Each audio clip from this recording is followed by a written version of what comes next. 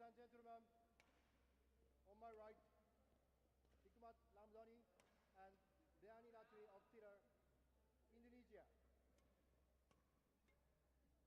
And on my left, Yan Qianyuan, Yan Chuxia, China.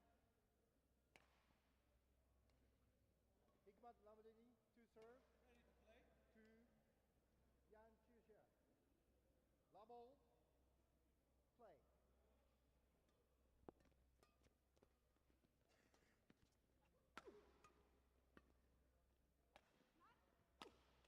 Both. Time's over. 1-love. Oh.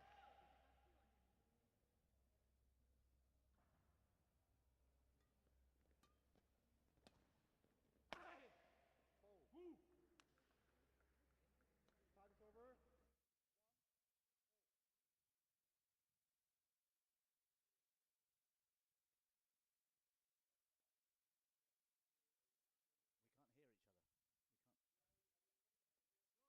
morning. 2-1. Are we ready? Yeah. 3, 2, 1, go now. Well, a very warm welcome to the Badminton World Championships 2026. We're into the final day here after the excitement yesterday in the wheelchair finals in the other hall. The 15 standing sport class finals taking place here in Bahrain throughout today. On court 2, the TV court, we've got 10 matches for you to enjoy between now. It's just past 10 a.m. local time here in Bahrain. And we're into the mixed doubles in the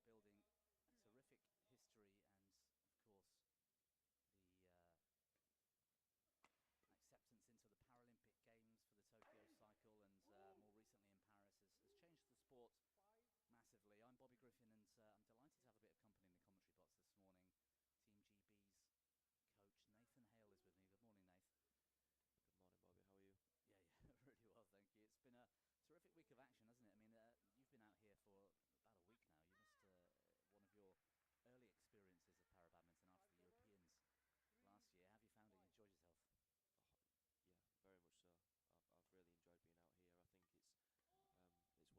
and I was already surprised with the level of the European Championships, and then coming to the World Championships, and obviously the players from everywhere else from around the world playing, the level is that much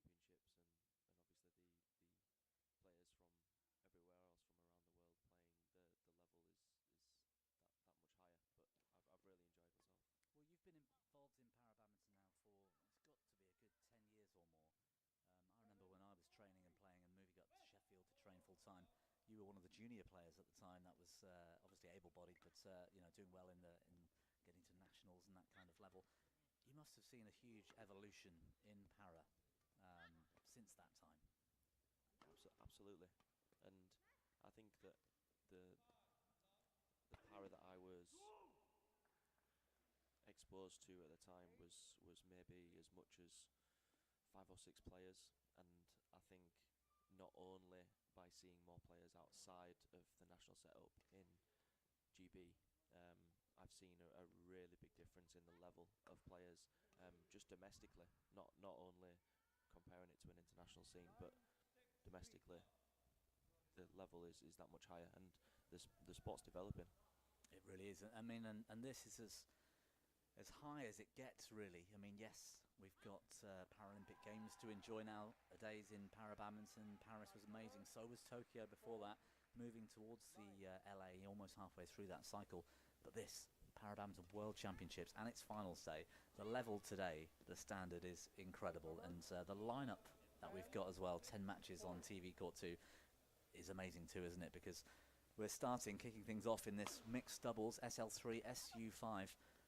And one thing I wanted to ask you, really, this is the first major final we've seen for a long time that has that variance of the sport classes.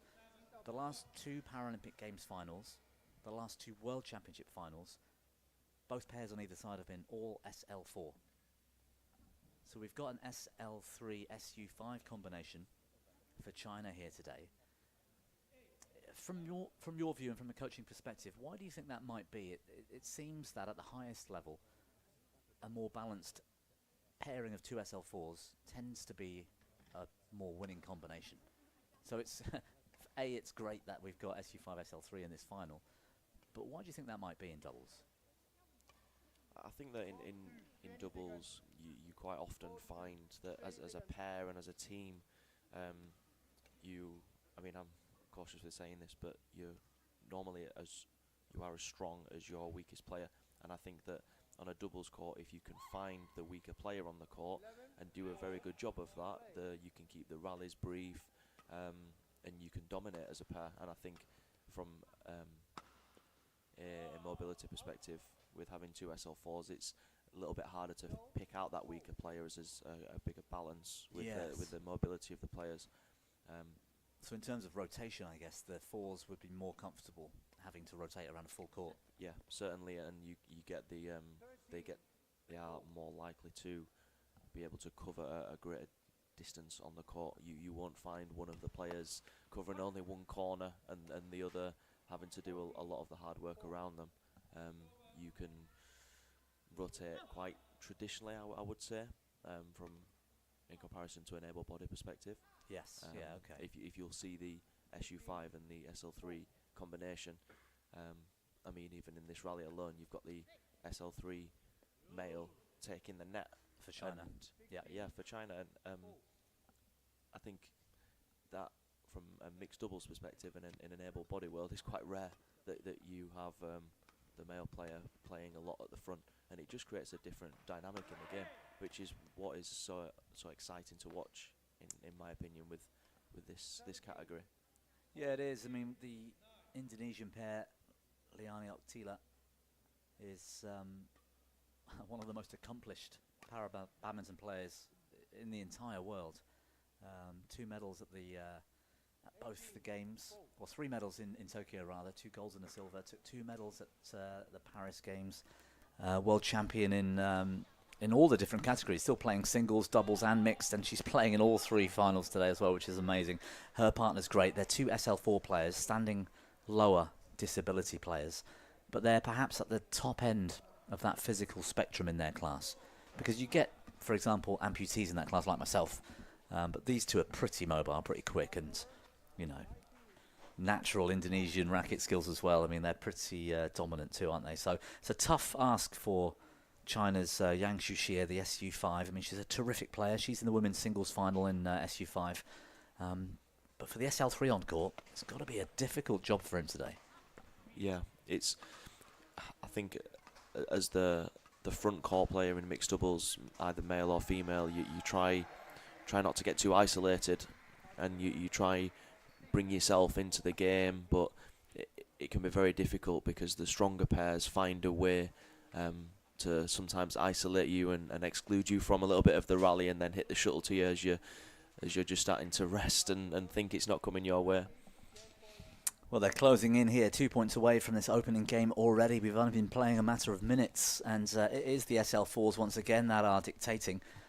First meeting, surprisingly, between the 2 pairs on show, at least in BWF competition. And that opening game, 21-6, fairly one-sided, and once more, Liani and Ramdani asserting themselves on another world title.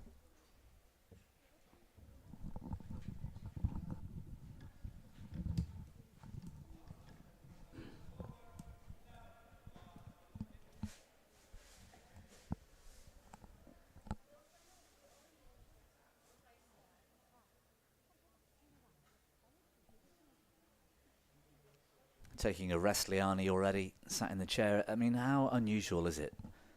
I mean, we're so used, you and I, to watching the able-bodied sport at the very top level, but to be in all 3 gold medal matches, Liani today, in women's singles SL4 and the women's doubles 3 to 5, that's pretty rare, isn't it? I mean, that's amazing.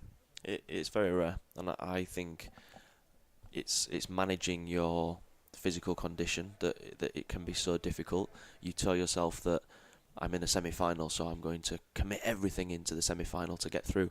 But then you might have 2 other semi-finals on the same day, and then play the next day, and then have 3 finals. You might be in a losing position. You tell yourself that I need to give everything physically to get myself back into this battle, but how much is going to take? How much is it going to take out of me? Yeah. In the other matches, it's very, very difficult to manage as a player who's competing in all 3 categories. And this is somebody, I mean, she's got a heavily strapped up right knee there, and I think she keeps looking down to it. I'm hoping it's not an issue for her today because, like you say, she's got a lot to do today. This is somebody that's, after I think the Tokyo Games, took a little bit of time away from the sport, went and had a baby. Wow.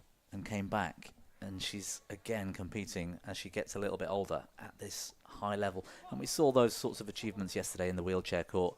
Xu Zimao and Liu Yutong from China, both of them taking 3 gold medals in their 3 events as well. I mean, we're talking about superstars, aren't we, of para badminton here? Yeah. Yeah, definitely. Very, very dominant players, and I think if you're the other players in the draw, as soon as the schedule is released or the draw is released, they're the players that you're hoping that you don't come up against for you to progress far in the tournament. But yeah, they're massively dominant. One of her challengers typically is China's Cheng Hifeng. I don't know if you know much about her, but she actually lost to Liani in the quarterfinal of the women's singles. She's a player that we normally see in at least a final and often multiple finals too. So I think Team China might have paid the price slightly this week for not travelling so much around the World Tour, the Para Badminton World Tour, and collecting enough ranking points to keep certain players high so that they're seeded for the event, because that's a big thing too, isn't it, being seeded in something like this, especially in the Paralympic Games as well. Yeah, absolutely. And I think that as the sport is still growing, there's some countries that still don't have national funding. It's so difficult for you to get far in tournaments if you're not seeded, and it's so hard to get a seeding if you're not playing your 6 tournaments a year. It's very difficult for you to find yourself in one of the top world ranked spots to then get yourself a seed, to then hopefully avoid the stronger players until you're in a semi-final or a quarter-final, to then really progress far and give yourself a chance of winning the tournament. Yeah. Yeah, I completely agree. And whilst it's 10 tournaments building a ranking on the able-bodied World Tour, it's 6 in para badminton, top 6 results, and even in qualification for something like the Paralympic Games, your best 6 results are the ones that count. And it's interesting because you need to have certain events covered in that as well. For example, you can't only play the Continental Championships and the majors. You need to at least play in the level 1 and level 2 events as well, and a number of each to build that ranking. So it's tough, isn't it, for a team without that amount of funding to travel all over the world, and badminton being a big sport in Asia, of course. For Europeans, it's a lot to ask, isn't it? Because you've got the flight costs and the hotels and extended travel time. It's great for certain teams to have big support, like GB. GB, you know, are privileged in that. UK sports funding through the National Lottery makes a big difference, doesn't it? Yeah, absolutely.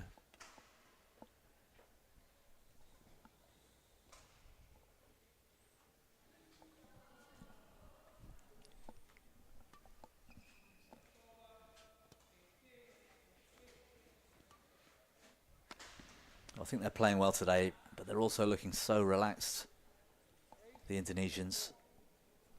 They always do. They always do. They're great to watch. I mean, I think it's been said in a few other sports that if you're staying smooth and if you're staying relaxed, then you're also staying efficient.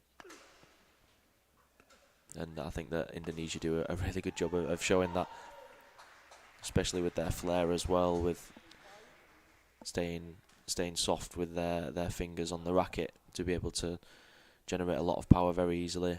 Yeah, and use their skills too. Yeah. This is good from the Chinese coming back.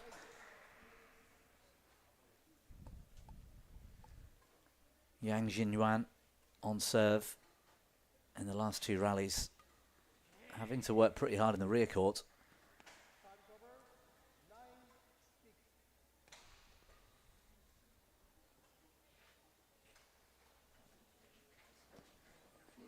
So we got the lineup today, Nathan. 10 matches on this court. Is there anything in particular that you're, really excited about watching later on today? I think the SH6 men's singles final. Yeah. I mean, being from Team GB, I've spent a lot of time with Kristen Coombs and Jack Shepherd. So I've seen their development come a long way, and that's the category that when I was just getting into para badminton, that I was looking out for more, because of course you follow the results of the players that you coach. And of course Michai played amazingly against Jack yesterday, and I believe that whoever wins that men's singles final, it'll be their first world title, I believe. Yes, it will. Yeah, absolutely. First title. They've performed well in the Paralympic Games as well, but they haven't lifted the title or taken the gold in the men's singles. So that is going to be one to look out for. What's interesting this week, or what I found interesting this week, is that SH6 men's category is probably the most wide open. It's the hardest to call and predict. Some of the matches here this week, particularly in the wheelchair classes, you could kind of predict the semi-final lineup before the tournament began. But in this case, the Paralympic gold medalist got knocked out in the quarters.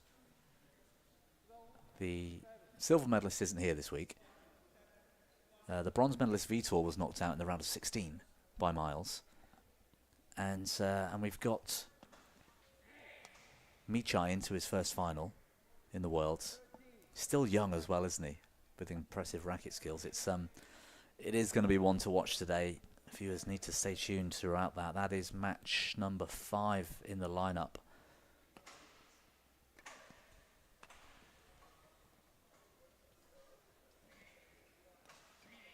That's a good play again from Liani, holding that attack.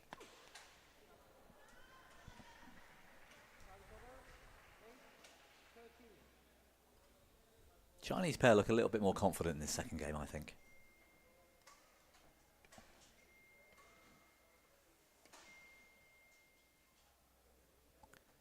I think it's difficult to be down in the second set after you've already lost the first set. You feel like it's such an uphill battle to climb.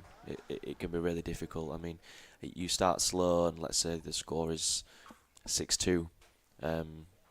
You're telling yourself that you have to change so much to make a big impact in the match. And I think that when you make those changes, then you're coming away from your plan A, that was your first approach to give yourself the best chance to win, and then you maybe change your style and change a few things in your game that may be a little bit less natural, which is why you weren't doing them in the first place, and not everybody's comfortable with doing that. That's why I think that sometimes you see an early lead really take off and be very difficult to come back from. Yes. But now that the score's now 13-11, I think that when the score gets close enough, you think, right, we're back in this. We've found a way that gets through. We've found maybe a few shots that are more effective against this pair. Maybe even just on the day, depending on how the shuttles are flying and how the hall's playing. And it makes a much better watch when the valleys are longer and both pairs really feel like they're still in it. Yeah, absolutely. And perhaps that's even more important in this particular discipline because of the rotation and because of the combination of the SL3 and SU5. Unlocking that might not be the shot selections, but it might be the rotation and who's covering what. And that was in by my view. Yang just taking a long look at the line judge to double check. It was a big point actually, and the Indonesians holding on to that 3-point lead. Nice attack down the forehand. Oh, wow.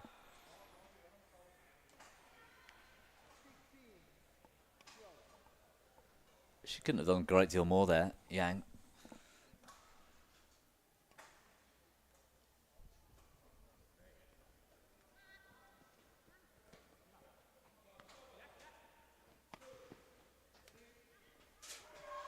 Yeah, great pressure from China.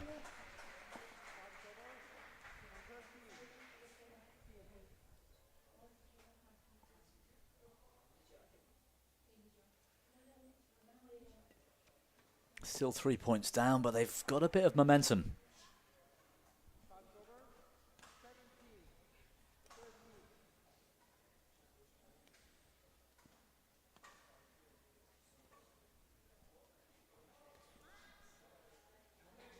Couple of mistakes are not going to help their cause. Liani on serve, 3 points away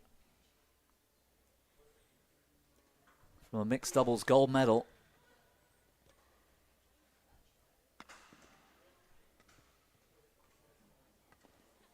Good save from Ramdani.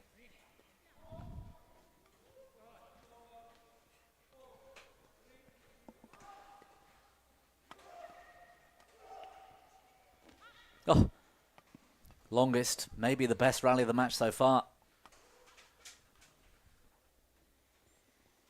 Wow, great rally. That was terrific, wasn't it? It's a really good example of how all the moving parts can make doubles such a fun discipline to watch. I think you see one player move for the shuttle and it goes just over their head, and does their partner cover it? Do they dive and get it back? So then they're out of the rally for 2 or 3 shots, and then it still keeps going. A little bit of a frenzy sometimes, but I think that's one of the things that pulls you into the doubles and mixed doubles. Yeah, it makes it so exciting, doesn't it? You're like me. I mean, I think both of us like the doubles events. Not that I don't appreciate singles, of course I do. But in terms of playing, it's good fun, isn't it?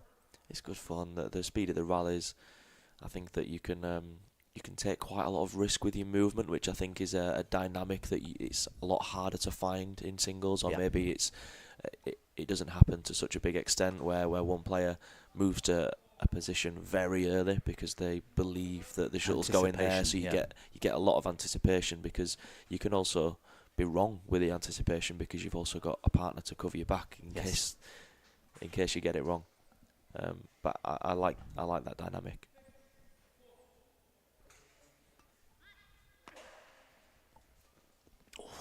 Forehand defense off the hip from Yang. Shashir was late. Again, a good read from Liani, anticipating that to net. Just showing their class again, just fending off that pressure in the middle of this game. 6 championship points. That's lovely. Haven't seen a lot of deception really today. Nice racket skills there.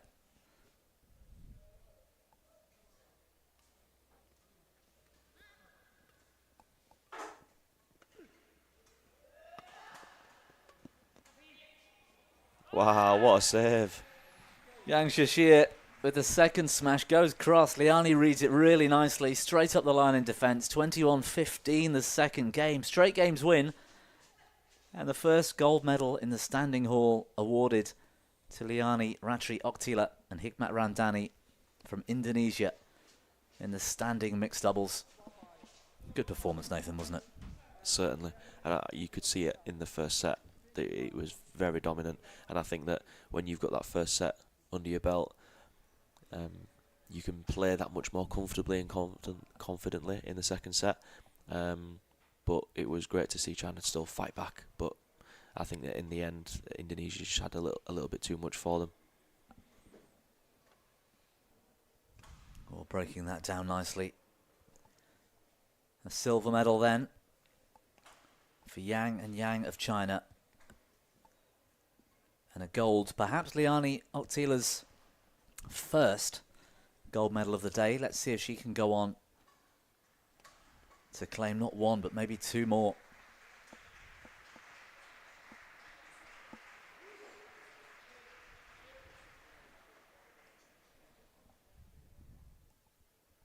Well, that match over in around 21, 22 minutes or so. A fast start to the action here on finals day. SL4 men's singles coming up in a few moments.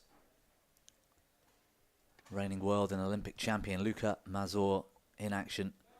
But the young up-and-coming star from India at the moment, Naveen Sivakumar, will be his opponent. And they've got a bit of an interesting head-to-head, so we'll get into that in a few moments. Men's singles coming up soon.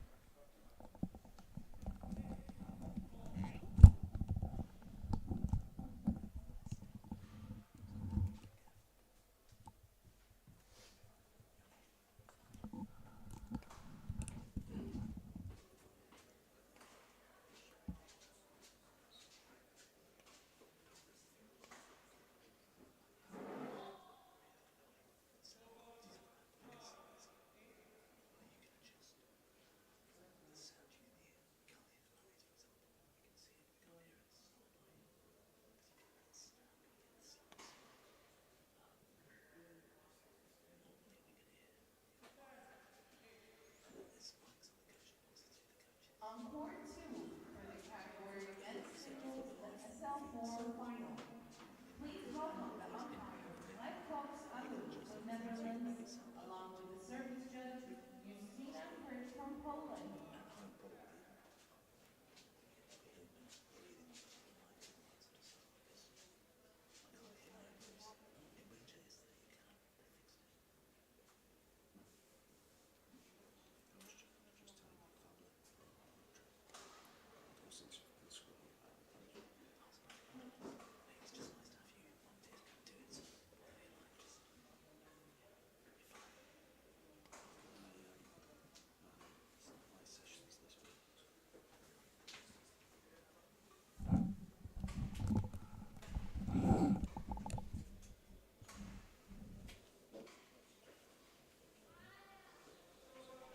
Please welcome Lucas MAZOUR from France.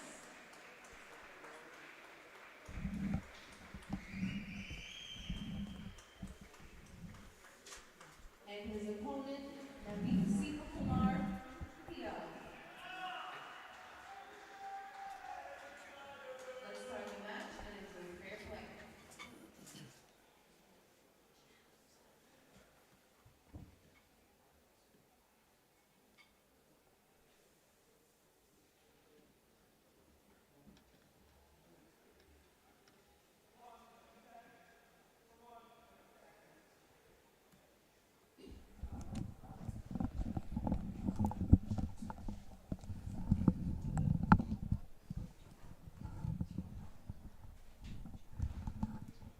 So match 2 in the 10-match lineup here in the Standing Hall on finals day of the 2026 Badminton World Championships. SL4 men's singles is the feature next on the court 2. Frank Cox down there, our chair umpire with the coin toss. Might be important here. I'm with Nathan Hale of Team GB from the coaching staff, and you've seen a lot of action in this hall this week, Nathan. Is there much in the way of drift? Is there much in the way of end-to-end? Is the coin toss important, I guess?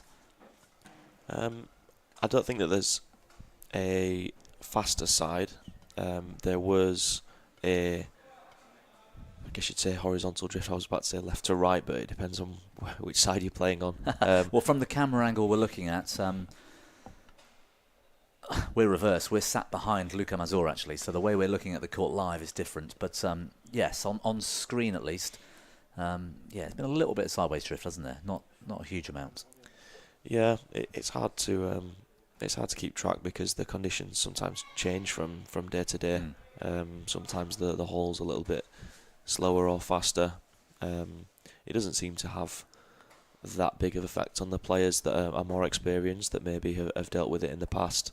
But I'm sure we'll see that there may be a particular side that the players are lifting to because maybe it goes with or against the drift, and they'll find a way to make it work.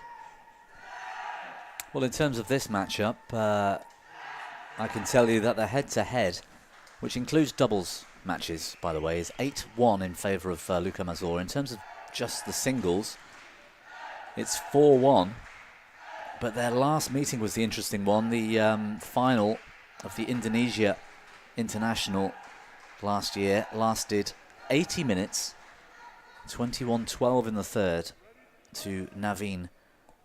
He's young, he's up and coming, and he's starting to challenge the likes of Luka MAZOUR. Just to get to a World Championship final says enough. When you look at the strength in depth of the lineup in SL4 men's singles, terrific week for Naveen Sivakumar, and every chance really of challenging Luka for this World Championship title.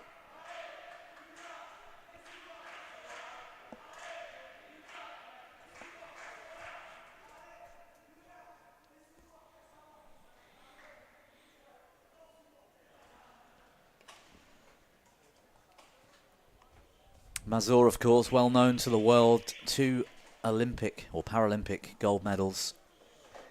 3 times world champion from 17 through to 22. Had to settle for bronze last time at the World Championships in Pattaya 2 years ago. Guaranteed at least a silver here, but looking for his 4th World Championship gold medal, Nathan. That's pretty amazing, isn't it? Yeah, he seems to do very well in the bigger tournaments. I think it shows that as a player he peaks well, which I think is something that the top players do very well.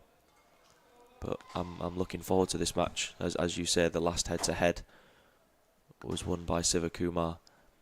I'm very interested to see who takes the victory today.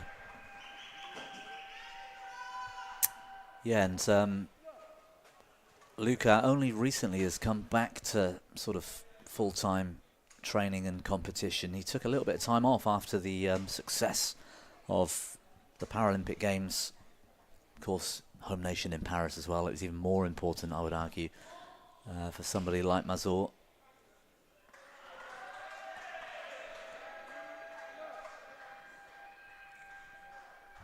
And it's the right time to do it, isn't it? It's so important, the Paralympics. A 4-year cycle, restarting, to have a little bit of time off and a break and just reset and look to peak for these key events. I think that's massive for full-time athletes.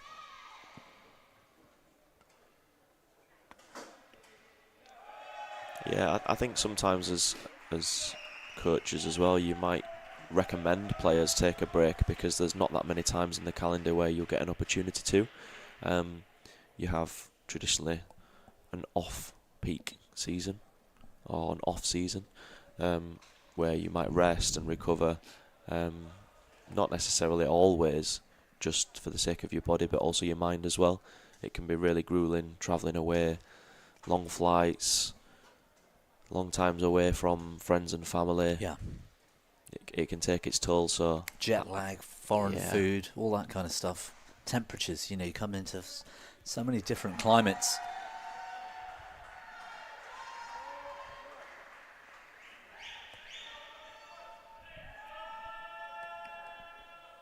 And even for these para-badminton international players, you know, you're moving between tournaments at times, week on week. There was a period in the autumn, not, you know, a few months ago, where some of our team were moving across 3 tournaments in Asia, miles from home. I mean, in January, for example, this year, I went from Delhi in the winter, which is quite far north and close to the Himalayas almost. It was 4 degrees at times during parts of the day, straight after leaving Malaysia, where it was 30 degrees and so humid. And as a player, you've got to cope with that. The conditions, the amount of kit you might need to cope with really high temperatures one week and cold temperatures the next. It's tough going, isn't it, for these top players? Yeah, certainly. And I think it can be a challenge depending on where your home country is or where you train, because that's not always the same. Where if you train in a hotter or a more humid environment, maybe you're used to that and you deal with that a little bit better because you're more familiar. But then, like you say, going to a colder country and managing that is a challenge. Not necessarily because it's cold, but because it's different. Yeah. Yes. Well, the previous rally, Sivakumar manages to get off the mark. But MAZOUR is looking ever focused here in this men's singles final.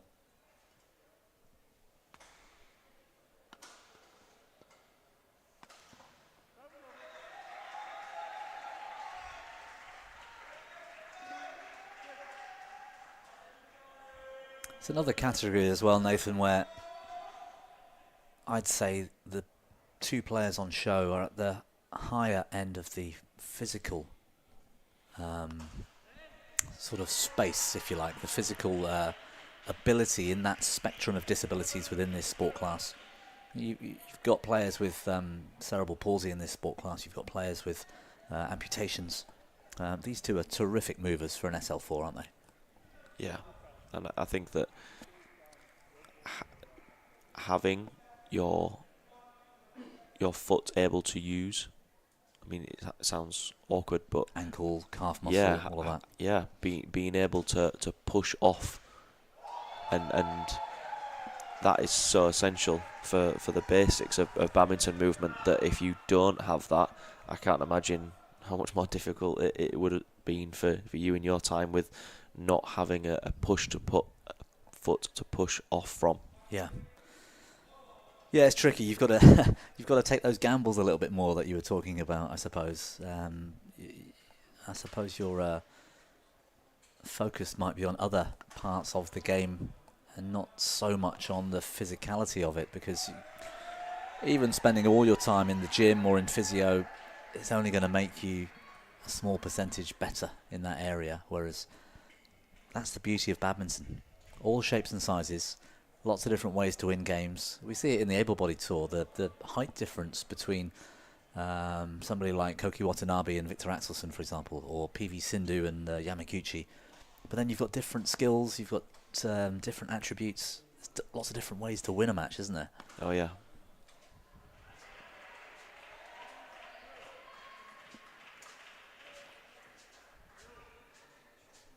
Really strong start by Lucas. Yeah, I've noticed Sivakumar is having to really play to the lines to try and get any kind of advantage, to try and win a point. And he's actually making a couple of unforced errors because of that. I think that happens quite naturally as well when you're playing against somebody with a bigger frame. I think you don't want to hit the shuttle within one step away. Players are so fast with when you hit the shuttle only one step away from them, and you tell yourself, I've got to give it that little bit more height, I've got to go a little bit wider. And if you don't manage it right, or you get a little bit too greedy with the shot quality, and you lose a point from an error, not only have you lost a point, but you lose a little bit of confidence. You think to yourself, well, I'm hitting that out the back. The next time I've got to take off a lot of pace, and then for somebody like somebody like Lucas, it can put you under a lot of pressure, and he's got a lot of weapons overhead to punish that. Yeah. So it's very hard to get the balance right between staying consistent but also hitting shots with good enough quality for you to put somebody else under pressure and maybe win a few points for yourself. I completely agree. I mean, I know firsthand, I've not played against Sivakumar, but this is my sport class, and I came up against Luka MAZOUR a lot when I was playing. Never managed to beat him on a singles court, as you'd probably not be that surprised about, Nathan. I think our last meeting I lost 11-4 in an international tournament, but beat him mostly on a doubles court, which I'm proud about, which is good. So.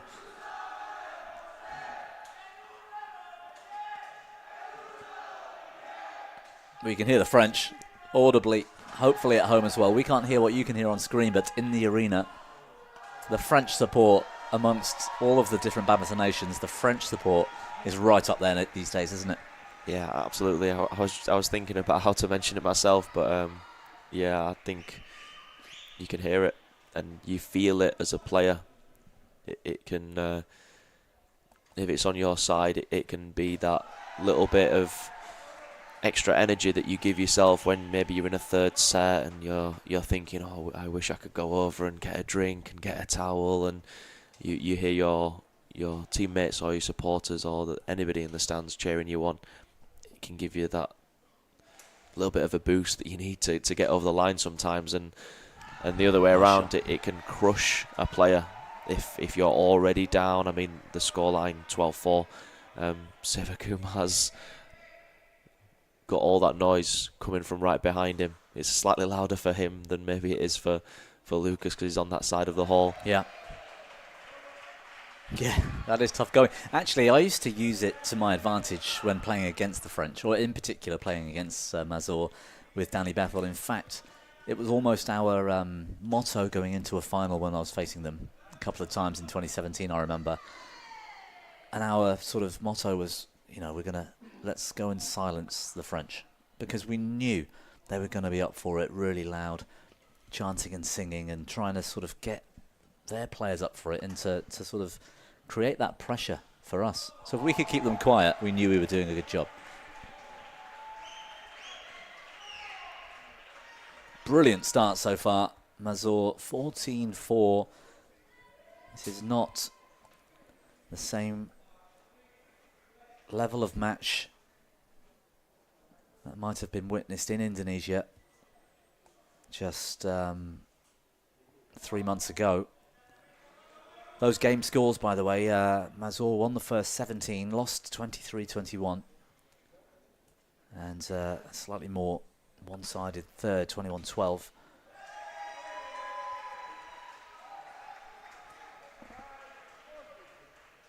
But like you said, he will have been preparing for this in a different way than perhaps he had only just come back in November. He's had another couple of months. He's looking to peak for these major titles.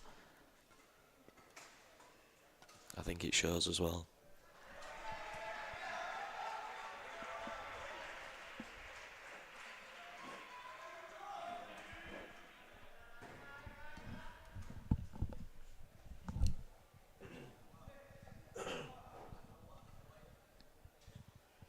Yeah, sign of nerves and pressure, I think. Sivakumar's backhand flick serve out wide. Another cheap point for MAZOUR. It is tricky for Sivakumar today. Rule number one, he's just got to keep the shuttle in court, hasn't he? He's too many mistakes from his side.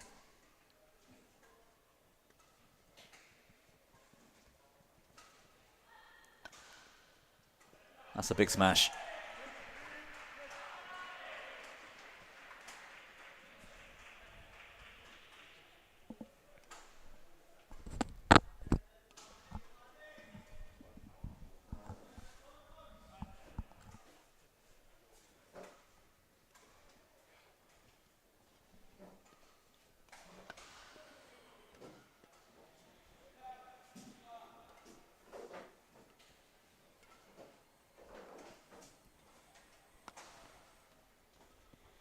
That's a nice shot, clever. Good setup that, Nathan. Yeah.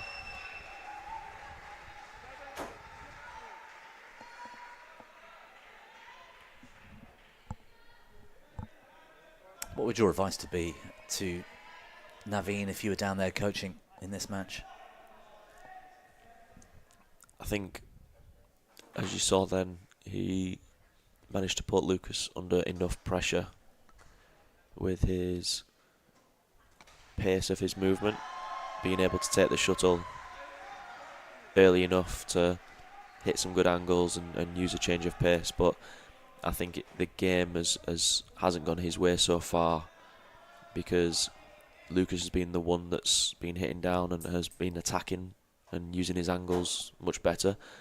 You could then, from a coaching perspective, I think it's who starts on the attack in the rally, because they're both doing a really good job of maintaining it when they've got it. Yeah. But how do you get on that attack early, which I think then comes down to the first 3 or 4 shots.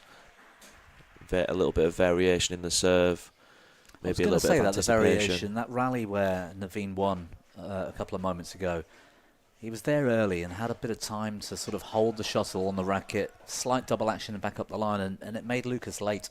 We haven't seen enough of that in my book. Yeah, I don't think he's been early enough on the shuttle at the net. Like from these positions, a good use of angle. That then means that Lucas's block has to be a little bit higher because he's taking it from lower down. And then when you're hitting the shuttle up higher, it's slowing down that little bit more, and it gives you a little bit more time to recover from your smash and then take the net early. And that then gives you the options of using the double actions like you mentioned. It comes down to what happens in the first 3 or 4 shots, in my opinion. Right. So that's something that I think that we can look a little bit more at in this game. I think Sivakumar's done very well to take the attack in the first 3 shots, earn himself the lift, and then he's done well enough to maintain that attack. Oof. He's moving freely today, Lucas. I mean, he is getting caught like that on a couple of occasions by Sivakumar's racket skills, but in general, that's lovely. What a great shot. That takes some confidence, though, and I think that's another thing for me. He just has to have the confidence to be able to relax and go for some of those shots.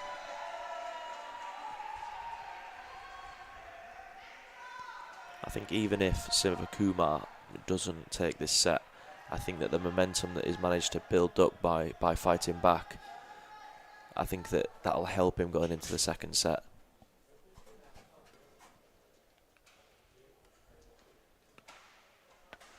Again, Lucas gets that attack. It's so hard to try and counter. He's using his angles so well. Yeah, I liked those 2 shots. He was sort of into service line and just held the shuttle slightly, snapped his wrist to send it up the line flat. It made Sivakumar late. And like you said, it's if you're late early in the rally, it's just all over, isn't it? Well, especially against Lucas, his attack is incredible.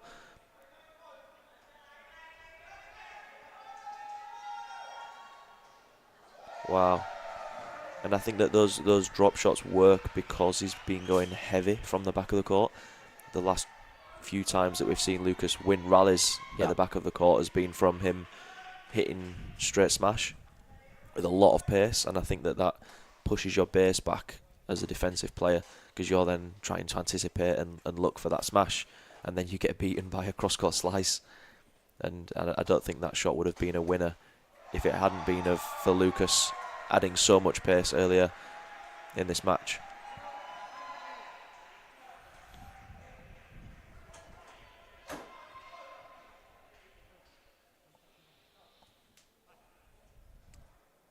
Couple more points, I think, for Sivakumar would help build that confidence even more going into game 2. It looks fairly inevitable, the result of this opening game. Oof. I mean, he's a big, tall guy, isn't he? He's about, what, 6'3", 6'4". He's got a powerful wrist. It's so difficult to play. You've got to get the height and trajectory of that lift just right, haven't you, to stop him from doing that.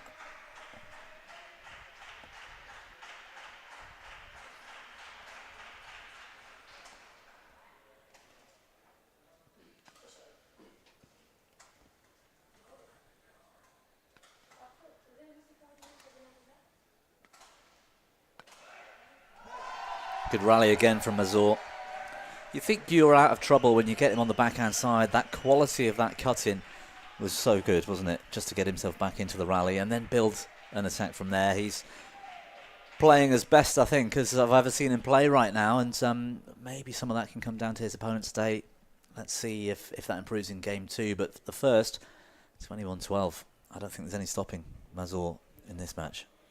It's going to be difficult.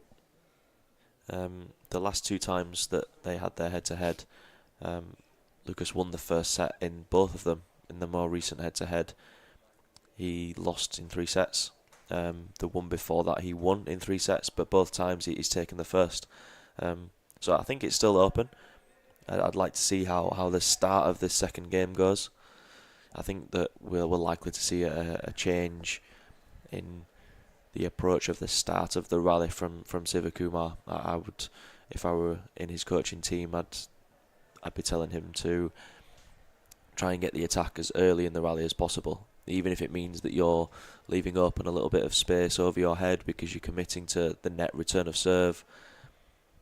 It's going to be really important. I mean, we're seeing these highlights of Lucas's attacking shots, getting up and hitting shots with great pace, and it's really difficult to deal with when he's hitting with this much variation and this much speed of shot. It's very hard to counter-attack against him. Again, look at that cross-court slice. Good touch to the net, knows the lift's coming, he's early onto it, and he just keeps banging away.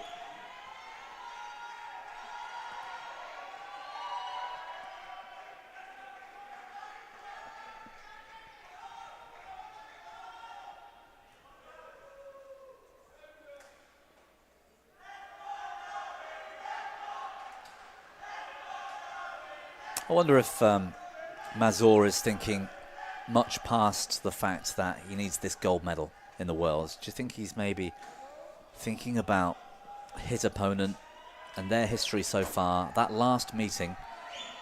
Do you think there's a little bit of that? He wants to prove to Naveen that the last time out was a fluke, or last time out I wasn't prepared because I'd taken some time off, and therefore, look, I'm still the boss. This youngster's kind of come through and try and challenge me. I'm going to assert that dominance, and, you know, we're going to see these two match up for the next few years. Do you think there's much of that going on, or do you think it's just all about that gold medal? It's difficult. It's difficult to say. I think you do. If you're the favourite to a tournament, which I imagine that Lucas will see himself as, and most of the draw would see himself as, you're always trying to maintain your high standards. But I think it'll be really interesting to see how this second set goes. Like we just said before, that the last two head-to-heads went to 3 sets, but Lucas won both of the first set, both times. I think says a lot. Maybe it's that Sivakumar settles into a match a little bit better and does well in the second set. It could be that while Lucas is still very physically fresh, he's at his best because he's so explosive. Yeah. But after a little bit of fatigue hits in, then it becomes a I think that's more certainly even true game. from some of the finals we've seen from MAZOUR over the years. He had a brilliant rivalry with Tarun of India. They met in 3 World Championship finals between 15 and 19. He's had some big matches with Sukant, with Suhas, with Freddie Setiawan. And if you can get him to 3, if you can take him to 3, it definitely does kick in that fatigue. It does give you a chance.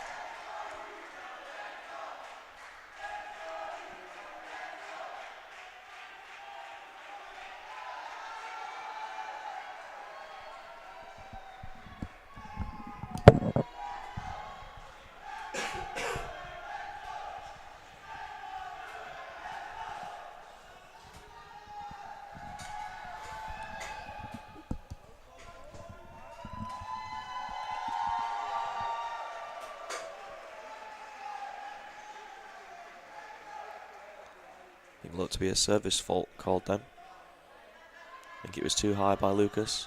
Yeah. Yeah, Frank Cox there, just with the quick game of charades, indicating that racket was too high.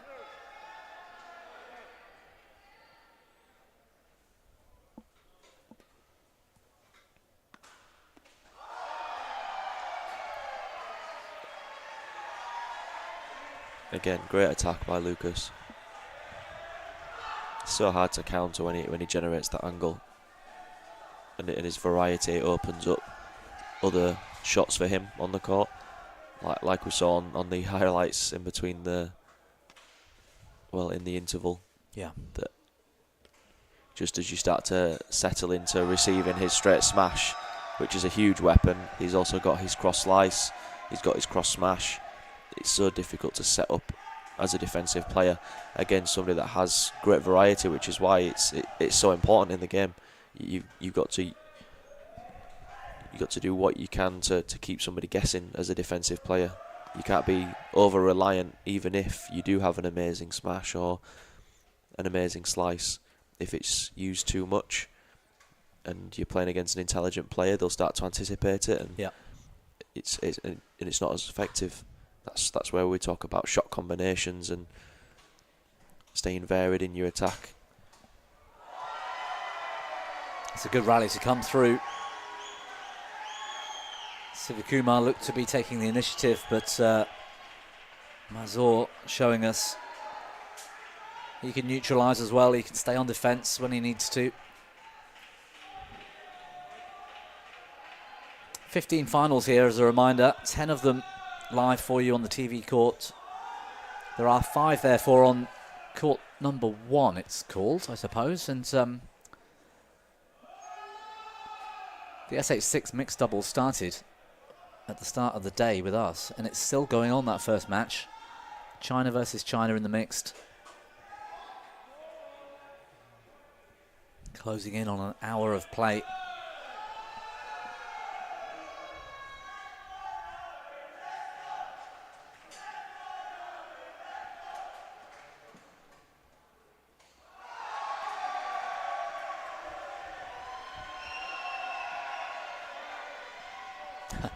He still looks pretty relaxed, doesn't he, MAZOUR, even after the mistake. Turns around to the crowd and his coaching staff, smiles. Terrific smash. Good setup. Yeah, I think the shot quality did the damage then. It didn't look like that he tried to put everything into the power. I think that he decided that if he gets enough width with that smash, then that's going to be enough to either win the rally or put Sivakumar under a lot of pressure, and it worked. He looks to be struggling a little bit with his serve, Lucas. Yeah, that backhand short serve, and he's another word by Frake, the umpire. I think that was more about flicking the sweat off the court. Lucas does have a habit of that. Gets in trouble at times.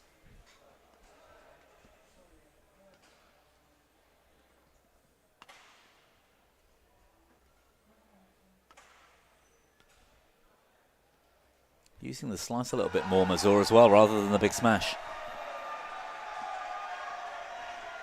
I think that's partly down to Sivakumar just getting that little bit earlier onto the shuttle and hitting a lift with just enough quality where Lucas hasn't been able to get up and behind the shuttle. I think you're less likely to use all of your power in a smash if it's difficult to then Unlike get that to the one when he follow-up. was early and behind it. I mean, where the shuttle landed, it's nearly on the carpet at the back of the court.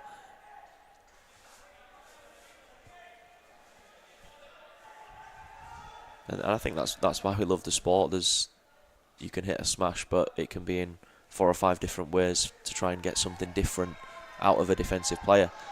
And it could be that maybe your best shot is your cross slice, but if you don't hit a straight smash often enough, then there's no room for you to hit your cross slice.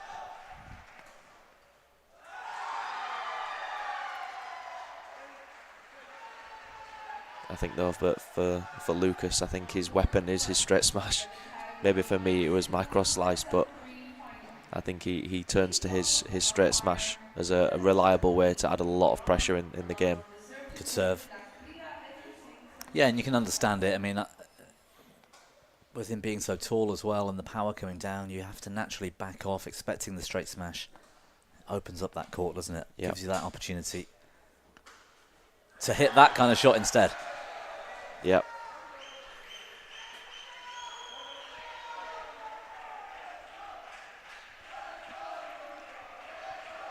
I don't think he could have played that. Well, it was a semi-smash, wasn't it? A half smash, but out wide. Any better? Sivakumar nowhere near that.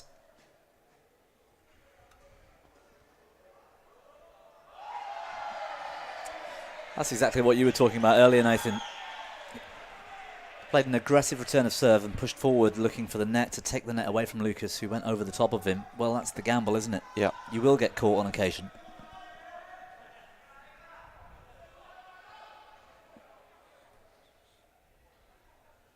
Please welcome player 1 from Indonesia. Yeah, just long.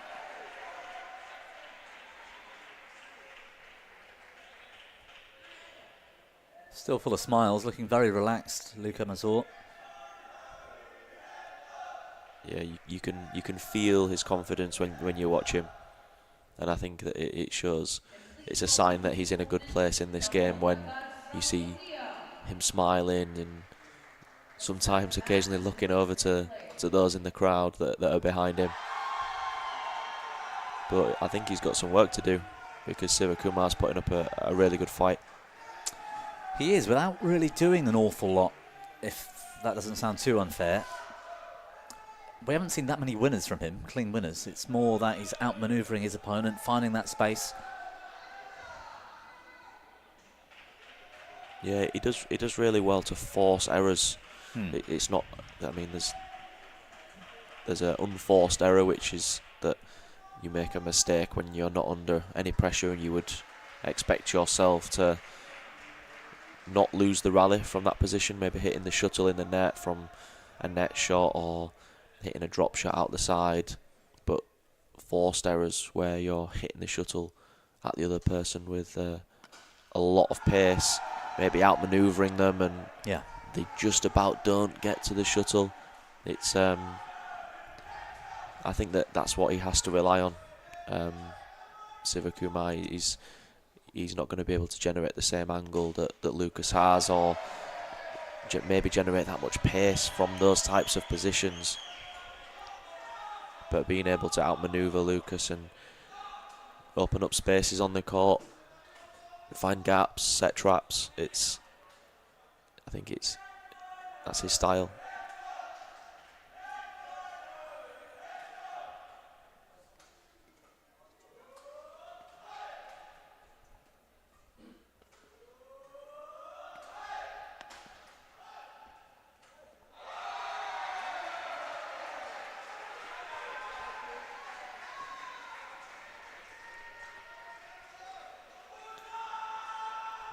I think psychologically that will help Lucas, being 11-10 up in the second set.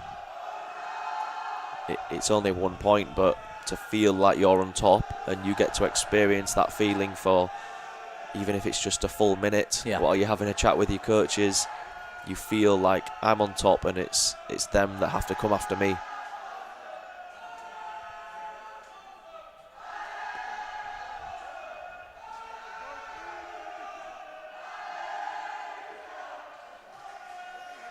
French crowd in here, still full of voice.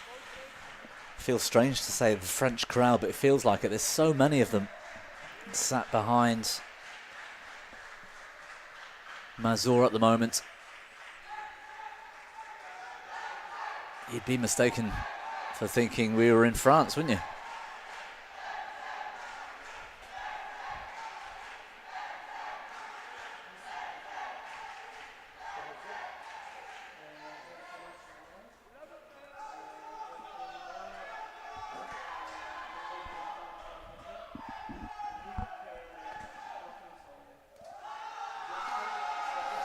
Not only the only French player in the finals today, the only European player in the standing finals, at least on this court.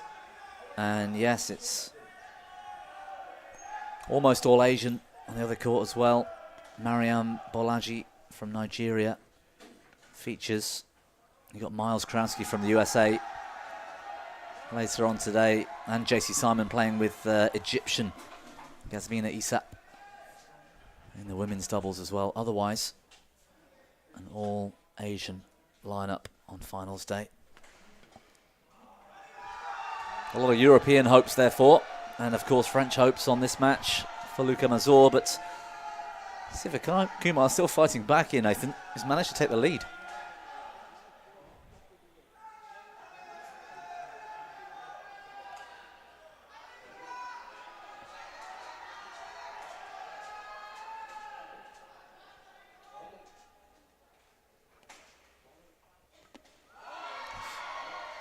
Aggressive return of serve.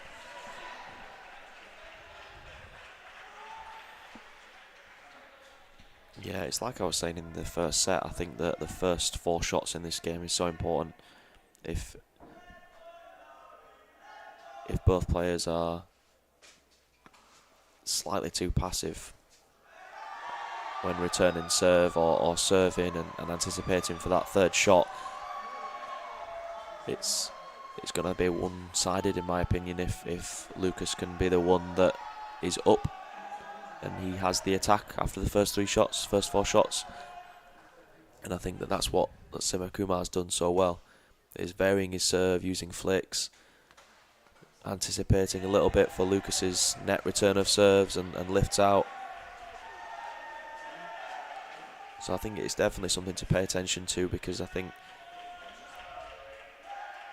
Sivakumar has to have enough variety and enough intent and intensity on his return of serves to be able to put Lucas under pressure and keep him off that attack that can be so hard to deal with and counter from. Has to reduce those mistakes as well. That's clever. Good little double action net shot. That's a sign of confidence, I think.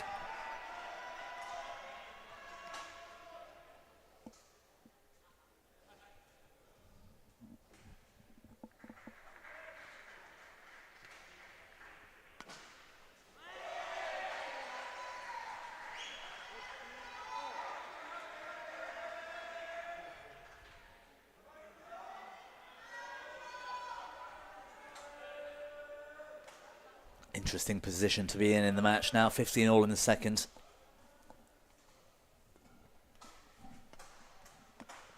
Oh dear, that's not a good sign for MAZOUR.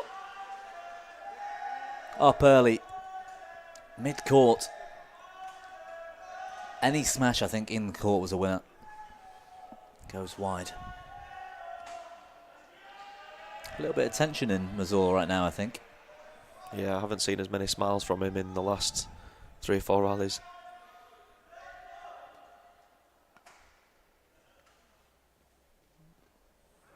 Wow, great intent from Lucas.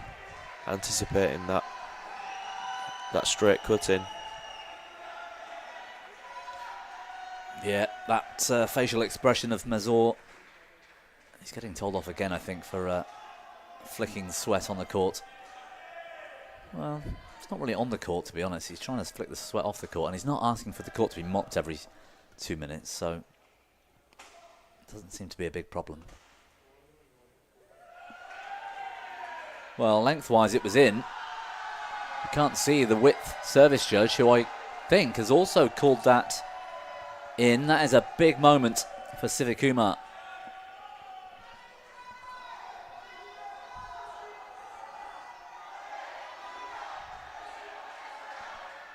French support once more trying to get behind MAZOUR. He replies with the fist pump. Still a coin toss, Nathan, this second.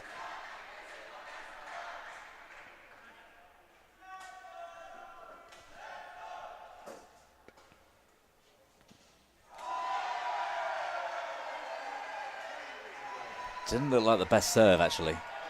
Got away with that, I thought. Huge points now. 18 all or 19-17, depending on how this point goes.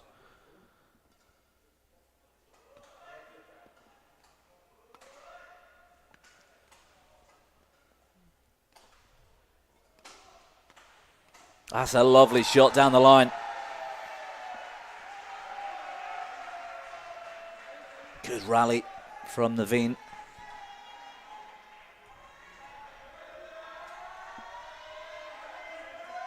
Still looks positive, MAZOUR. Those smiles, I think, have been replaced by a look of determination instead. Just slowing the game down slightly.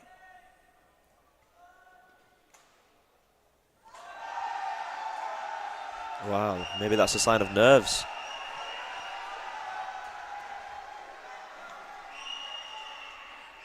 That's maybe only the second, return of serve error from Lucas. Yeah, haven't seen many for sure. Good pressure from the Indian.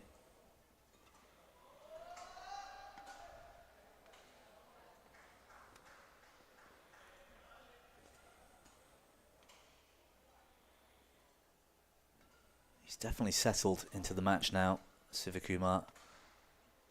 Last 10 minutes or so have been much more of what we expected to see. Oh, miss-hit, but gets away with it. Finds a cross winner. He's got game points.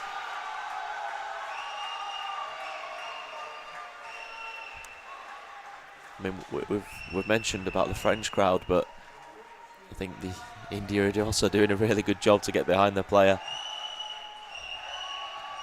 They do have 2 players on now, which may be a contributing factor on the next court. Yep. Pramod Bhagat's on course in the SL3 men's singles final. The surprise opponent in the Indonesian Imran. Early stages in the match down there. 2 chances for Naveen Sivakumar to force a decider.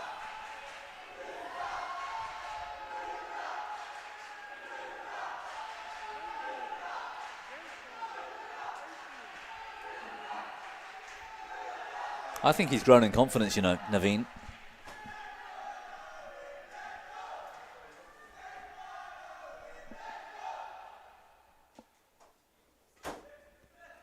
Oh, good return.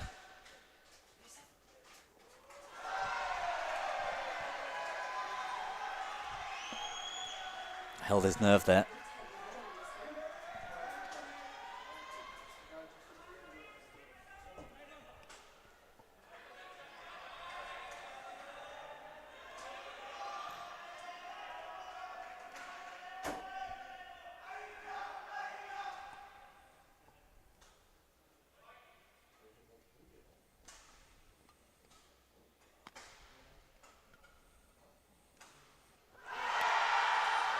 Wow.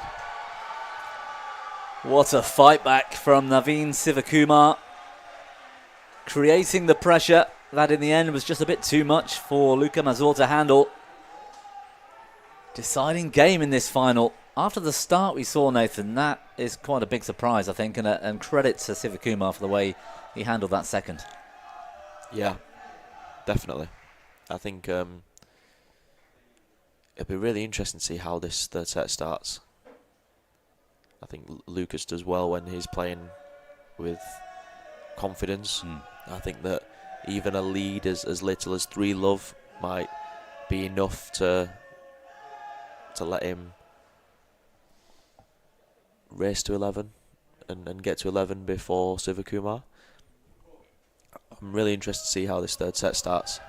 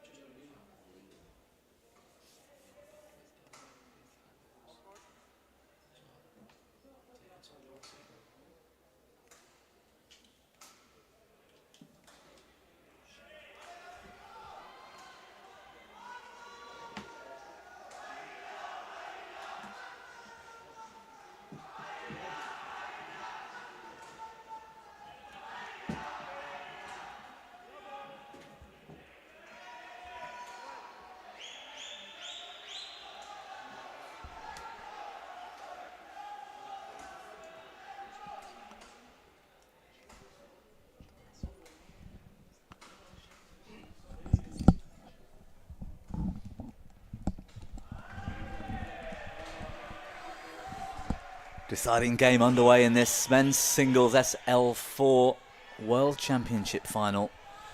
Doesn't get much bigger than this for these guys.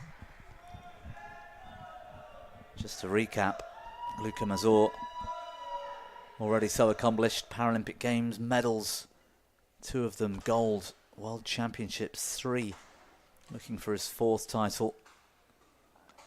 Other medals as well in majors.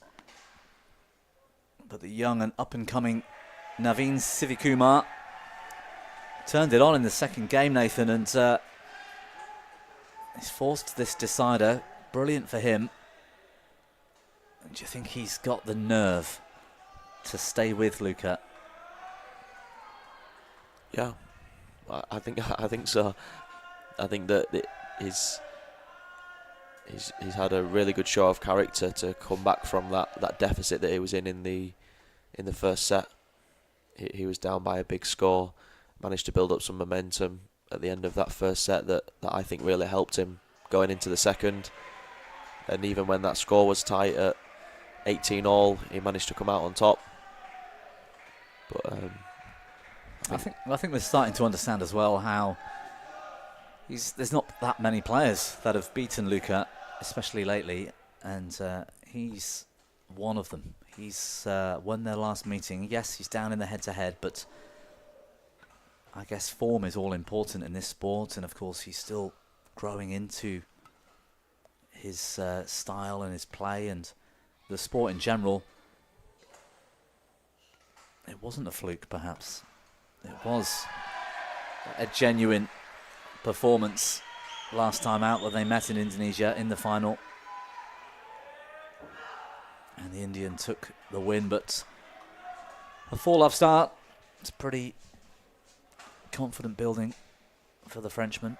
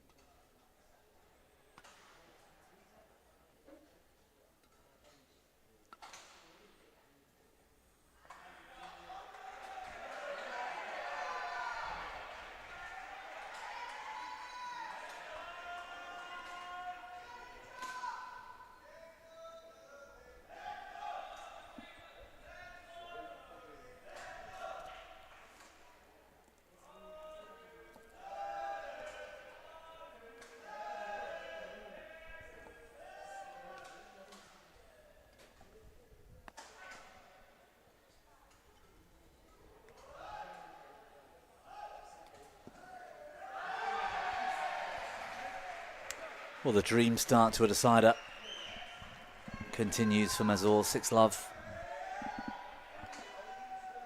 In terms of SL4 as well, Nathan, I'm not sure how much you've really seen. I know we used to train and do a bit together as well, but I don't think I'm necessarily the best judge of standard for it, especially these days. But the quality here in this match has been fantastic, hasn't it, for SL4? Yeah, certainly. And I think that, like you mentioned in the first set, about these two being on the upper end of their category. Yeah, I think that it shows the movement. There isn't a particular corner that they're much slower into.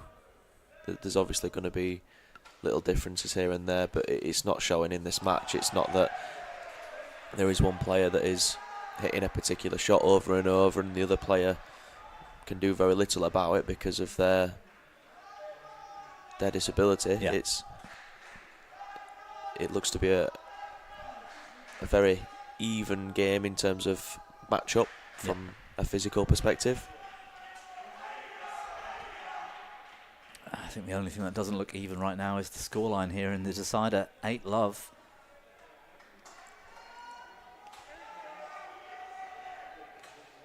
In anyone's book, that's tough, surely, to come back from. Yeah, it was similar in the first set, and even with Sivakumar putting up a really good fight in the back end of the first set, he still managed to only get back to 12. Gets off the mark with a little bit of luck off the net cord.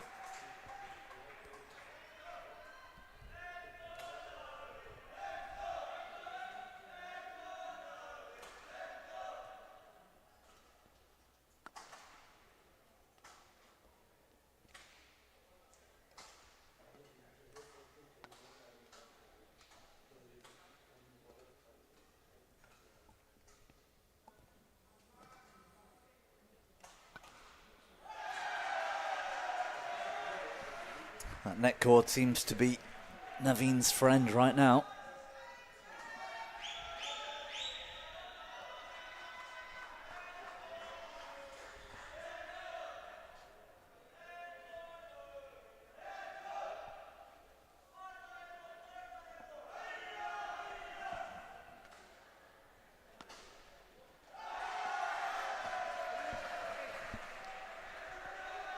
That's something we haven't seen an awful lot of. The body smash, especially down that sort of racket line.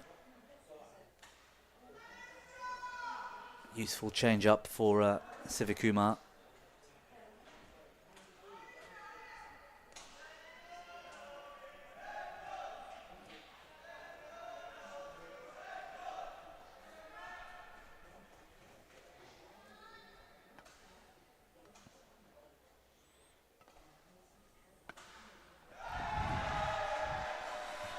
Pretty poor miss by his standard. Certainly, and I think it's given a little bit of a window of opportunity for Sivakumar to pick up these 3 or 4 points that's needed to even the score. Oh, that might have gone wide.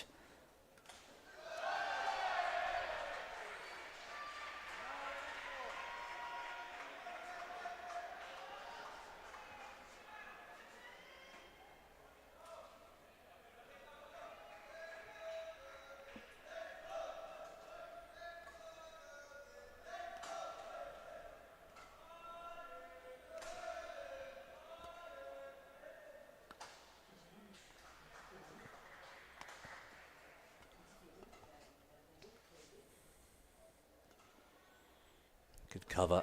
Variation from Lucas. Managed nicely by the Indian. Oh. I think Sivakumar's approaching this game by trying to hit with enough pace to keep Lucas away from the net. If you look at a lot of his overheads, even his cut-ins from the back 2 corners, they're probably landing around mid-court, which means that Lucas doesn't have to move very far to get to the shuttle. But he also can't take the net away. Yeah, and I think that's what he needs to be able to use his big attack from overhead. Yeah. Yeah, needs to get to the net early, play the spin, get the lift. And I think that's why that drop shot worked so well from Sivakumar there. He changed the pace on those drops. The last few had been hit with enough pace that I think Lucas maybe had his weight on his heels a little bit, which then meant that when Sivakumar does well enough to take the pace out of the shuttle, get it to drop near the service line, he gets a weak response and then he can punish that.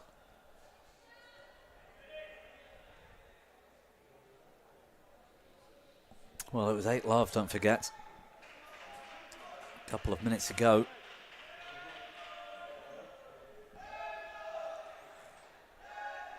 (5-2) since then, in favour of Naveen Sivakumar. Oh, that's lovely. Speed of movement. Racket head high. Sivakumar had to back off in defence in case Lucas played with pace and power.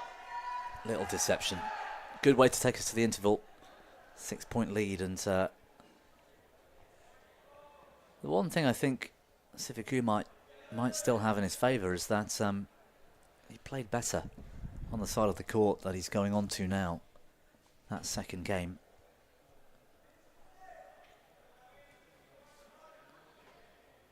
Perhaps the conditions in this hall, judging by the scoreline in this match anyway, might be relevant. But he'll definitely feel a little bit more confident going back onto that side, I think, Nathan. Yeah, I think it'll play a part.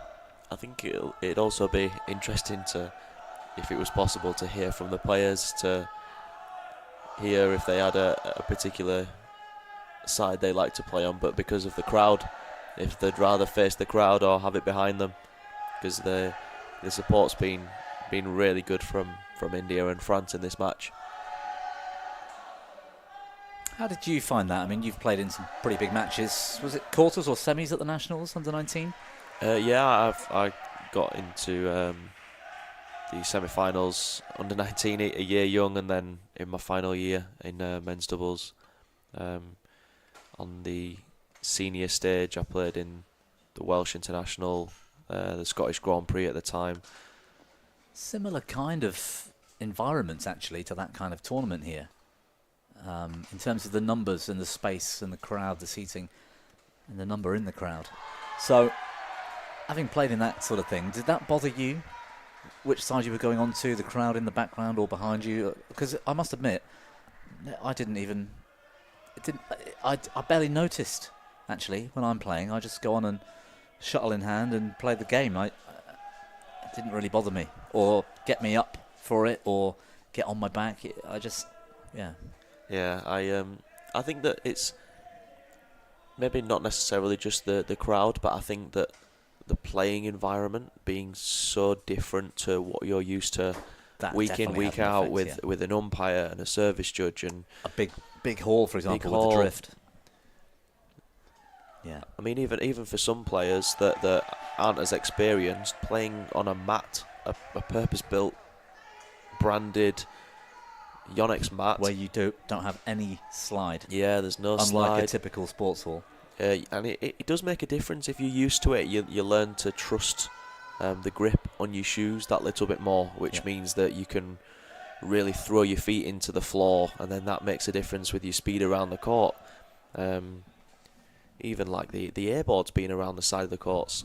I mean, I know that in certain training environments that are lucky enough to have some airboards, that in match practice they might get them out to try and make matches feel more realistic.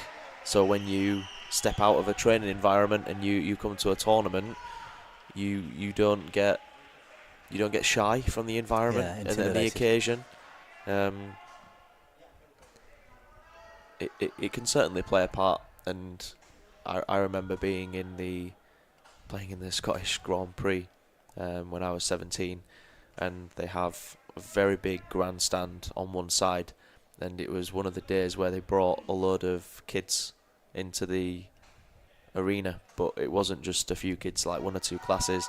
It must have been 2 or 3 schools, because the whole grandstand that was there, and it wasn't necessarily thinking when you're in the middle of the game, or especially in the middle of a rally, that you're thinking about it, but to just play with the noise and feel like the match is big, it all adds up, and it can make a really big impact into your nerves when, let's say, the score's 18-all and you take a step away from the court and you look around you. It feels that much more significant, and for some players they like it and they rise to the occasion. I must admit I enjoyed it. I think para badminton's first experience of that was the World Championships in 2017 in Ulsan, South Korea, where they did exactly that. They brought in all the local school kids for certain sessions. So you'd have 2 hours where there would be thousands of people right behind you or in front of you in the crowd, going mad with the noise, making,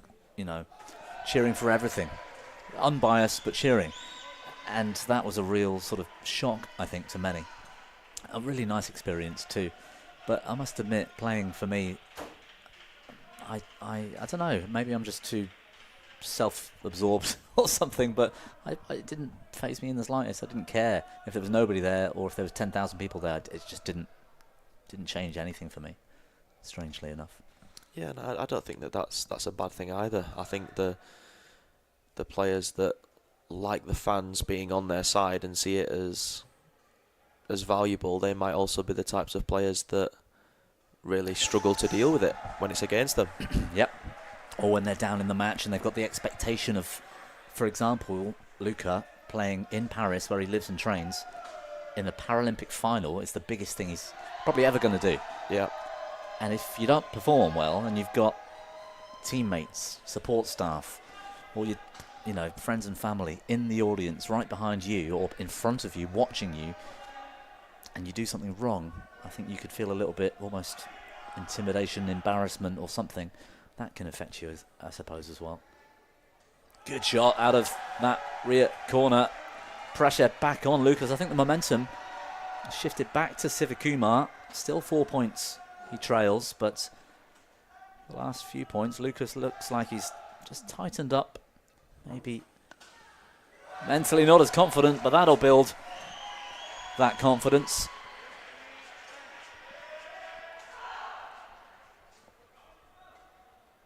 Is that scoreline too far, Nathan, for Sivakumar to recover, even though he might be on his slightly preferred end? It's a 5-point gap. Lucas 6 points away from a World Championship gold.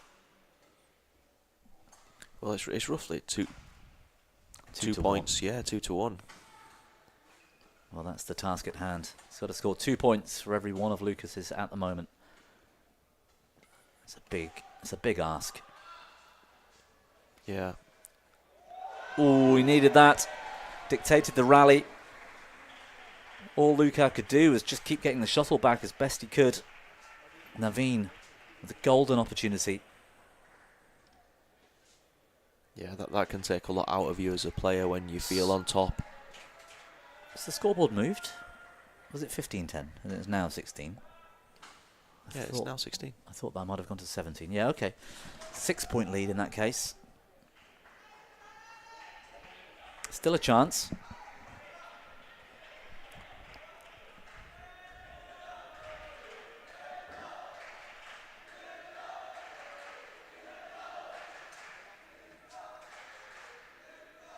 There are plenty of French and plenty of Indian support, aren't there, right behind the court. And they're actually this side where the camera is. They're right behind Luka MAZOUR at the moment. Other side of the arena, behind Naveen, is where all the officials, the tech desks, the VIP section. It's going to be a lot quieter at that end.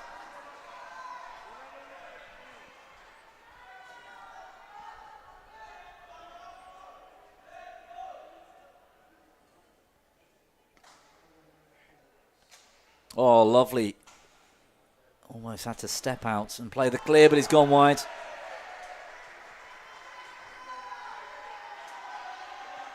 Surely that leads enough.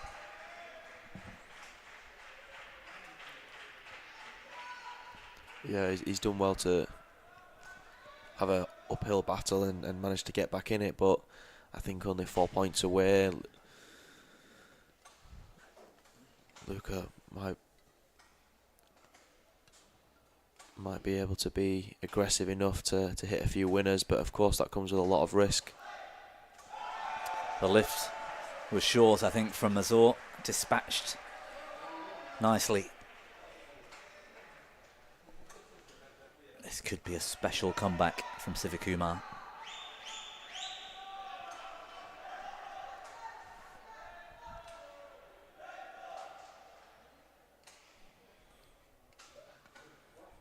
Good variety on the serve.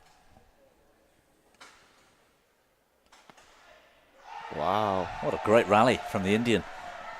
Every shot he played was full of quality. Again, those first 3 shots, it was hard to get him off the attack once he won it.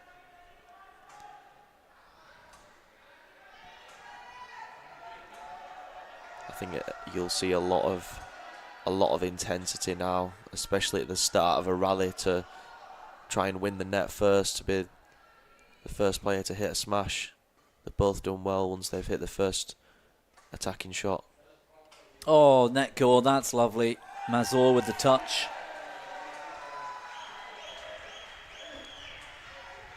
A fist bump to the French crowd. Wouldn't be surprised if that fist pump was also to the Indian crowd. Yeah. Knowing Luka MAZOUR. Very confident character.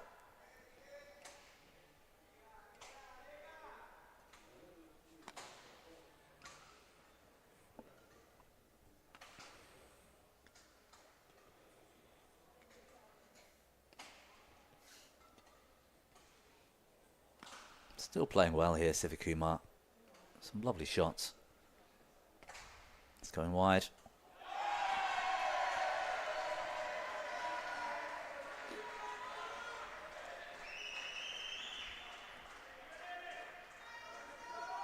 Getting ever closer to a 4th men's singles gold medal at the World Championships. Second court still in action as well, of course. The SL3 men's singles final taking place. Pramod Bhagat, former Olympic champion. A game up, 9-5 in the second against Imran Mu'al of Indonesia.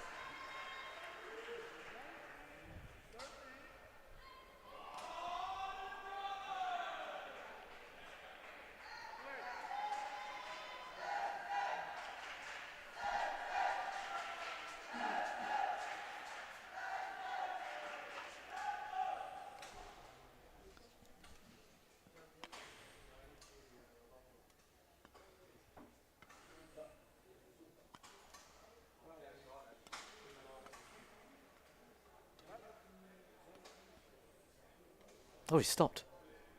Oh, the referee, I think, has called the let as the shuttles come over from the SL3 court. Bit of a shame, that was a good rally. Minutes away from a 7th World Championship medal for Lucas MAZOUR. He's 2 points away from it being the gold one, though. I mean, that's... and a 4th gold.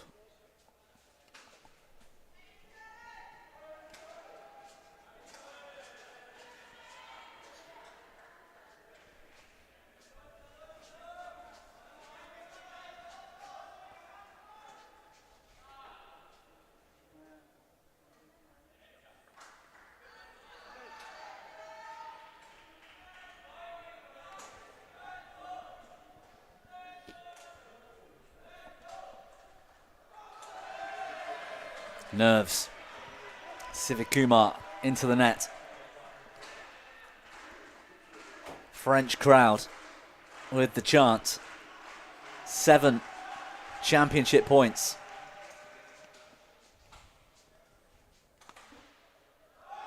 Cross smash keeps the match alive for a little bit longer. Lucas keeps returning the shuttle to the opposite court, have you noticed? Just that little bit of irritation for Sivakumar. 6 more gold medal points to defend.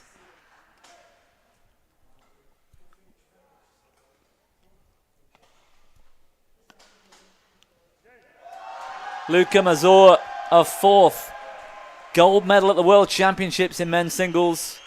It took 3 games. It was a great fight back from Sivakumar in the second. But the quality, speed, power of the Frenchman shines through once again. That was a good final, Nathan. Yeah, but we said it at the start that the last 2 head-to-heads had gone to 3 sets. Lucas took the first set in both the last 2 times. We still found ourselves in a 3rd set match. Yeah, really entertaining. High level in the SL4 men's singles on show once again. Really good final. Plenty more to come. We're only 2 down. We've got 8 more finals on this show court throughout the course of the day. We've got arguably the best standing para-badminton player in history on court next. Chia Leiku of Malaysia is on TV once again. This time he's up against Chinese Taipei's Feng Yangzhe. That's coming up in a few moments. Nathan, thank you for joining me for this one. We'll have you back in an hour or so, maybe less, if you're willing. Yeah, certainly, yeah. Certainly. Perfect. We'll be back shortly.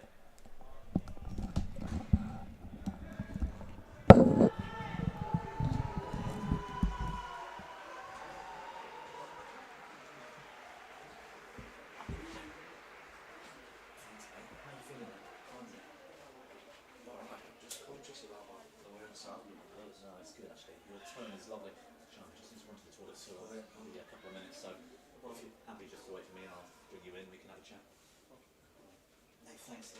You're coming back for the next one.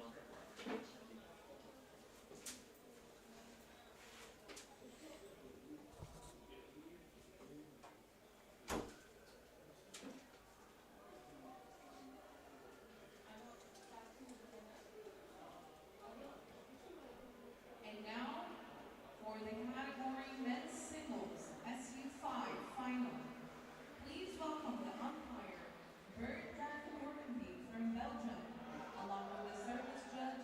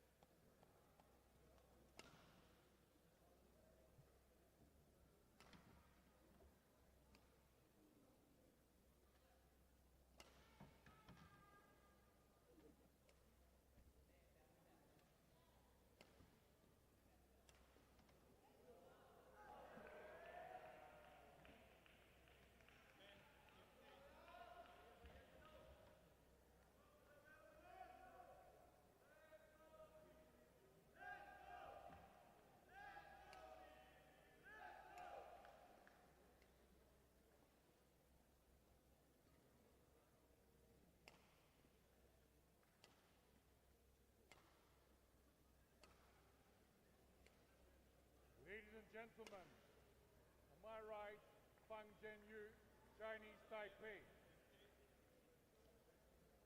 On my left, Xia Likao, Malaysia. Xia Likao serve, level, plate.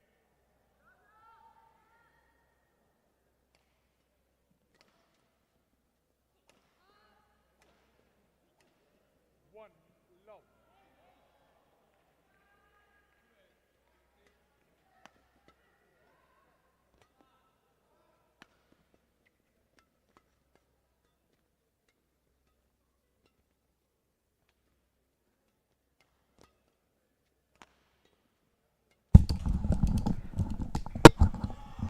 Well, apologies for the short break in the commentary. We're into match number 3 here in the Standing Hall of 2026 World Championships in Para Badminton here in Bahrain, and the ever exciting SU5 Men's Singles Final taking place with, well, I'm going to start with Feng Yangzhu, who's very consistent, very resilient. He's done enough to get through to this singles final, but he's up against one of the legends of the sport, Chia Leiku from Malaysia. An incredible history he's had, double Paralympic champion in SU5 men's singles, 6 men's doubles world championship golds. He's looking for his 9th men's singles world championship title.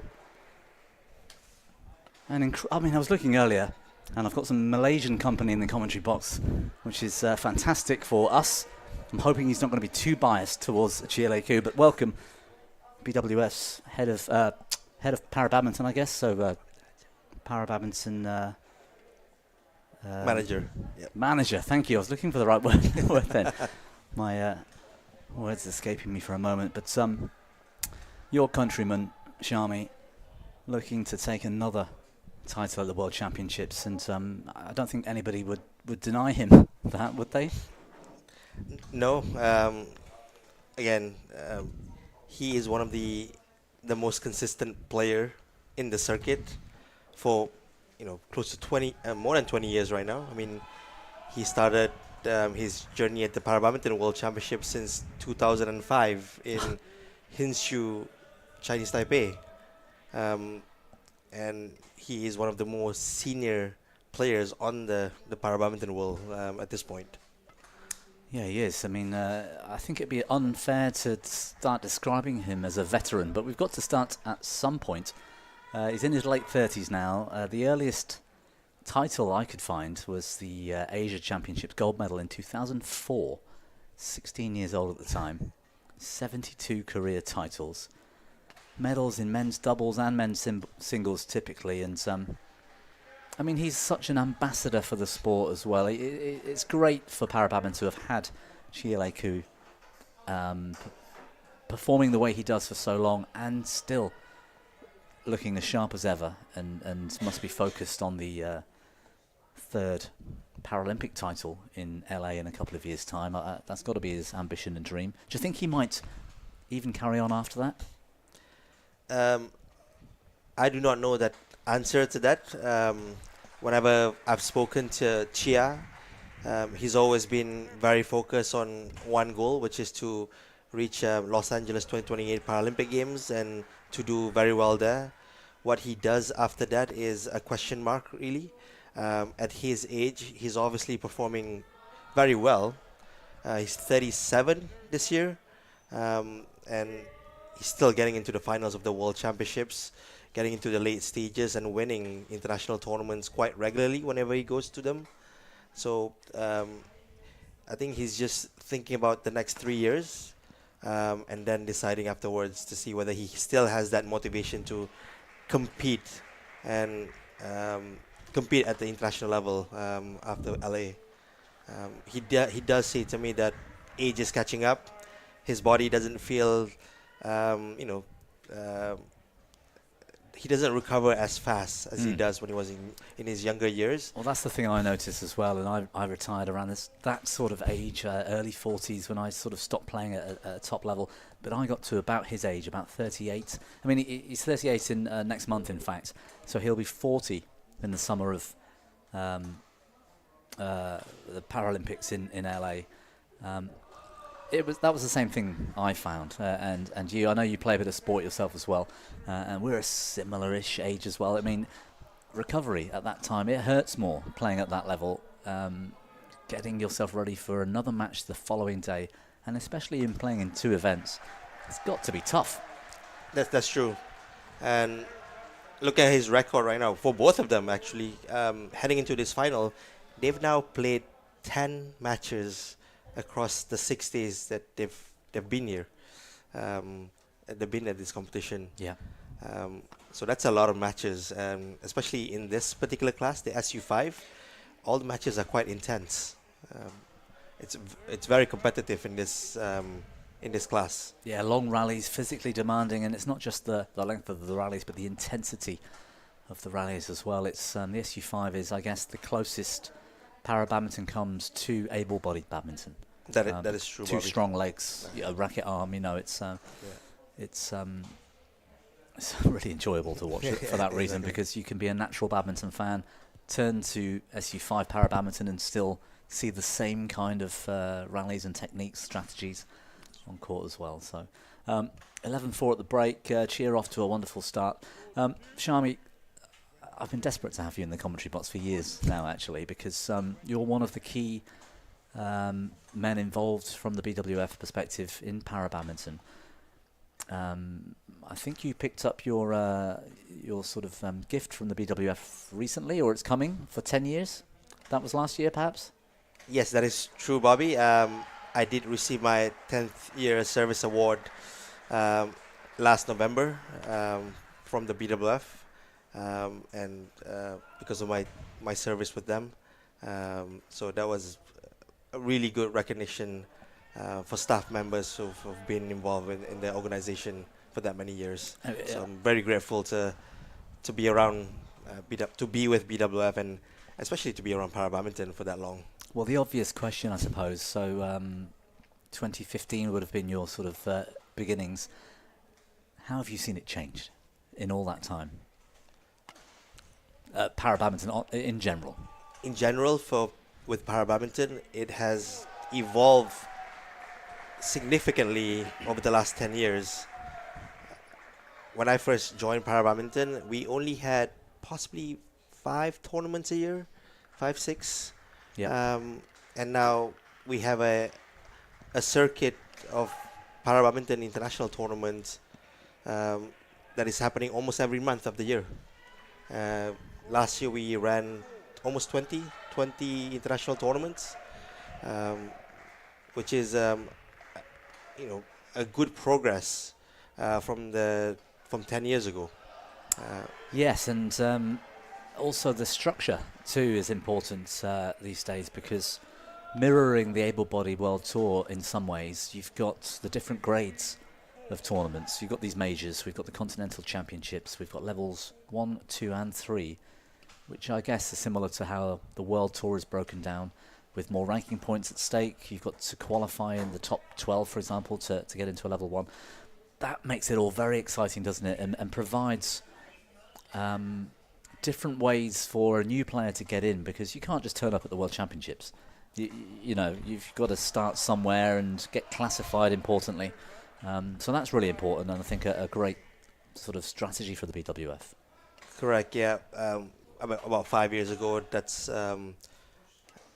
we thought that the structure of the competition must change in order to adapt the development of the sport itself. We identified different groups of players. We have the elite players, the new players, the mid-range to recreational players, and it was important to kind of have a structure that sort of caters to these groups, especially new players. You don't want to turn up at your first tournament and it being the World Championships and having to be facing Chia Lei Koo in the Exactly. first round. It's like you going to, enable body badminton to a world championship and facing Lin Dan in the first round, which is not necessarily a nice experience. No, that's right. Maybe it's exciting, but Yeah, that's true. Yeah, you might have a little bit of star-stricken sort of novelty about it, but exactly. in terms of your performance that week, it might be difficult. Yeah, exactly. Chia Lei Koo, a dream start to this final. 18-5 here. I mean, I didn't mention it at the start because I was running back from into the commentary box, but a head-to-head record between them, unbelievably, 25-0 in favour of Chia Lei Koo. Not all of those just in singles, of course, and that's got to play in the mind of any player going into this. I mean, what do you do in this if you're Fang? I'm not really sure what's going on in Fang's head right now. I think this is his first World Championship final, Yes. especially in singles. And I think he needs to be probably patient with his game and enjoy it a little bit more, because it is tough playing Chia. And if you're down by a couple of points, it is hard to get back up and try to catch up. He needs to stick with him and be patient, in my opinion. And relax and play his own style, I suppose, and see what happens. Exactly. When the head-to-head is so one-sided, and you're playing against the man who's taken both Paralympic gold medals as well as all of those World Championship titles. Definitely. Fang definitely has the ability, the technical skills, and the athleticism to compete with Chia. Fang is 10 years younger than Chia. Wow. Technically 27 years old, maybe at his prime right now, prime age. Yes. For competition. Yes. So, he needs to take this opportunity and use that to his advantage. Well, their last meeting was at the Japan International last year in November. It went the distance, actually. It was over an hour.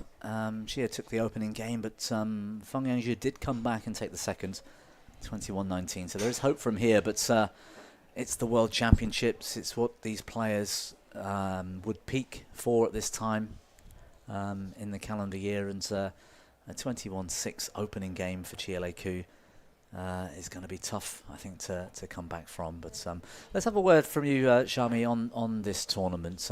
It's been a wonderful experience for myself, and I've heard so many positives about the World Championships being hosted here in Bahrain. How's it gone from that perspective for you? I think overall it has gone quite well at this World Championships. It is the first World Championships to be held in the Middle East region. Yep. First one in the Arab world for sure, which is an achievement for this region and for this country, specifically Bahrain. When we decided on awarding Bahrain the opportunity to host the World Championships, I think a year and a half ago. A year and a half ago, we saw it as an opportunity to, spread the sport to this region, and allowing them to host our marquee event essentially in the para badminton. And overall, they've done very, very well, and I'm pretty happy with what the outcome has been this week. Yeah, huge numbers of volunteers, the officials, the line judges all coming in. I think have done a great job this week, and the hosts, the local organising committee. I think it's been fantastic. Speaking to the coaches and officials and players, they seem pretty happy with what happened this week, and the hall has been great. The playing conditions were good. Yeah. I did not receive any complaints to that effect. So I think they enjoyed themselves this week with the services provided by the hosts, and good job from them. Yeah. Absolutely, and having this environment here at the National Sporting Disability Centre. Yes, we're in two different halls, separate halls for the wheelchair and the standing classes, but having this amount of space and this amount of courts has really helped, hasn't it? Because, I mean, we've got so many players here, 22 different events, 389 entries, was it? I'm not sure the final number of competitors, but it's 350. It's about plus. 360, I think. So, which is the largest number of players at a Para Badminton World Championships ever. Oh, I thought it was second. I thought so. It is It the is biggest. yeah. Wow. So you can definitely see the sport has grown, and we have so many countries competing now and wanting to be part of the World Championships, and a lot of the draws were filled up, especially the men's event. Yes. So, yeah. So which is good. That means that teams are, expecting to qualify for the World Championships. They want to participate and they want to be a part of it. Yeah. Yeah, and 2 new nations represented at World Championships this year, as I understand it. The UAE, I believe, competing for the first time at the World, and also Slovakia in the wheelchair categories, which is great to see that the sport is still growing in new countries as well. Yeah, that's correct, Bobby. In addition to those countries as well, we have obviously the host Bahrain has some players here at this World Championships. We have Estonia, we have Saudi Arabia, and one from the Pacific Islands, Vanuatu. Wow. Yeah. I wasn't aware of that. So actually we've had plenty of new countries here in this year, that's amazing. That's fantastic. Exactly. And the Vanuatu player just came into Para Badminton in the 3rd quarter last year, I think in October, and she played at the Australia and Oceania International, Oceania Championships, and she managed to qualify and get a spot at the World Championships this year, which is amazing. That is fantastic. Yeah, it's certainly come a long way since the first Para Badminton World Championships, when it was IBAD, before the BWF sort of took it on and under its umbrella. But in 1998 in the Netherlands, and how it's... If you were around then, and even when I started in 2010, I don't think I would have ever expected Para Badminton to get to where it is now. Right. So that's credit to the sport and the BWF. Well, Lei Ku starting the second in the same manner as the first. And for these 2 players, I think their main aim this year, including the World Championships, will be the Asian Para Games in October. That is the big multi-sport Para Games that's happening for Asia region. So they're looking to collect points and make sure that they're one of those people that's, that is invited to the championship, to the games.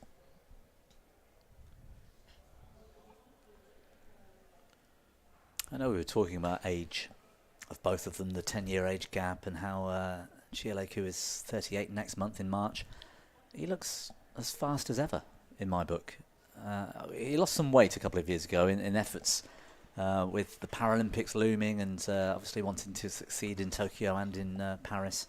So he's focused. The new coaches as well. Who is it he has sat behind him in the coaching chair these days? It was... I think his coach, Nova, who's Indonesian. Yeah. So he's been with Nova for a number of years now. Yeah. And prior to that, I mean, some pretty legendary names he's had in the coaching chairs behind him, I think. Yeah. He was with Rashid Sidek. Rasit Sidek, one of the Sidek brothers, terrific player himself. Yeah. A legend in Malaysian badminton. Won the Thomas Cup in 1992 with the Malaysian team, legendary Malaysian team. And that was Rashid was behind him in Tokyo 2020 when he won Malaysia's first gold. That's right, Malaysia's first ever Olympic or Paralympic gold in badminton. Yeah, yeah. Yes. Amazing. Yeah, sorry, Paralympic, yeah.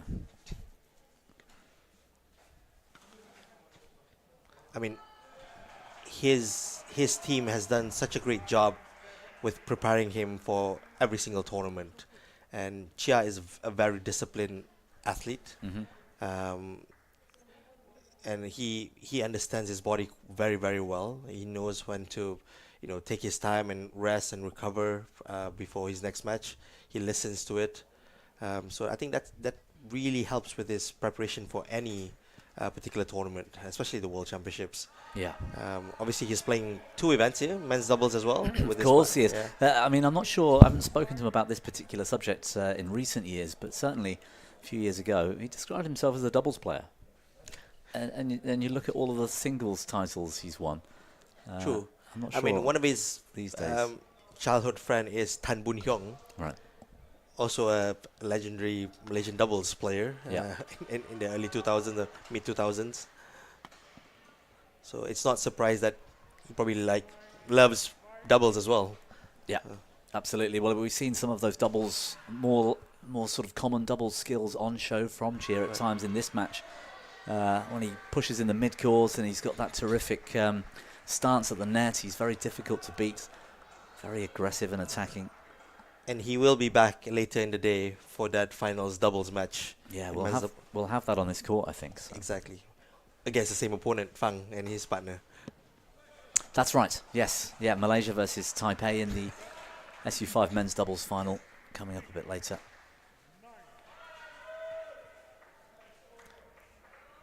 9-6 now, slightly closer in the second game here. Maybe Fang just found his rhythm a little bit more. Wonderful, lovely cross block. I think there's a little bit to say in the ends of the courts as well. It looked apparent in the SL4 men's singles final we saw a little while ago that there was a preferred end to the court, so perhaps Chia got off to a good start with the help of that environment condition.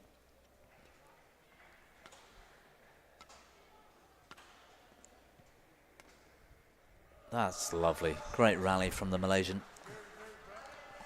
And I've spent a bit of time in KL myself at the various events. The Malaysian Open in particular. I met Chia for lunch. He picked me up at the hotel. He is a superstar in Malaysia, isn't he? Correct. Well, he had a movie made about him 2 years ago. So only him and Lee Chong Wei has had a film made about them.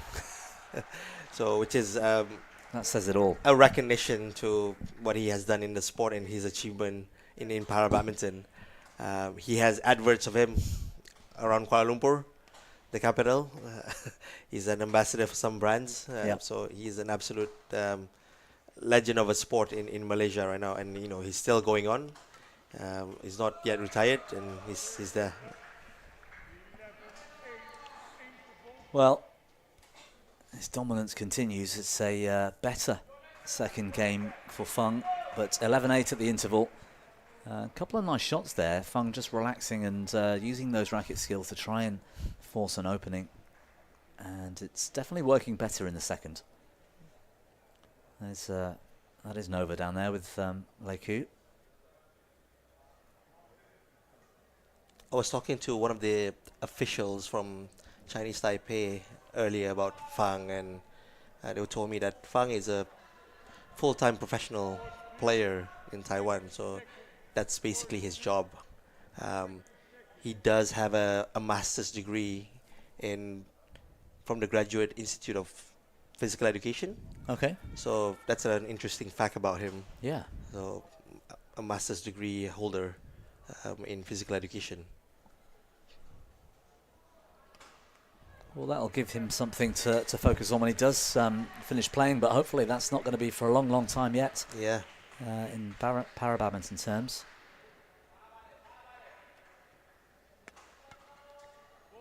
There we are. That fast reaction in the mid-court. You can see why he's quite adept in doubles as well as singles.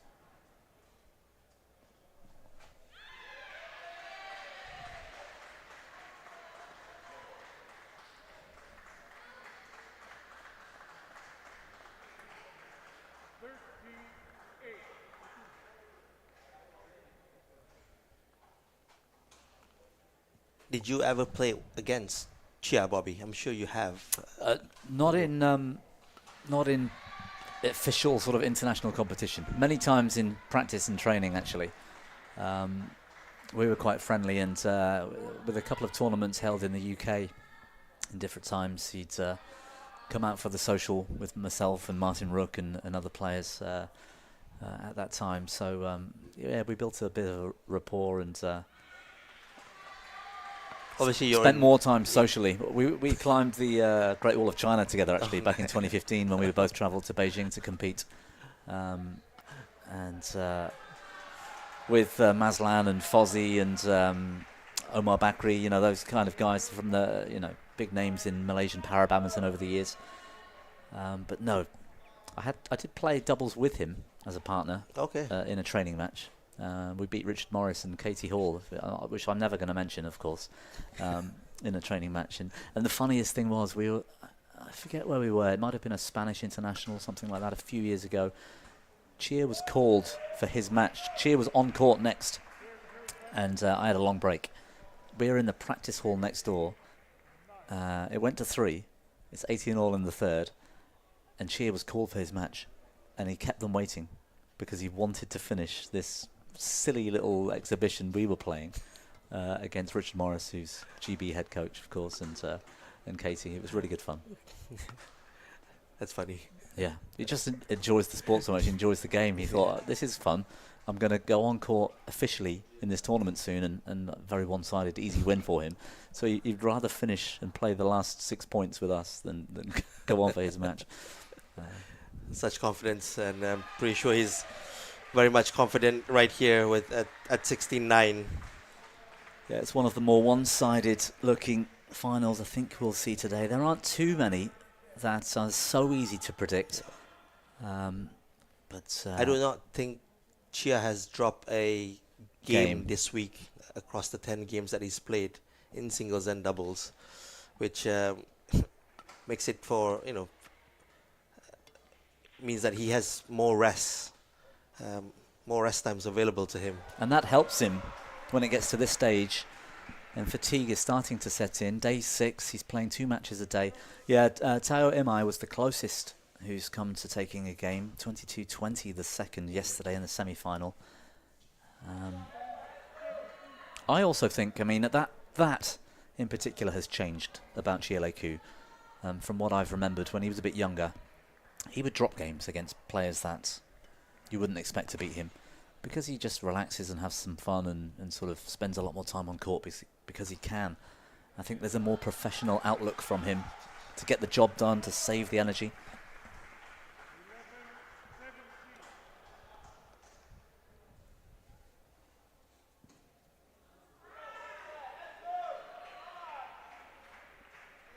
So he might yet win 2 gold medals here and might not drop a game in 2 events all week.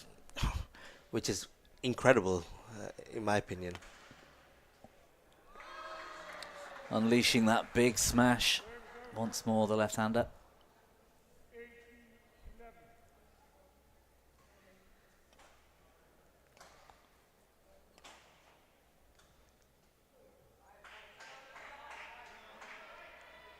What is it about Chia's game that is so difficult to kind of break down? We've seen in the past with some players like Indonesian players, and Devan and Musti, who seems to be able to compete with Chia. Yeah.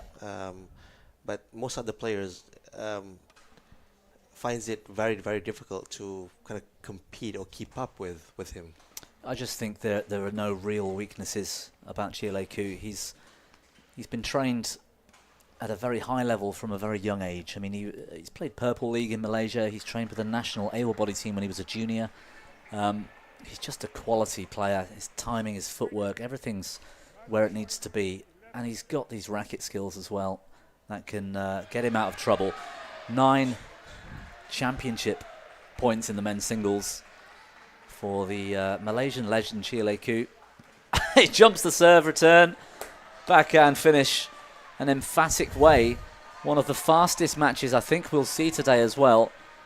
Chia Lei Koo once again is the men's singles world champion in SU5. I think that's 9 world championship singles titles over the years. That, Shami, is just an incredible result for your countrymen.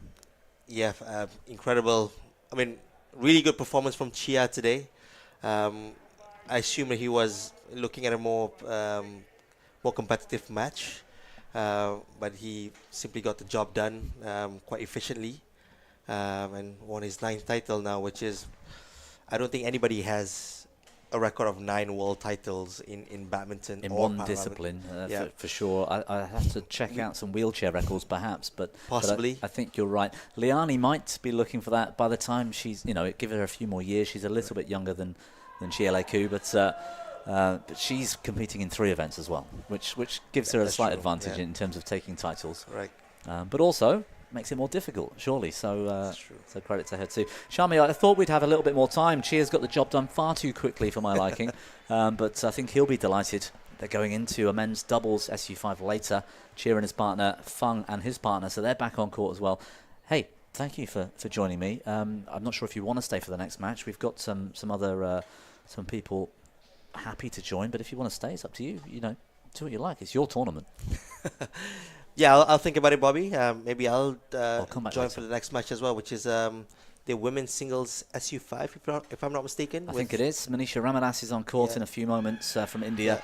She's up against Yang Shishir, the double Olympic, Paralympic champion from China. So, yeah, that's going to be a pretty tasty Good match. Yeah, I think so as well.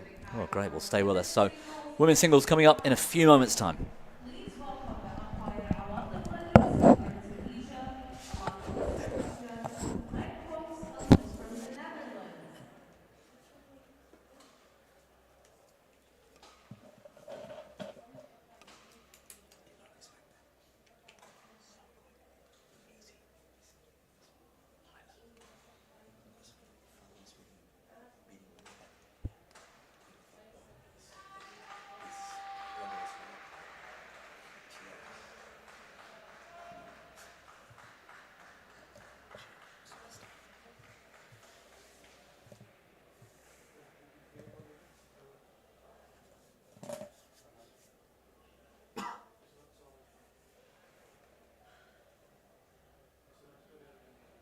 Please welcome Manisha Ramadas from India.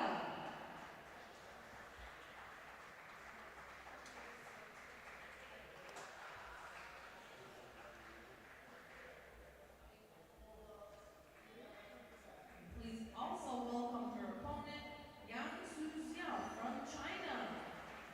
Let's start the match and enjoy the fair play.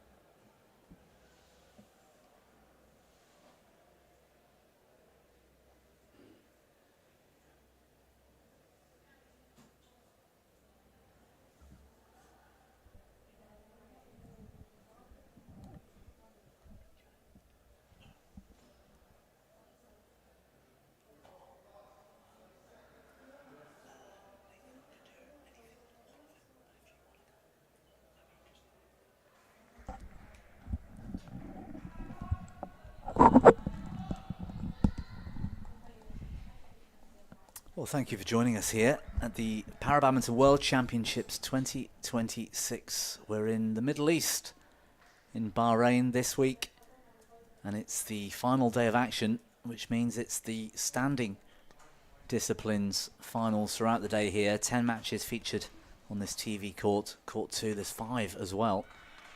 Total of 15 different disciplines in action on finals day in the standing hall. It's the SU5 women's singles up next. We might be set for a very entertaining and interesting contest here between India's Manisha Ramadas and Yang Shishir from China. 14 meetings in their history, 13-1 the lead for Yang Shishir, albeit 8 of those are in women's singles, the rest in doubles. But it was Manisha Ramadas who won their last meeting, this repeat of the Asia Championships final last summer. Ramadas coming through 21-15 in the third. She's improved massively in my opinion, and Yang Shishir, double Paralympic champion and reigning world champion, I think might have her work cut out for her today against Ramadas in a way that she perhaps hasn't experienced before. Your thoughts, Shami Sabron from the BWF in Badminton, sat with me once again. I think this one could be pretty tight. Yeah, I think so. Yang's 27, Manisha's 21 years old this year. She came to Badminton very early on, Manisha, and maybe her game wasn't as developed or as matured as right now, but in the past 2 years, after the Paralympic Games, it seems that she's have leveled up and is able to compete with Yang.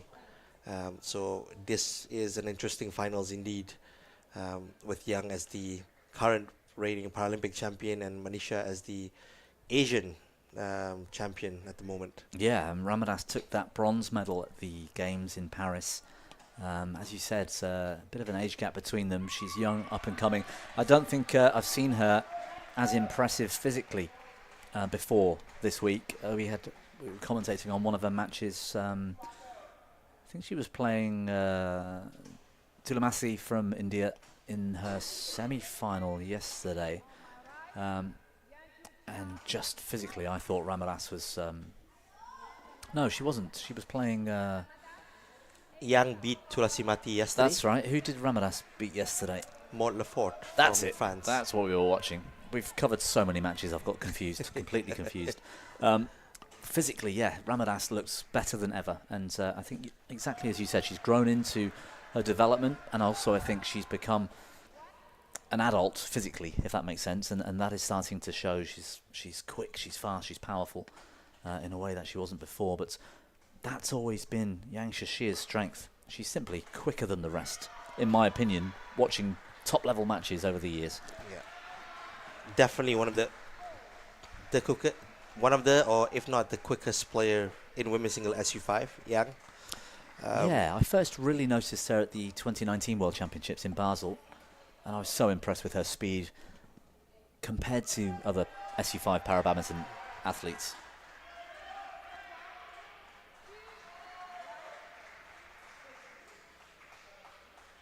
Yang was very dominating prior to the Tokyo Paralympic Games, and only recently that there has been a number of really good women's single SU5 players that came into the scene, such as Manisha Ramadas here, Tulasimati Murugesan, Maud Lefort. So they're all very, very young players, and it bodes well for the sport to have that many really competitive women's single SU5 players. Yeah, and most, like you say, most of them are quite young. Yeah, which is good for the next few years of this particular discipline. Yeah. Off the net cord, gets a bit of luck, the Indian. One of the more interesting background stories too, in terms of disability. As I understand it, Yang Shashia was bitten by a snake when she was young, and it led to them having to amputate her arm, which is an unusual one. Correct. That is also the story that I heard in the news, or one of the articles that I read, which means that she doesn't have any arm at all on the left side, or any limb on the left side. Which is quite, I don't want to say unique, because every other player would have a limb in one as a hand, basically. Yeah. And actually, we've talked about that. With my work and my playing history and coaching and stuff, worked with the team in England and in GB.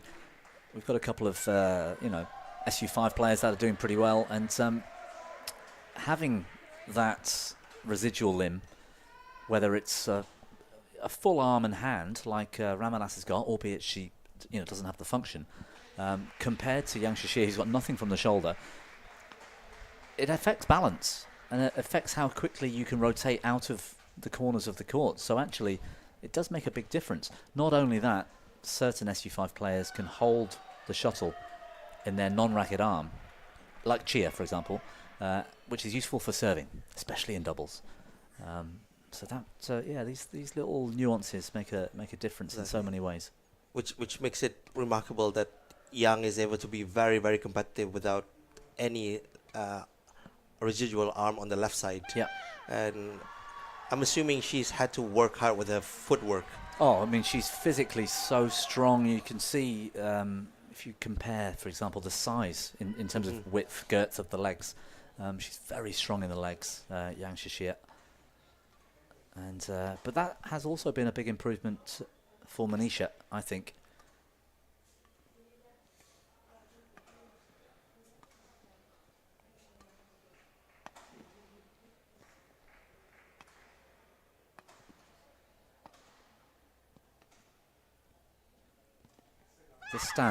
The standard of SU5 women's singles has gone through the roof. It really has in recent years.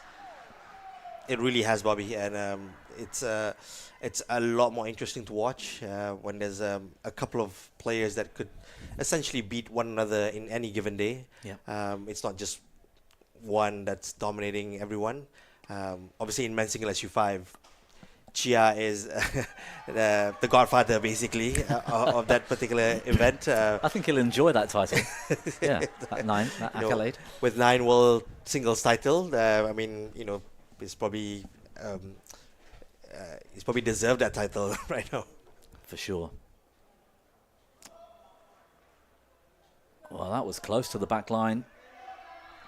Line judge signalled that as long. I think that would have been a challenge if we'd had the Hawkeye review system in here. Maybe one day we'll have that. Oh, hopefully, yeah, one day. It's an innovation for para badminton.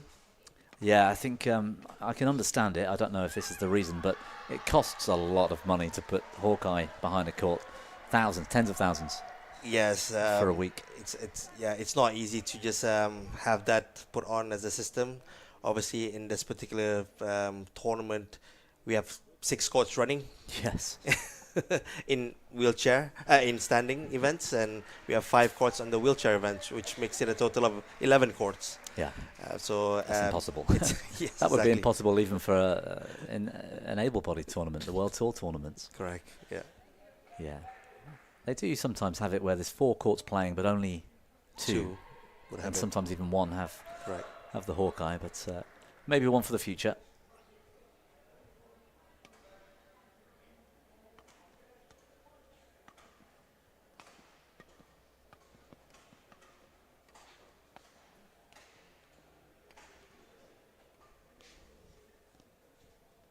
Lovely. Nearly keeps it in court. That diving cross-net defence from Ramadas. She's building a little bit of a lead here right now, Yang, because she was down by a couple of points just now.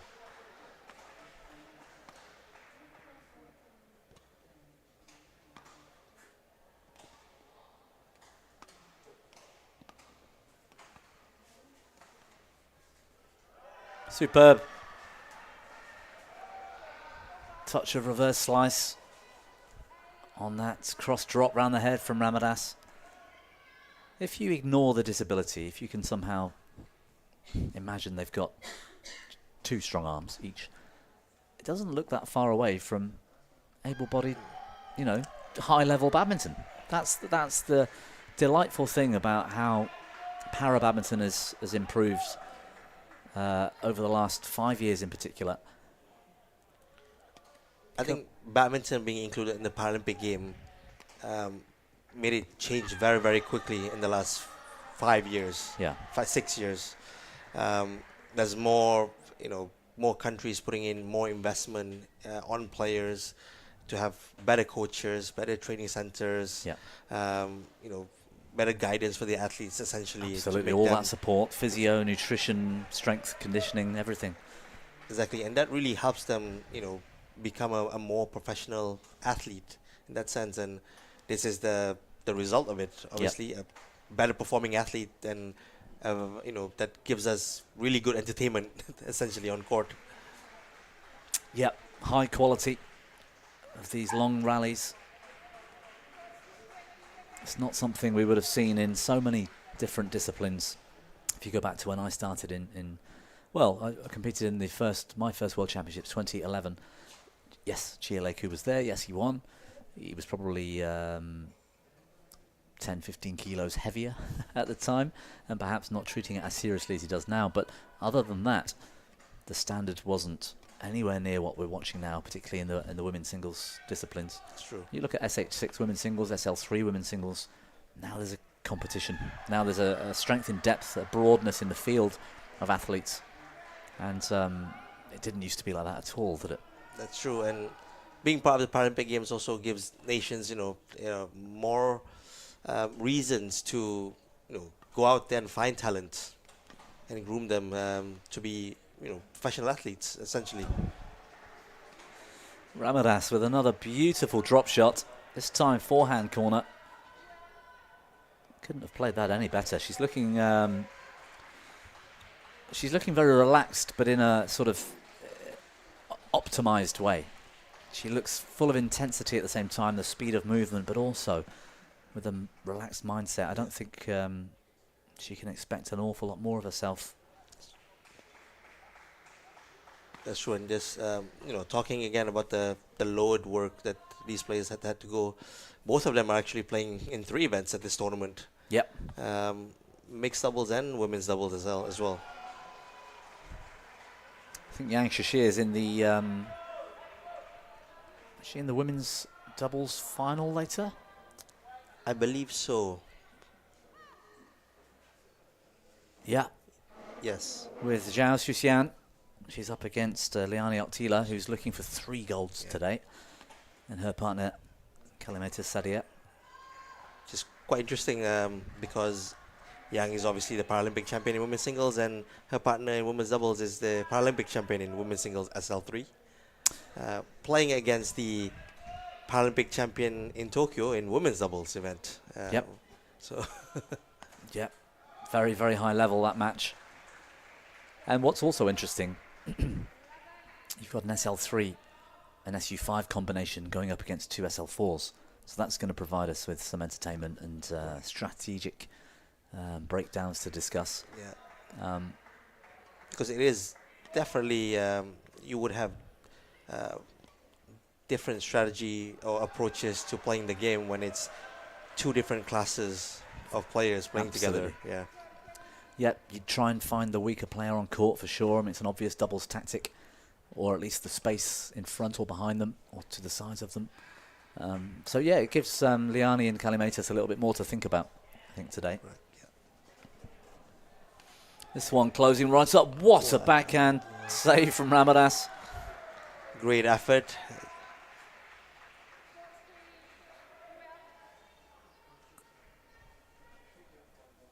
Continuing to give her absolute all. Ramadas can't find a way to get in front of Yang Shishir. I think she's held this lead from the very start. I'm just going to check, but it's still quite narrow. Oh no, Ramadas did get ahead at the beginning. But from 6-all, Yang Shishir leading the way, just wide.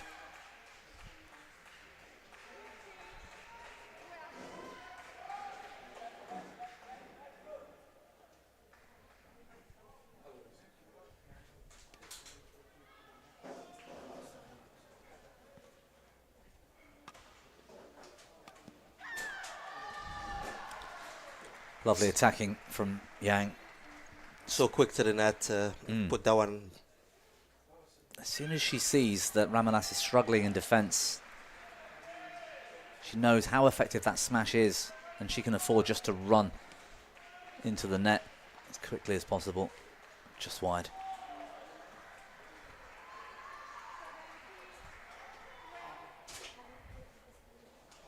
It's been impressive as well, Shami. I was talking earlier in the week about the number of Indian athletes coming through.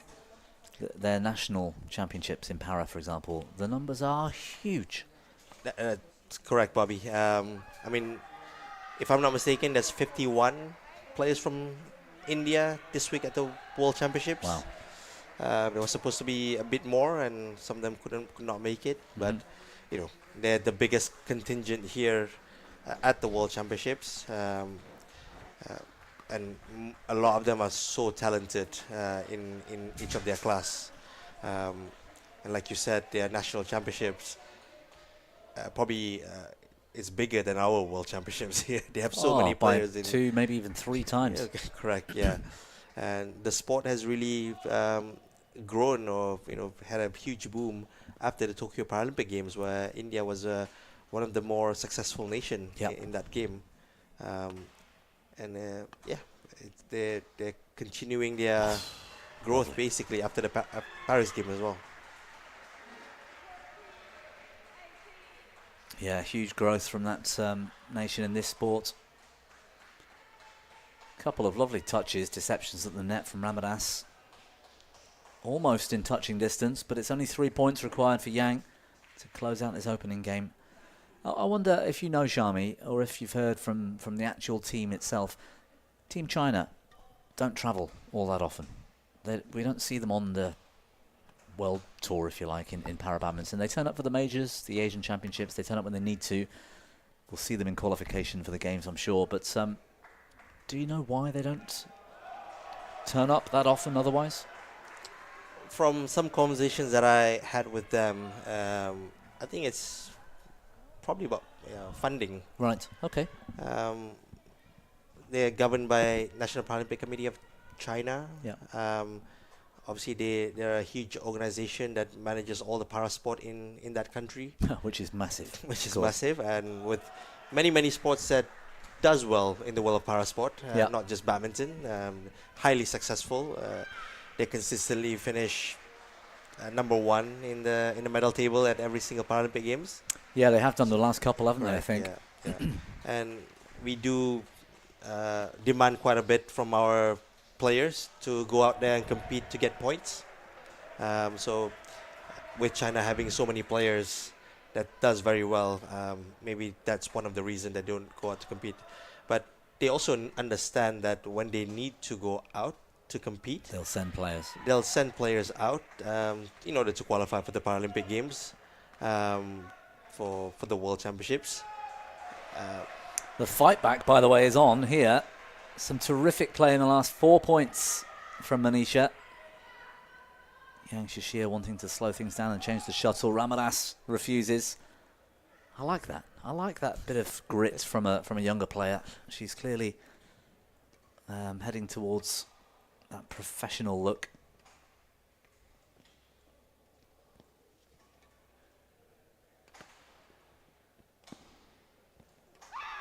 Oof. Just clutching that right knee of Ramadas. The left-hander carrying that injury, you can see with all the taping she's got around it. Doesn't seem to have affected her too much this week, I don't think, but she's clearly looking after that knee. No, she's moving quite well. I mean, she's obviously lunging towards, On the other leg, though, she lunges, which is interesting. Yeah. I reckon, in my view, this is the best single game of women's singles SU5 I've ever seen. The standard here has been incredible. You're probably right, Bobby. I've not watched a lot of women's single SU5 matches in full, and I'm pretty impressed with the level here today. Yeah. I mean, I naturally commentating. I've done a few now, the Badminton World Championships and of course the Paralympic Games. So I've had to watch a lot. Plus, I'm just a badminton geek and like watching it. So, I've never seen it this high. This is terrific. Beautiful deception. Brushes under the shuttle to send it flat down the forehand side. 21-18, the opening game for arguably the favourite. Certainly the more accomplished of the two, but the young Indian was very much in that game. I think it's going to be an interesting start to the second. It's going to be full of intensity. I think so. It's quite even at this moment here, and I think Manisha is still in it. If she can keep her, her head calm and try to win a second game here.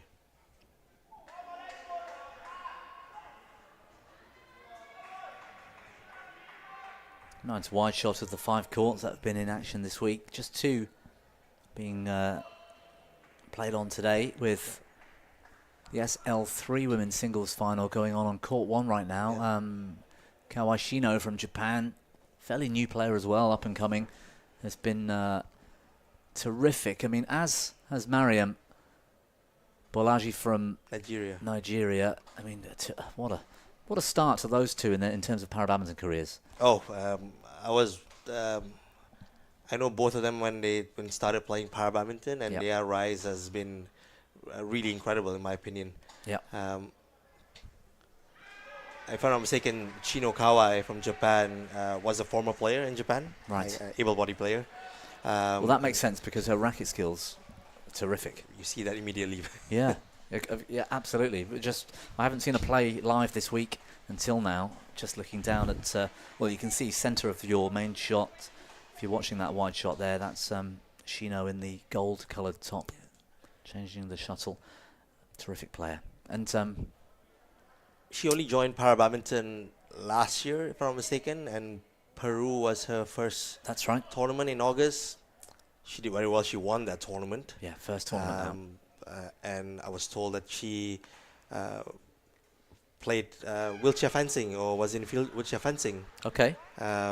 Before para badminton, tried that out, and then decided after Paris that to try para badminton and give it a go, even though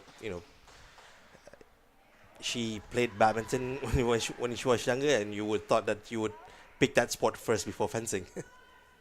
Yeah, if you're Japanese in particular, although I don't know how big fencing is in Japan, of course, but we know how big badminton is. I can't start commentating on that women's singles final because you can't see it on your screens, of course, but 12 all in the second they are. I would imagine, Shami, I mean, whilst we're talking about a player that's off camera, Shino Kawi, it's worth mentioning because she is this rising star, I think, in SL3.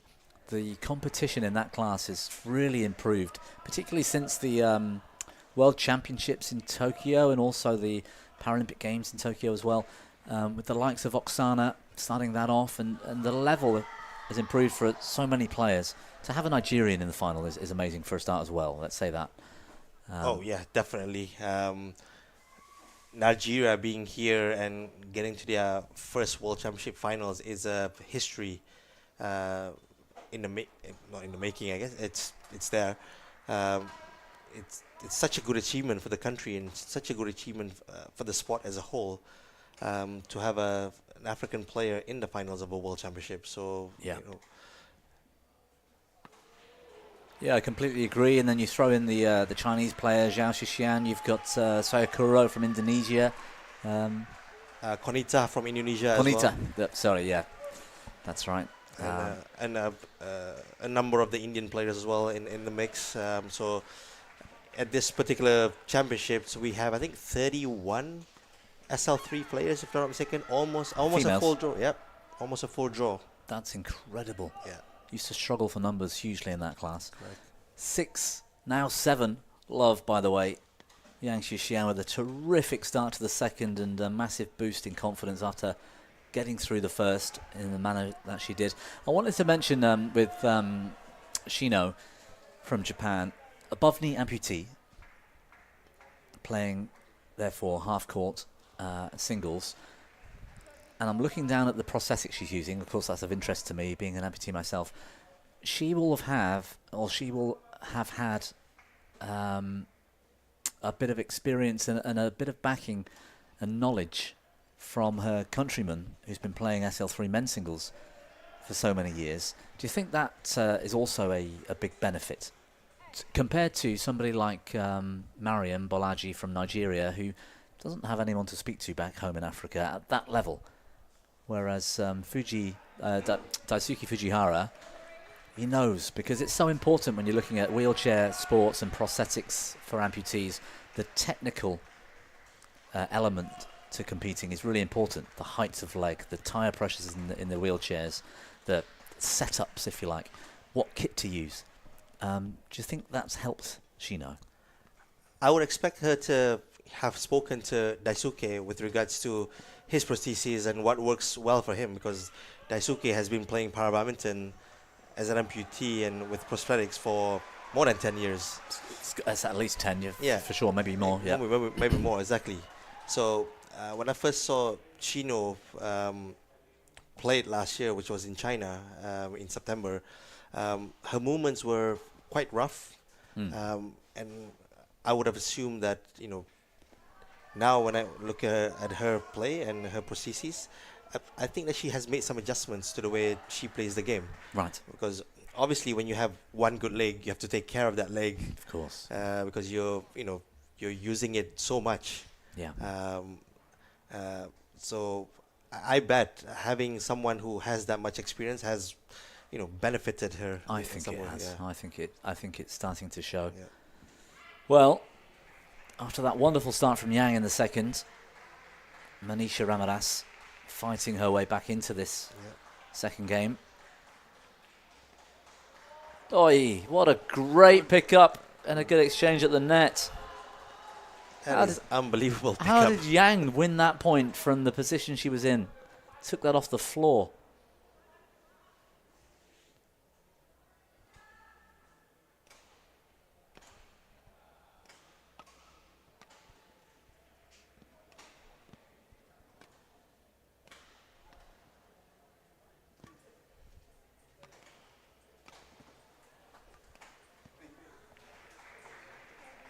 With you being so close to the Team GB program, Bobby, what do you think of the challenges of finding players in different classes?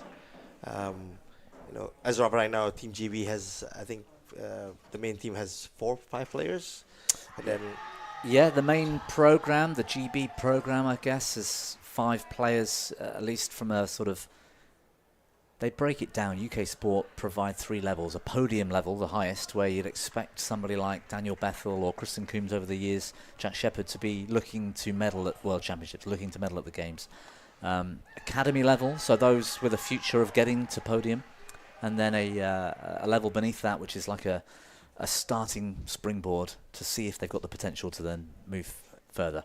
Underneath that, you've got a pathway for each of the home nations. So an England pathway, which is pretty big, pretty strong, and then the other home nations have got their own developments going on, however they manage that. So yeah, I mean, in terms of finding players, the GB program and the pathway have gone from 20 or so para badminton players, if you like, to now we had close to 70 at our recent nationals in Sheffield, which is a big improvement, and year on year it's growing. So yeah, it's great. I guess the types of disabilities are one of the issues in certain countries. You compare, for example, how many wheelchair athletes we've seen from Korea over the years compared to other nations or European nations. It's completely, it's chalk and cheese. It's really different. You look at how many athletes are being recruited from India in the standing categories. correct. For example, over the years. It's changing slightly. There's more wheelchair players from India now, but how many at the previous nationals in India in the SL3 category? It was something crazy like 400 or 500, and that's just in one sport class compared to in England where we've got 60 or 70 players at our nationals, So, yeah, recruitment's really, really well. Funding is a big part of it and a big problem for many, and a problem for all, I'm sure. But again, the top level of the program changed when it went into the Paralympic Games, like it did for many, and I think everything changed. We used to send, and I was one of those players, we used to go as an England squad to many internationals, Europeans or especially internationals that were closer to home in Spain and Germany, for example, with 25, 30 athletes.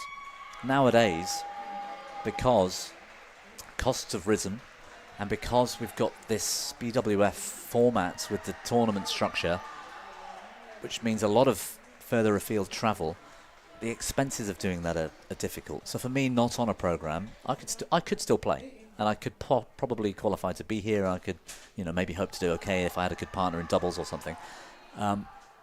But it would cost me £2,000 plus for this week. And then you've got all the other tournaments, like you mentioned. There's 20 now. There used to be 5 in 10 years. So if you want to play, you're going to have to play a lot to keep your ranking and compete and win medals, which I would love to do. I don't want to be half-hearted about it. So I'd have to go to all these tournaments and pay self-funded myself or find my own sponsorships. So that, I think, funding is a big part of everybody's priority. Yeah. Yeah. Are there, with the advancement of the women's singles event in different classes here, you see that so many players, are there any prospects within the GB team or England team that's coming up? In SU5, I don't think I can name a player that's likely to come and get to this kind of level. Not yet, at least. Not yet, but in other categories, you know, we've got Emma Stoner here this week in SL4. We've got Anya Butterworth, who's pushing Rachel Chung now in SH6 for a spot in the team, and you know, who knows what's going to happen by the time we get to the LA qualification cycle. So there are players elsewhere for sure. The other thing is, you mentioned China being so strong in para sport generally. GB is also strong. Before the advancements in China in this sport in the last 20 years, GB has been leading that medal table in Paralympics for many years, many years. The very first Paralympic Games was in Stoke Mandeville in England. They've always had a strong backing, I suppose, in Paralympians and para sport in general. So the opportunities to play other sports in Great Britain are huge, varied. So we lose a lot of young players at an early age who go to other sports. You look at England in particular have been very strong in SH6 for decades. For example, we've always had a high number of players, men and women. Yes, we only see the top level now, but over the years we've seen many. And yet you go to something like the Dwarf Sports Games in Britain, multi-sport event, hundreds and hundreds of short stature athletes, actual athletes, competing at high levels in their different sports. Trying to poach them for para badminton is also a difficult job when they like athletics, they like swimming or football or whatever it might be. So.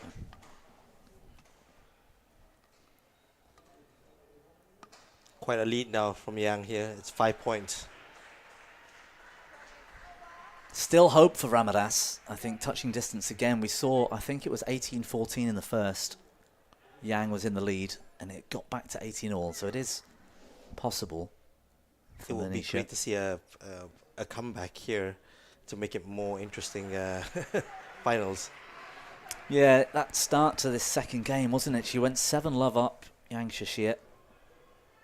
And that kind of lead is so hard to claw back at this standard.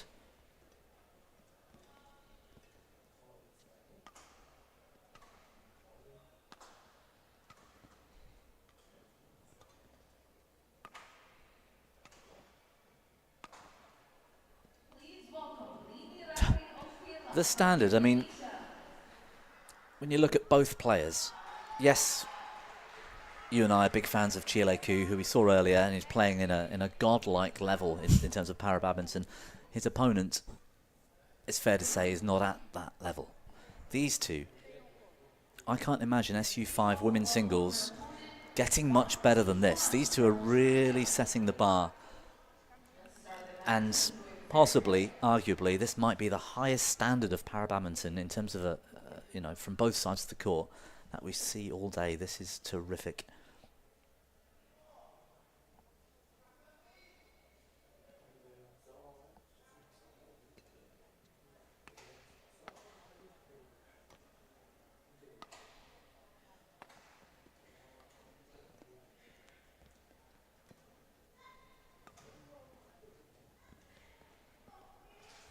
Good defense.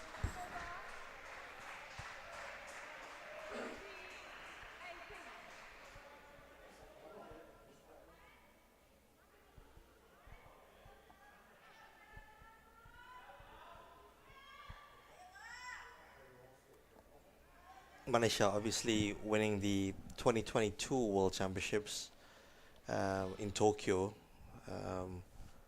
but that wasn't in the presence of the Chinese team because of the COVID pandemic back then. So, not to say that, you know, her opponent in 2022 wasn't a worthy opponent, but this is the real test here with Yakushia, obviously. Yeah, absolutely. I mean, Japan have had some terrific players with Akiko Sugino and Mamiko Toyoda, who was in that final over the years. But I think they would agree with me. They have never played SU5 women's singles to this level. This performance from either of them, in any final I look back on in history, would have won the gold, in my book, in my view. They're playing at a level that Yes, Tulamasi is close to as well, I think. I think Katrine Rosengren has a little way to go still to reach this level, but she could. Maud Lafort is also at that level. She's getting there. She's young, very young. And physically yesterday, she didn't look quite as good as Manisha Ramadas. And also, I think the pressure gets to Maud Lafort a little bit in the mind. I think she gets a little bit into herself and feels that stress. And Maud only plays singles. Yes. Yeah. Match point here now, Bobby. 3 match point. Well, you can't deny she hasn't earned it. Start to the second, I think, killed the second game. It was too tough for Ramadas to come back, wasn't it? But I think we might see this particular rivalry for years to come. As long as we see Yang Shashir continue, I don't know exactly how old she is. Yang's 27, so Manisha is 21. So quite a big gap between the age, but... What a superb rally. Oh... Net shot missed, Ramadas, it's all over. Yang Shashir, the world champion once again, adding to that big list of major titles that she's already got. 27 years old. I'm hoping she'll continue and stay at this level because it will be such an exciting thing for SU5 women's singles with players like Ramadas coming through at this level as well. I think so, and that is the first time that I've seen Yang show some sort of emotion. Oh. After winning a championship. In previous years, she, I don't know if she's just very shy, but there wasn't a lot of emotions. Kind of like Akane Yamaguchi a little bit when she wins world titles. Yeah, or Choi Jung-man in the wheelchair. I mean, he is stone-faced. He is... exactly. I think they used that nickname for him, I think, something like that. So it's nice to see that, I suspect she realises she's in a game. She's in a match here. She's actually threatened by somebody with equal badminton skills, or at least close to. I wonder whether, when she needs to turn it on, a bit like Chieleku, when she needs to turn it on, nobody can compete with her. And I think that might have been the case over the years. So it's almost a formality, and those emotions don't rise to the surface. But I think she's done well here to get through a very tricky match. Yeah. Gold medal. In that case, for Yang Shashir of China. And the third title. Yeah. Third title after 2019, 2024, and here in Bahrain 2026. Yeah, that's right. In women's singles, yeah. One in Basel, one in Pattaya. And third World Championship title for Yang Shashir. Shami, it's been a pleasure. I'm hoping you'll come back and join us a little bit later. Unless you want to stay now. I mean, I know you're a busy man, so I think you had your eyes on that SH6. Yes, I believe that's the match that's coming up, which is the men's single SH6 between Miles Kajewski, USA, and Natapong Michai of Thailand. It is. Miles Kajewski is on court next. I believe this is the match that everybody in this hall is waiting for today. A huge match between two very talented players. Yeah, absolutely. Then I'm grateful to have some company for it as well, because it is going to be an exciting one. The technical officials are just getting the court ready down there, court 2, the TV court. But it's one of those sport classes where it's becoming very difficult to call. Not only who's going to win, but who's going to make the final. This week has proven that beyond all doubt. Olympic medalists, 2 of them here, both went out in the early stages. Jack Shepherd getting through against a couple of tough opponents, and then Michai destroying him yesterday in the semi-final. Miles Kajewski's come a long way in a fairly short period of time, hasn't he? Olympic mixed doubles silver medal, and getting into this World Championship final. I think it's the first World Championship final for both of them. Miles has been at the World Championship finals for men's doubles before, in Pattaya, if I'm not mistaken. Yeah. Or maybe it was the bronze medal, but I'm not. I have to check my records on that one. But he has had a medal from the World Championship, Miles. And yes, I think I mentioned this to a couple of people earlier this week that men's single SH6 is now one of the most unpredictable Yep. events that we have in para badminton. In certain events, you could probably already kind of figure out who's the top guy and who may be able to win medals or gold medal especially. But single SH6, in different tournaments, the different things can happen. And like you said earlier, we've had the Paralympic champion, being beaten in the early rounds, Charles Noakes. And then we also had Krishna Nagara yesterday, Yep. losing to Miles Krajewski rather quickly, I would say. Yeah, he did. I mean, Miles has performed brilliantly this week. Krishna Nagar, former world and Paralympic champion, lost in straight games to Miles yesterday. Miles was also, I think, the man who beat Vitor Tavares in the round of 16, and that was straight games. But it's wide open. You wouldn't be. I wouldn't have even been surprised if Jack Shepherd did make the final, and who knows, he could have got there. You've got Chu Man Kai, Tony from Hong Kong, Miles Krowski, Michai now, Vitor Tavares, Krishna Nagar, and at the top of the shop in the world rankings, Charles Noakes, Paralympic champion. Any of them could win. You are absolutely right, Bobby. I think you remember like Miles coming in at a very young age to the para badminton world. Yeah. Was Yeah, probably yeah. 12 or 12 or 13 years 13, old. Yeah, yeah. exactly. And then his voice dropped a couple of years later, which was notable. I mean, I don't mean to joke about it, but he went from talking like a kid to now he talks like this now. He's the man, He's, which is and very cool. his game has matured so much from when we saw him the first time playing at those international circuit tournaments. Yeah, and he's matured as a person as well. He's such a nice guy. He's a real pleasure to talk around. I was amazed. It was a surprise to me, but I was commentating at the US Open 2 years ago. Turned up in the Midwest in Omaha. Walked in, and on practice day, if you like, my sort of research day, I was there a day early. And I walked into the hall to see what was going on in the action, and who was sat there as a line judge? Miles Krowski. Wow. And I waited for it to finish. He came over, of course, because he didn't know I was going to be there either. I'm like, what are you doing here? You're miles from home. He said, I'm just here volunteering. I thought, what? This is really, I think it's a really cool thing for he's a Paralympic medalist now, and Yes. He'll still happily go and line judge. It's not even a para event. Deep love for the sport.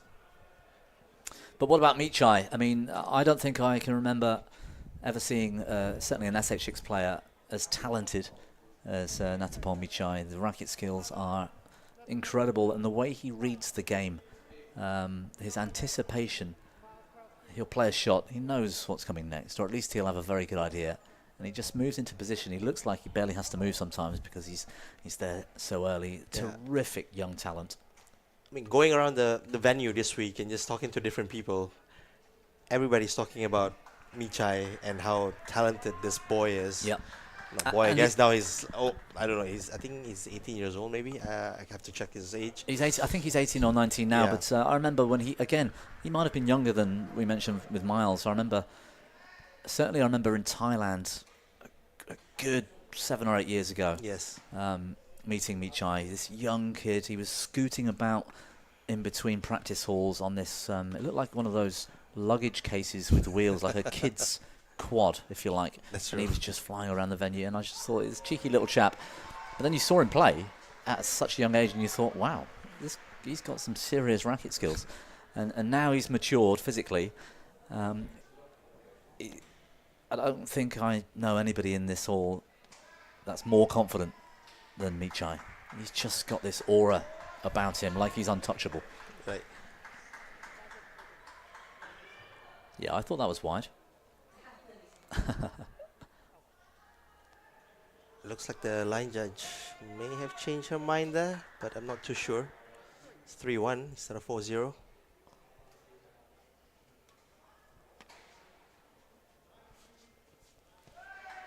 Yes, he doesn't show off that much emotion, Michai, on court. and it's hard to read what he's thinking. Doesn't speak much English, so when you try to interview and talk to him about what his thoughts are around the game that he plays, it's not so easy to get comments from him. But you just have a feeling that he enjoys playing para badminton. The way he did that into-out spin, that tight net shot, gets the lift. He's staring for ages at where his opponent's going whilst the shuttle's in flight. He's got no mind to look up. He knows where it's going to land and just picks his spot with that reverse slice. That is superb. From 3-0 down just now, and he's come back up to 4-3. That's how quickly this game can change.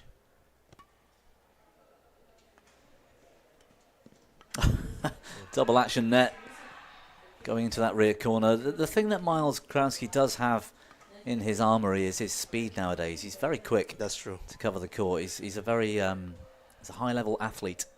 Physically, he's strong.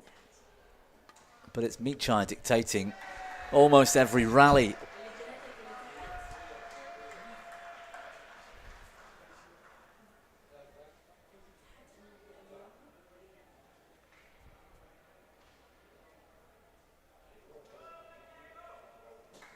He also breaks the mould, I think, and not just Michai, but there's a number of players in different sport classes that do this too. He's one of the shortest. I know they're all got short sachet, they're all short, but he's one of the physically less intimidating players. When you look at Krishna Naga, Chu Mankai, Vitar Tavares, Charles Noakes, the different types of disabilities means that some of them are basically bigger and stronger, or their limb length means they can cover the court in 3 strides compared to these two who have to take 5 or 6 strides. That changes a lot in badminton. So physically, I thought the sport was moving towards an era where we'd only see Charles and Vitor or Tony and Nagar take all the titles. I thought those 4, because physically they've got an advantage over the likes of Miles, Jack Shepherd, Kristen Coombs. But Kristen Coombs, double Olympic medalist. Michai, who's the smallest, if you like, is in the World Championship final. And in the other classes, it's the same thing. We're looking at now Nitesh winning Paralympic gold as an above-knee amputee. I never thought I'd see that, ever. And certainly in the World Championships or the Paralympics. Kuzi Mao in the wheelchair. He's the wheelchair 1. His wheelchair 2 partner in doubles is the one that gets picked on because he's that good. So these guys are finding a way around, using their badminton knowledge and badminton skills, finding their way around their disability, which I just find amazing. Yeah, you're absolutely correct. And I think it was only like 4 or 5 years ago when, going around the tournaments and people talking about, these players like Vitor, Charles were physically more imposing than their opponents. Yeah, and therefore, you get complaints from those that find it hard. You talk about it as a big advantage, if you like. Yeah. It's sport, and parasport has to cut the line somewhere. In the same way, I, admittedly would complain that I don't think it was fair that physically I can ever compete with somebody like Lucas MAZOUR on a singles court. That's just the way it is. You've got to get on with it because, correct. We wanted the sport into the Paralympics. You've got to draw the line somewhere. You don't see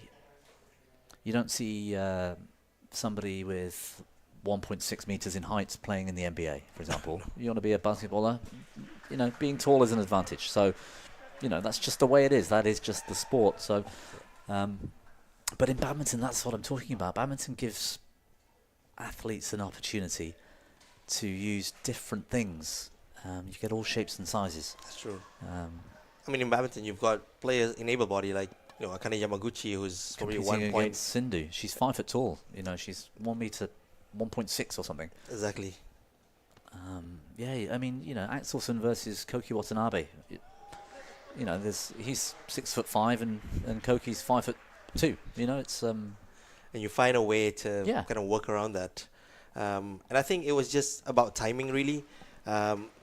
They were those players like Vitor Charles came a bit later into the sport, and also, you know, players like Miles and Michai was still developing their game. But then he came around, and you know, these guys matured as players and were able to kind of work out how to beat their, you know, more physically imposing players. Yeah. Well, in the same conversation, Miles is starting to use his speed and power to find a way to compete with the racket skills of Michai. Good comeback from the American. He was down quite a bit a few moments ago.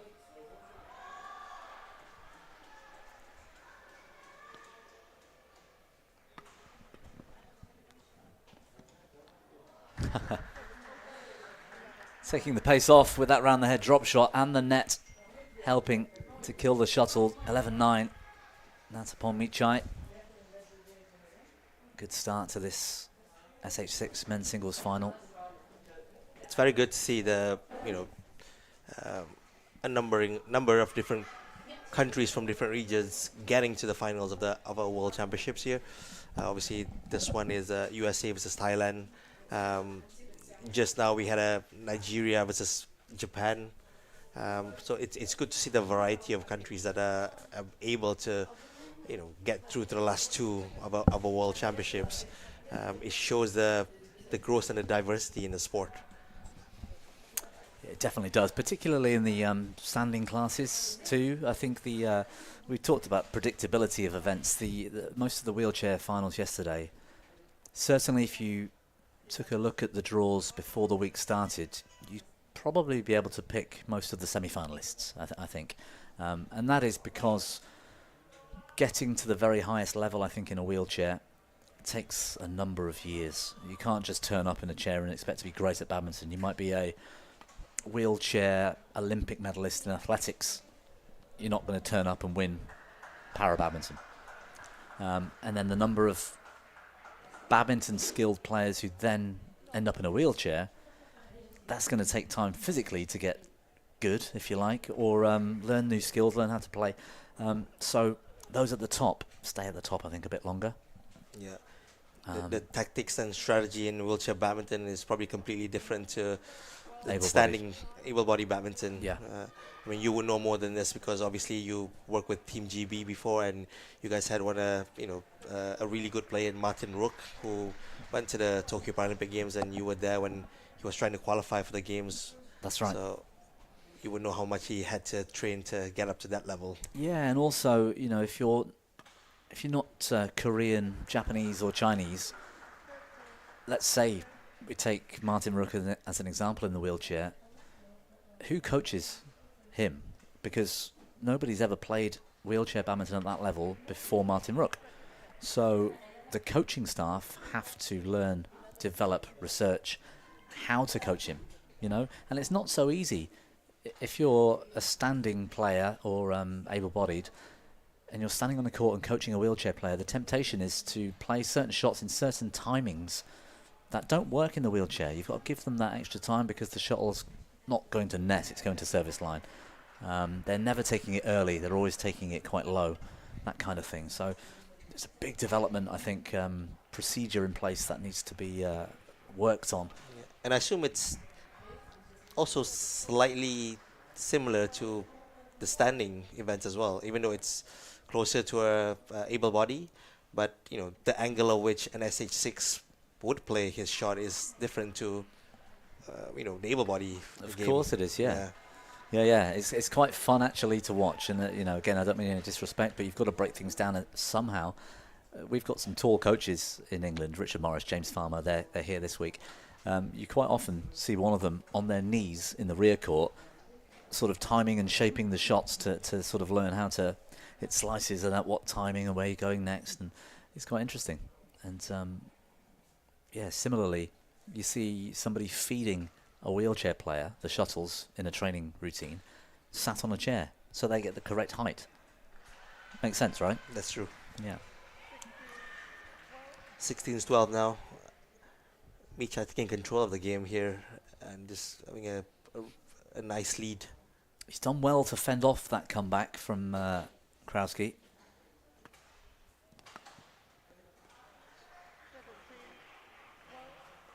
Miles obviously focused on getting himself to the Los Angeles Paralympic Games in 2028. Yeah, there's a little bit of, what should I call it, politics, if you like, or, you know, relationship issues, perhaps, at the moment. I think it's all right to talk about. This week, for example, Miles competing not in the mixed doubles, the event they won the silver medal at the Paris Games with JC Simon.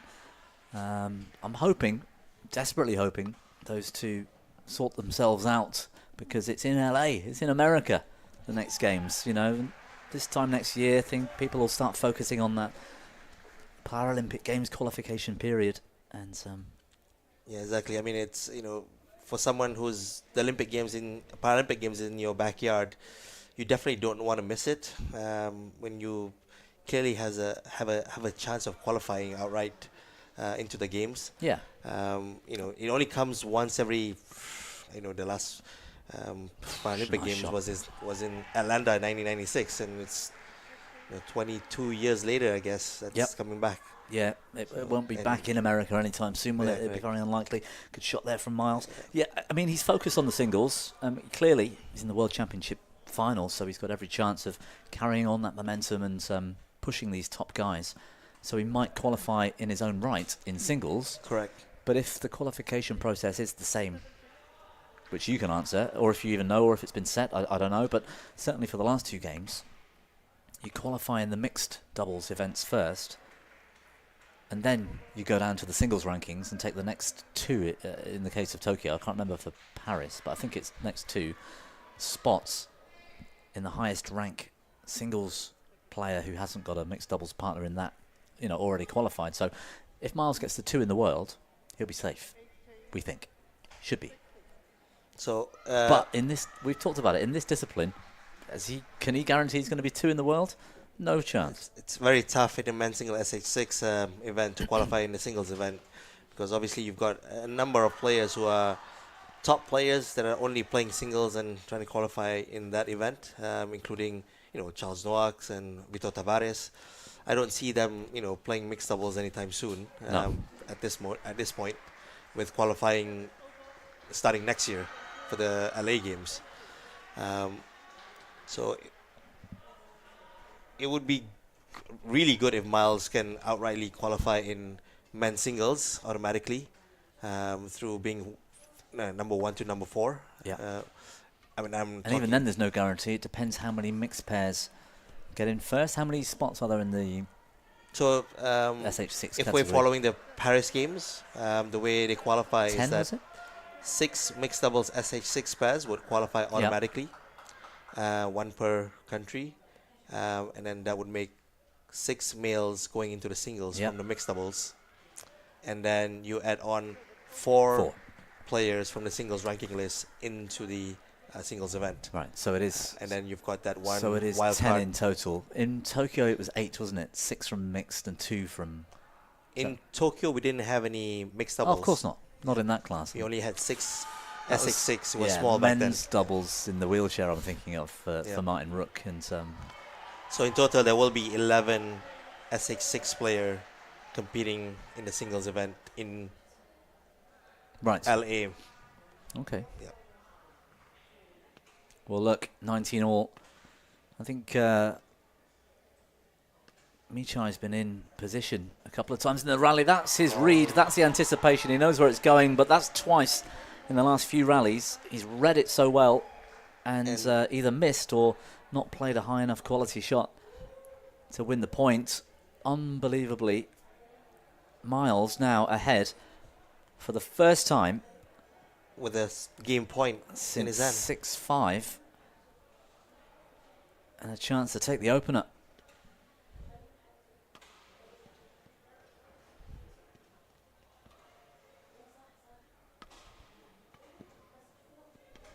Good shot from Michai. That might have gone wide. The left side of the court was open, Miles.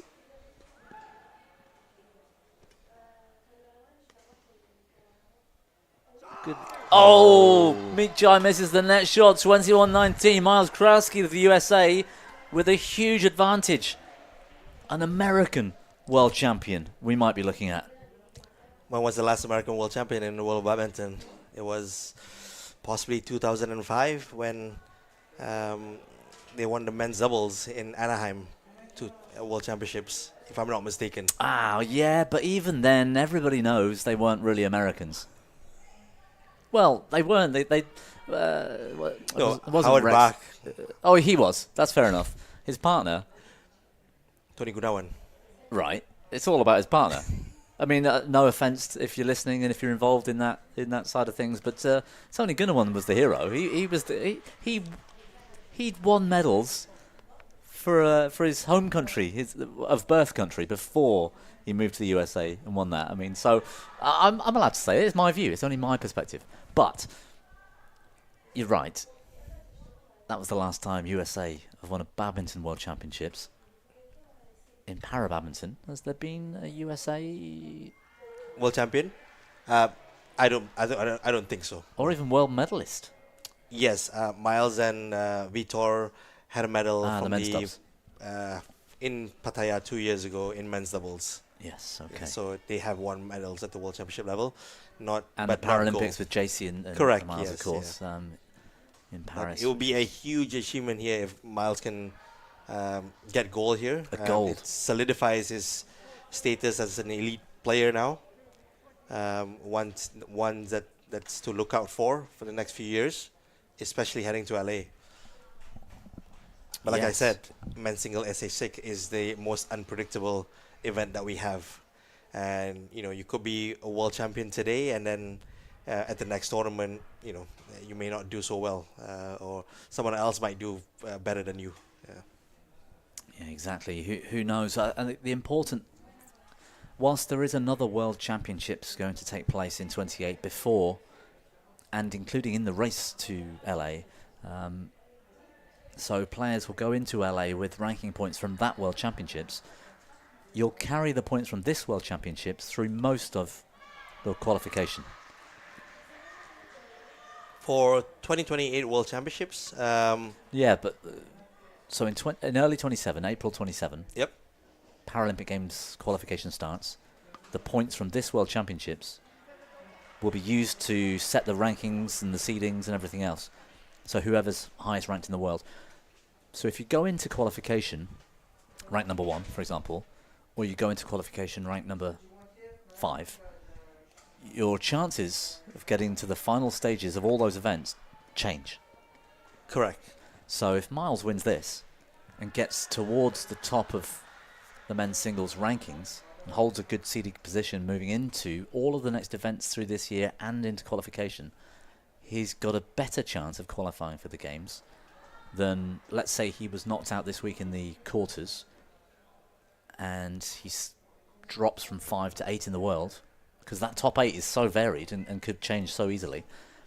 You go into that next 2 years period with a very different outlook and opportunity. I know this so well because Martin Rook managed to hold on to his top 4 seeding throughout those 2 years, which just about managed to make sure that he got to semi-final stages of most events. If he was ranked 5th and he'd met one of the top guys on the way to the semi-finals, he probably would have been beaten more often, wouldn't have got that ranking position eventually. I wouldn't have got that wild card into the game. So it's, for me, being a bit of a mathematician in this area, it's so important. These points this year. That's true. Yeah, I mean, the points that you have here is the biggest amount that you'll get for the next 2 years. Exactly. And it's crucial to seedings at tournaments. Yep. Yep. Precisely that. And guaranteeing you possibly spots at the next level 1 tournament. Well, that's right. I mean, we're looking at the world number 4, world number 5 at the moment. Yeah. If one of them drops or one of them stays at 5, they won't, because these points are so big, they're going to both go up. But whoever's in 5th in the SH6 world rankings, moving into the next tournament in Spain, in that case. Correct. Let's say they do well in the tournament, they're going to face one of the top 4 in the world before the semi-finals. Possibly, yes. That you No, are. fact. Because the top 4 will hold their seeding. As long as that, sorry, yes, you are right, because I guess you could lose in the group and come through second. So let's assume the top 4 win their matches and get through to the semis. The number 5's got to face one of them before the semis. Correct. And then got to beat them True. to get through. Whereas if you are one of the top 4 and you beat people below you, you're in the semis. And then you hold those ranking points. So it's a snowball effect, I guess. And it's the same in able-bodied badminton too. It's the same in so many sports, but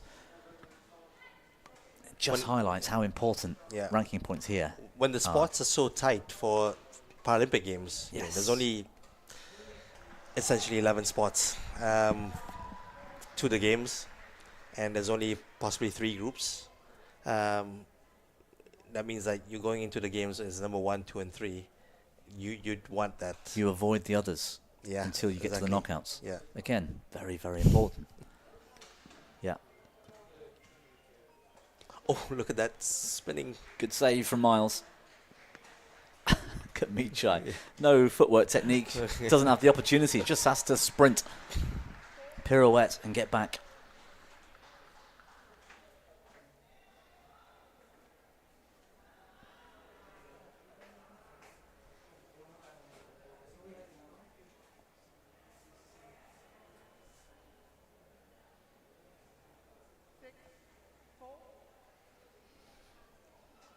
You look at the first half of the opening game.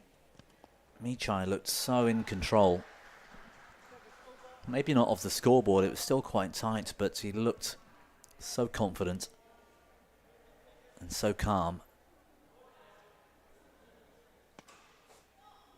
Slightly different appearance now, under real pressure from Miles Krowski.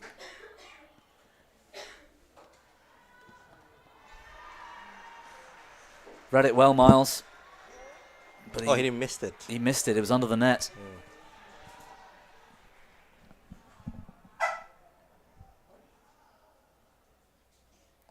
Do you get the feeling that, you know, even though he's lost the game now, Michai he's very much calm and collected, and you know in your head that he's gonna recover somehow?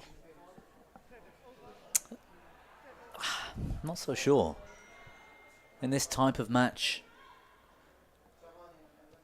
Michai, again, I'd argue that Miles is the more physically imposing player, mostly because he's, I mean, there's not a great deal of age difference between them, but I think Miles is the older player.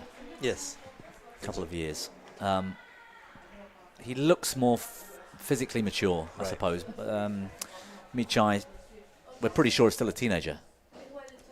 I believe so. I think it's 17 or 18 years old. I thought he was a little bit older than that, but okay.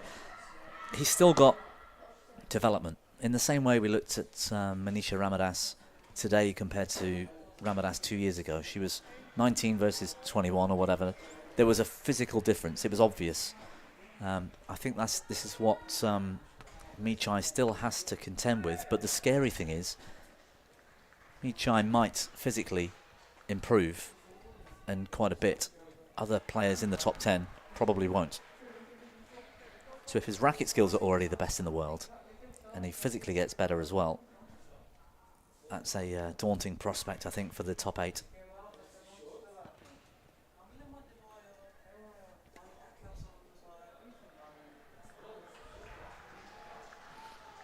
So I guess to answer your question, Miles has found a way to combat Michai's intense skills and reading of the game, which I think begs the question, what does Michai do next? When it's not working, where can he go? He can't physically get faster, if that makes sense. He can't turn the match into a physical battle because he's already at maximum. Whereas I think Miles can try and outpower, use his speed and power to great effect. And that was the game plan. 11-9 into the second. Miles must be feeling so confident. So Miles is doing that in the same way that Coombs, Kristen Coombs of England, got through to the final at the Paralympic Games, beat Chu Man Kai, beat Michai, got through to compete with Charles, and it was close in the first. It might have been, you know, a closer match in the end. Speed and power was enough to get through these types of guys, and I think that's what Miles is relying on here today. But Miles is getting better with his racket too. He can also start turning it on with his skills. So I think there's a plan B if Miles needs it. I don't know what Michai's plan B is. So Miles could win this. He could pull away. Short answer. 5 minutes later. Yeah. It's Beatriz Monteiro of Portugal in the middle there, enjoying this week. She's highly ranked actually in the women's singles SU5. She's top 3 in the world, which is on paper, I think, in reality, and she'll admit she's probably not quite at Tulamasi and Ramadas and Yang Shishia's level just yet, but she's improving all the time.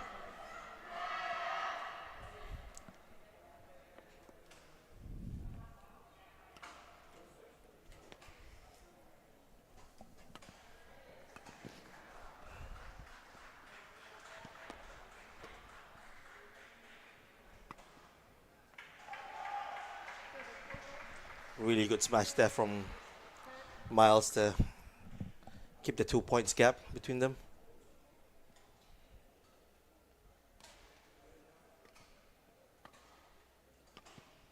That's great work from Michai, but how well did Miles recover? Yeah, exactly.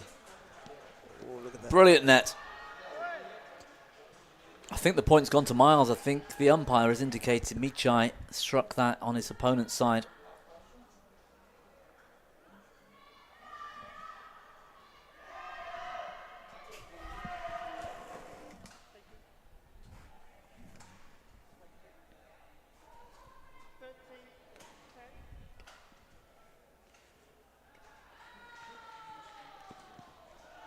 Yeah, well played. Changing the angle of the racket at the last second. I think unlike the other disciplines we've seen in the recent matches, a lead here is less threatening compared to SU5 women's singles, for example. If Yang or Ramadas was up 3 or 4 points, that's going to be tough to recover from. I think you can get 3 or 4 points back in SH6 men's singles very quickly and easily if things go your way. That's true, and now it's 1 point off now.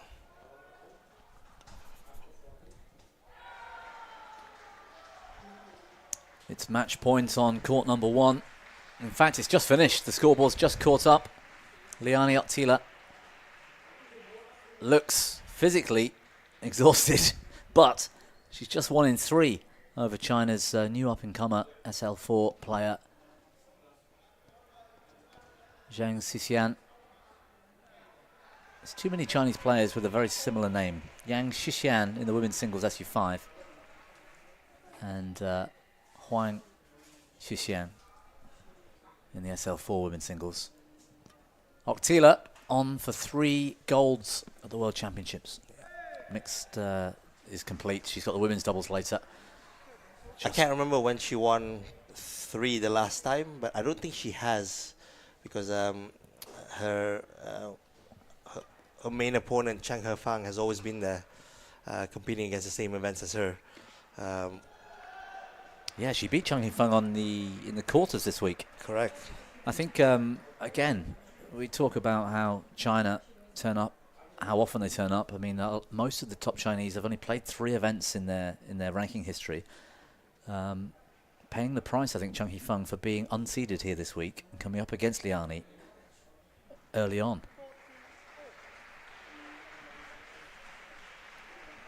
It would be amazing if she wins 3 gold medals today. I don't know how many world titles. I've got her down to do it, you know. I think physically, depending on how fit she is, stamina, and if she can still got some strength in the legs going into that last match, because she almost hobbled off the court then in the singles. It went to 3. I don't think she wanted that one to go to 3. But physically, if she's in the match later, I've got them as favourites. We had a friendly sort of prediction pick thing this morning in the office, didn't we? So that's... Oh, yeah. I can't remember, but I think I've picked Liani to win 3. Yeah. I mean, her and Kalimatos in the women's doubles, you know, they've been playing together for 10 years or more now, and just knows each other very, very well. They're so physically strong as well. So, and that Smash is up the a line. good smash from Michai there, right at the corner, to take that lead to 17-15. There's lots of emphasis for Miles Krowski in the coaching advice. You can see he's pretty much every point he's turning around and having a chat with his coach. Looks to be a different coach from what I can remember from the Paralympic Games. I'll have to have a chat with Miles about those sorts of changes.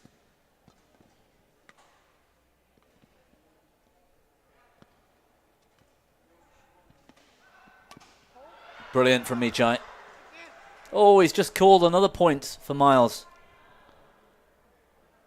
Well, we won't get that kind of replay, the net view that we sometimes like, but that net kill, according to the umpire, was illegal. He hit that shuttle on Miles' side of the court. Point goes to Krowski, back to within one.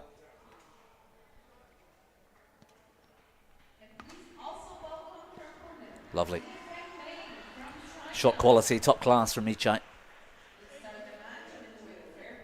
Quite often you get a feeling of if this goes to 3, who's going to win? You know, the player coming back so often does well in the third, that kind of thing. I've got no idea. Absolute coin toss, this one. Miles could win in 2. Michai could win in 3. I've got no idea. It is, like I said, the most unpredictable event that we have. Anyone could beat anyone on any given day. With the early match like Lucas and Naveen Sivakumar in men's single SL4, Yep. you expect Lucas to, you know, step on a little bit of a gear, Yeah. and just race ahead in the third. It was a wonderful reverse slice from Michai.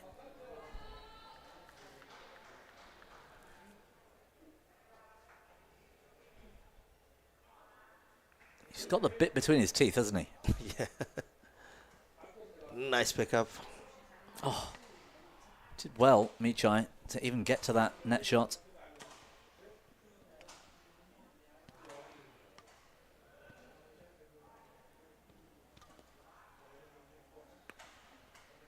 Good rally.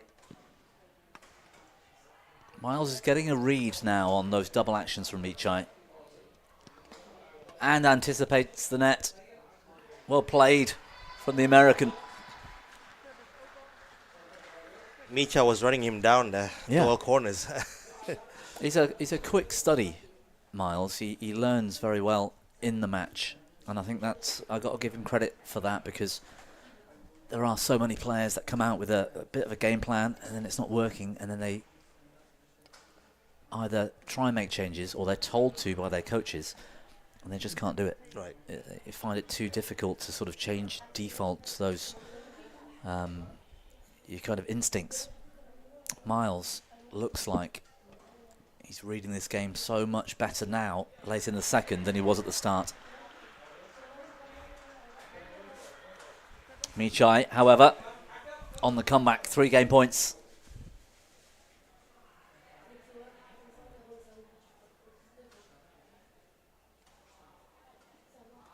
Serve out wide.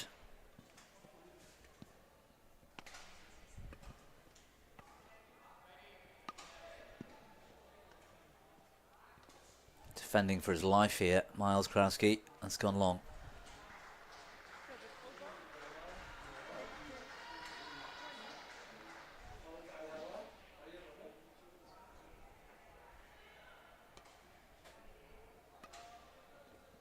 Oh, great defense. Thought it was all over in terms of this game. Miles keeps that shuttle alive and finds a winner with the backhand.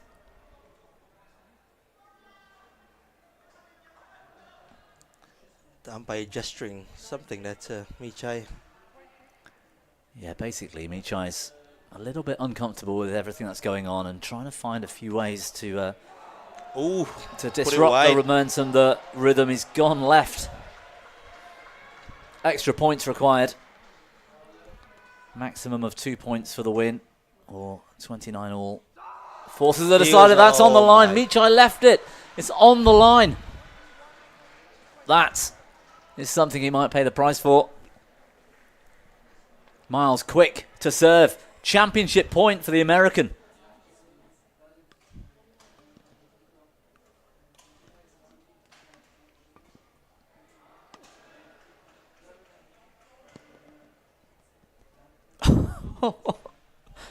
Confidence at the net. He's done it! Oh, he's done it. Miles Krowski is the world champion in men's singles. That is absolutely outstanding from the American. Jubilation from the USA team there, the coach as well. The first men's singles SH6 world champion from USA. That is amazing. Well done, Miles Krowski. First American world champion in all of para badminton, isn't it? Yes, that is exactly. That is just something astonishing. The achievement there from Miles Krowski, not just the way he handled the second, not just the fact he's in the final, but all week Miles Krowski has been an absolute hero. The people he's beaten just to get here, the circumstances. I feel a little bit emotional for him, but, you know, mixed doubles silver medalist at the Games. He's fallen out with his partner. They're not competing here this week.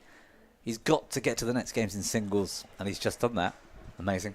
Yeah. A bit emotional there from Miles as well. You can look at his face.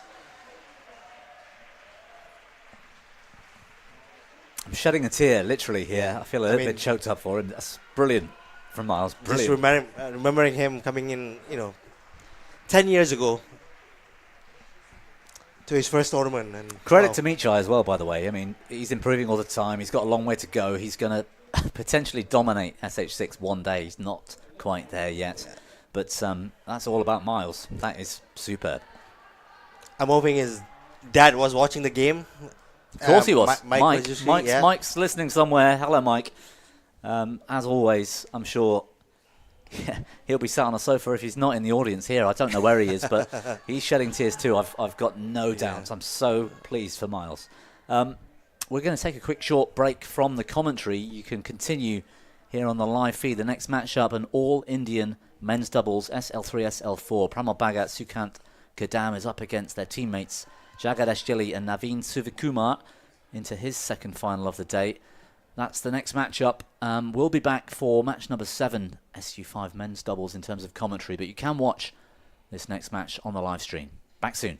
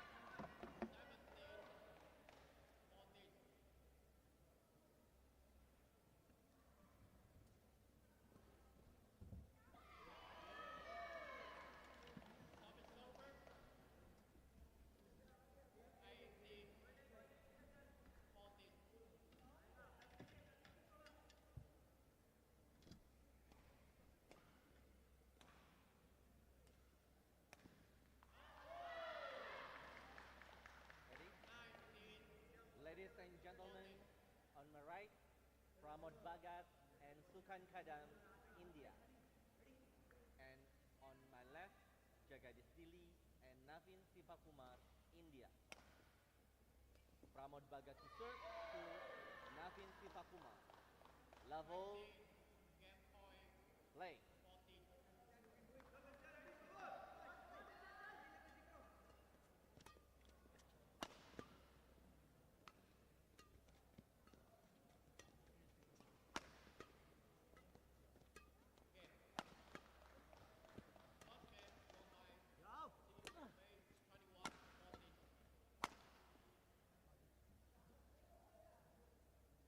Server, one love.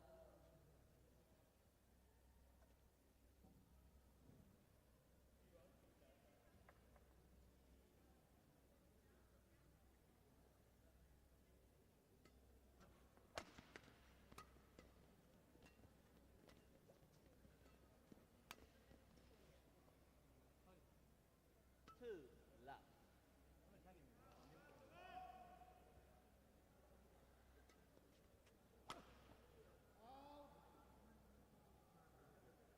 Three love.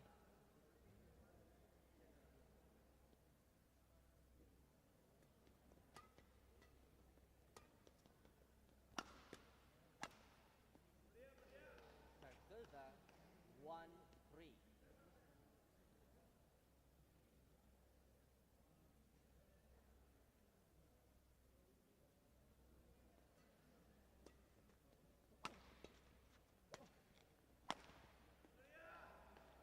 Two three.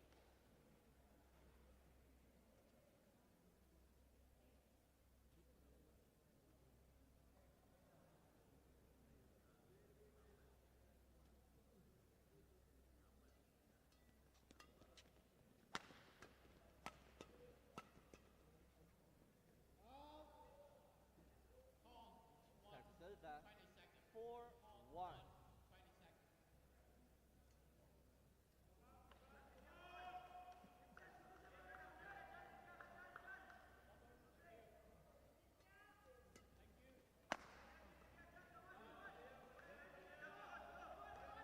Server, 3-4.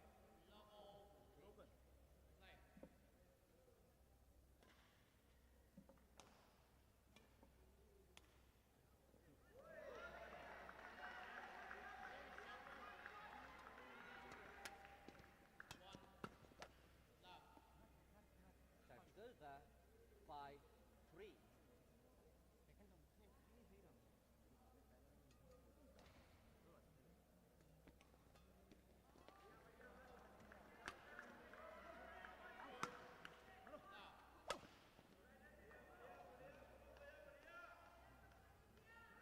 Server, 4-5.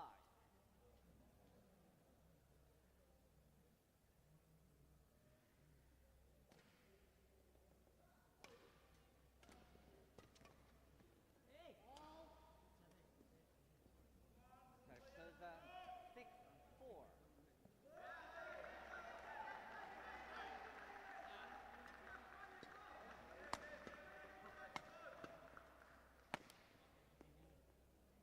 Seven, four.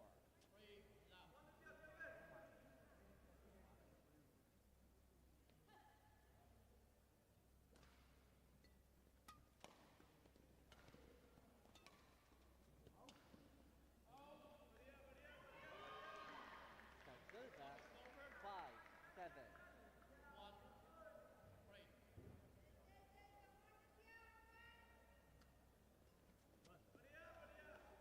6-7.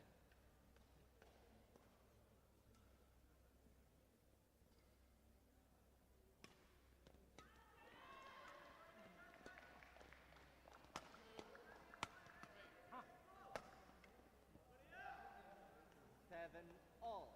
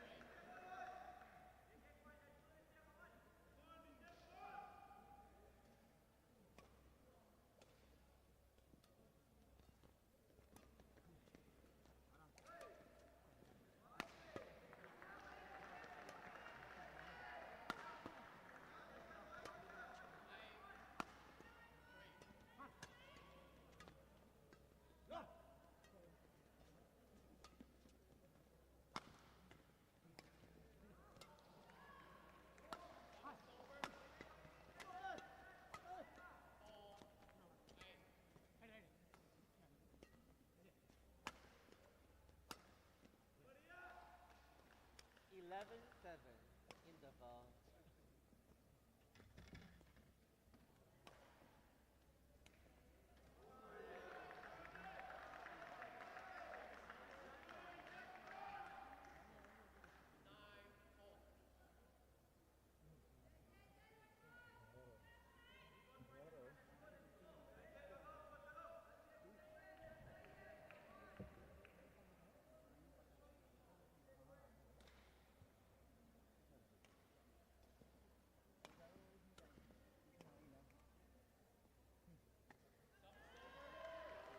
Court 2, 20 seconds.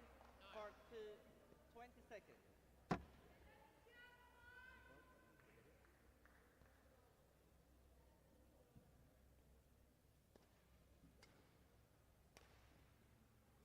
11-7.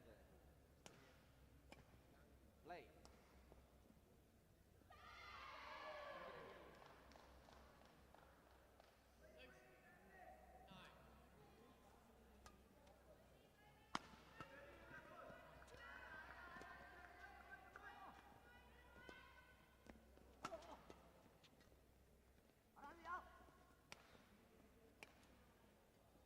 Serve server 8-11.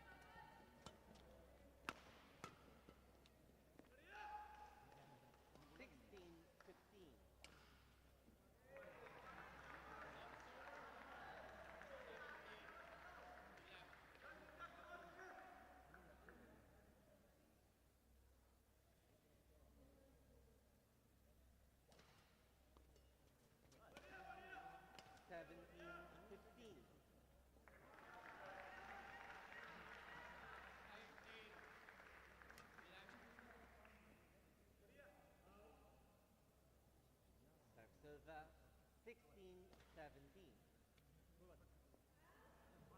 Jagadish, get ready.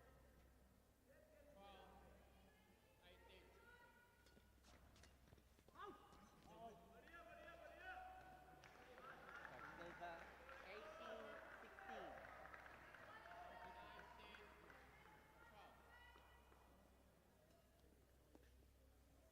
Serve 17-18.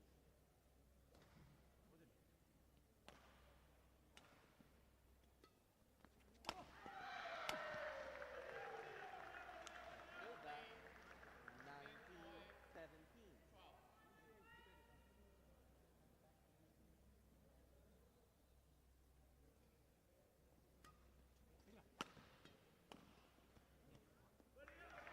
20, game point 17. Serve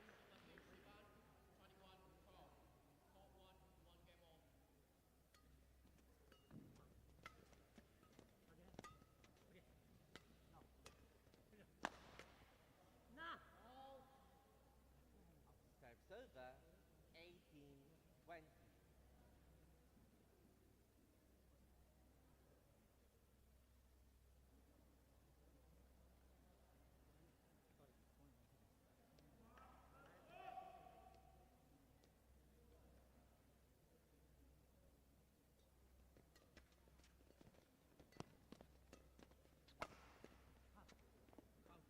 In.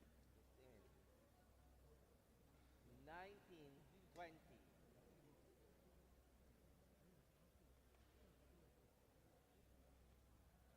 Bukan.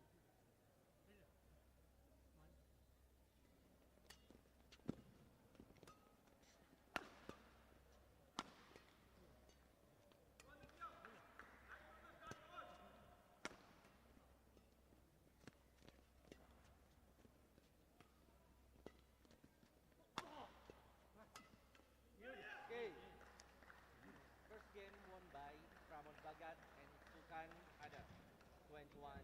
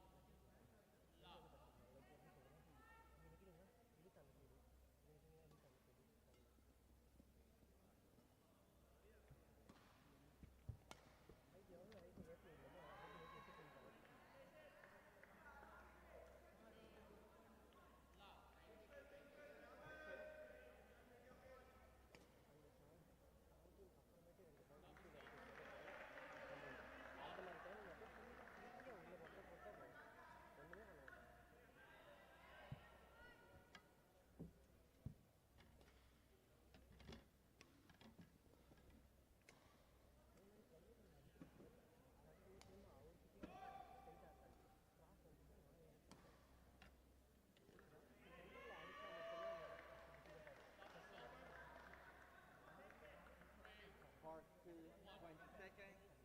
Court to 20 seconds. Wait on court. Get ready.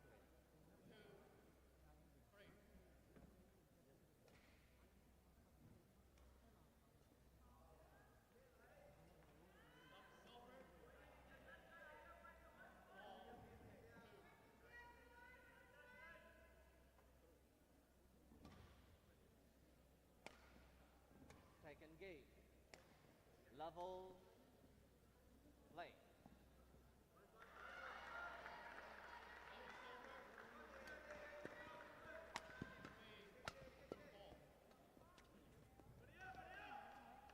One love.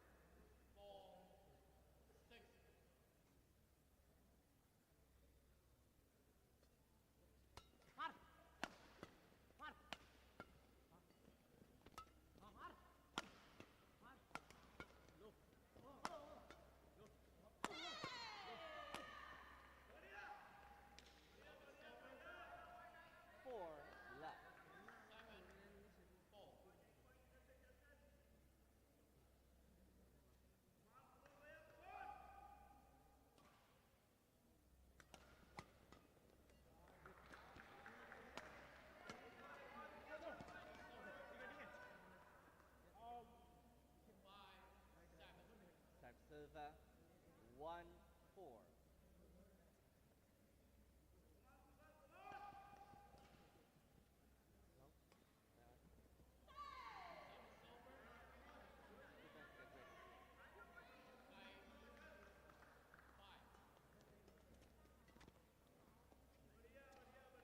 Server 5-1.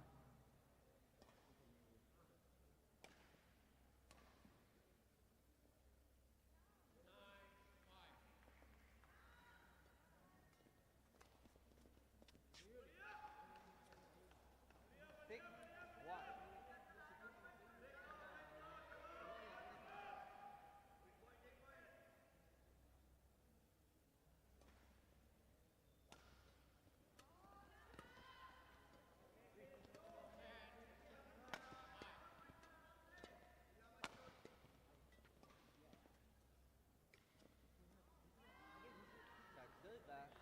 Server 2-6.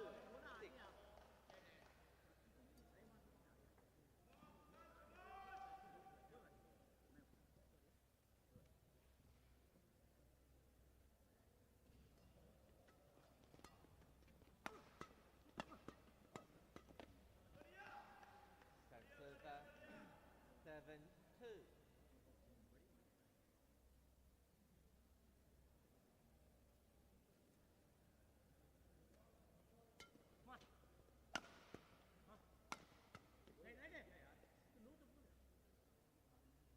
Server 3-7.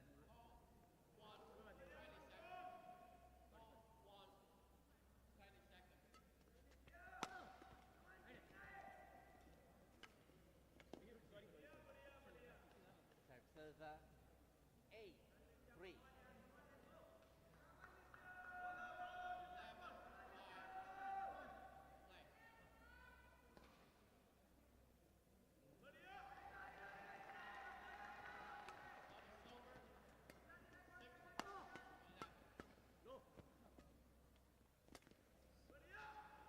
Nine, three.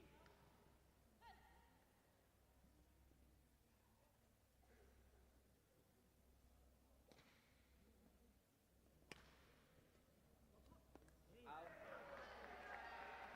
Server 4-9.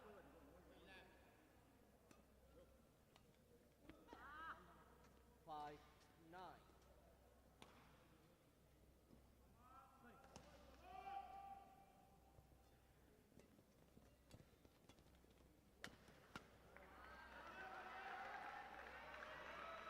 Server 10-5. It's okay. It's okay.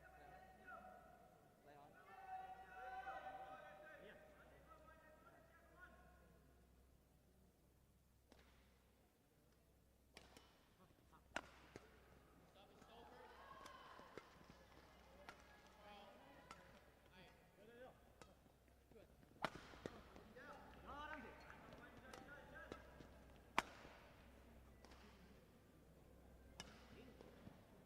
Server 6-10.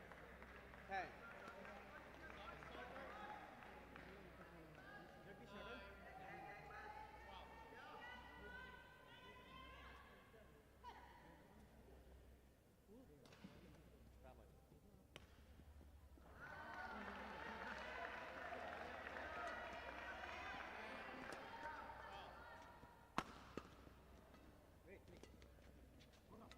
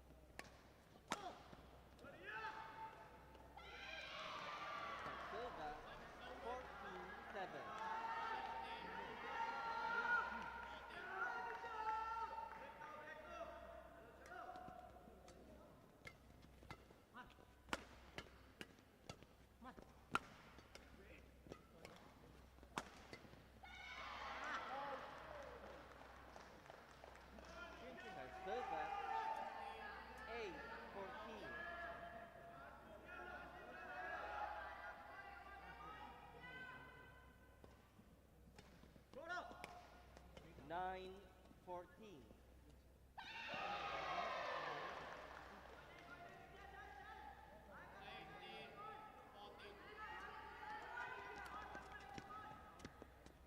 Ten, 14.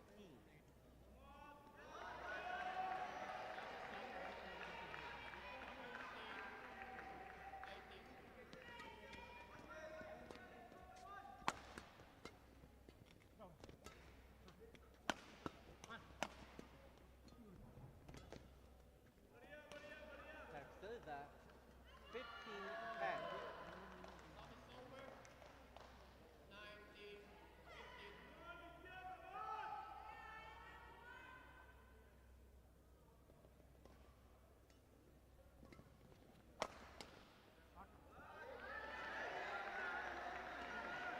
Serve 11-15.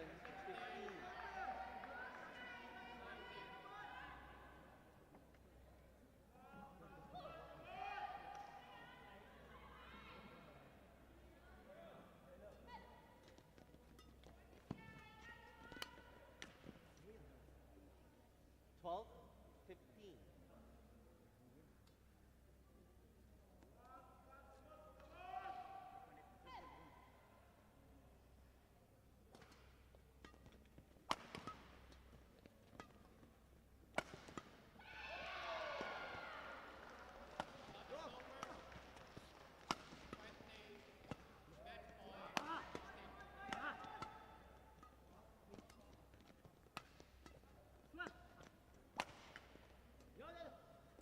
Hold. 13-15.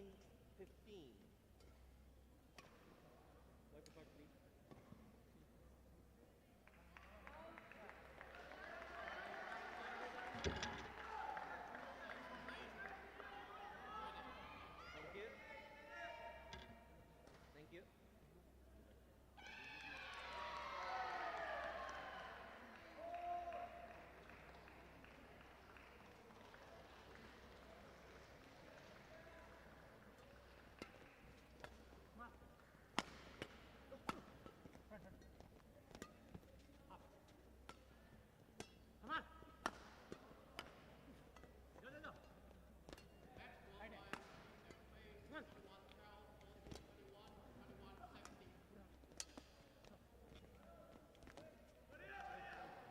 Serve 16-13.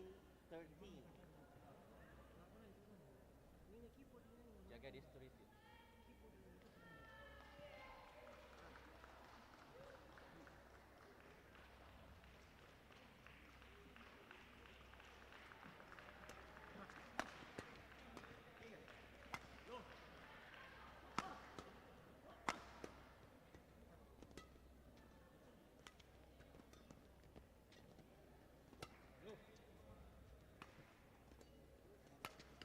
Hey! 17-13.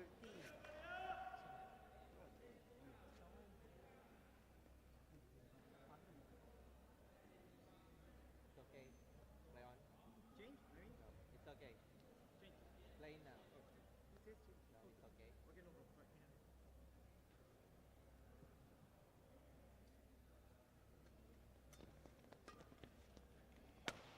Right.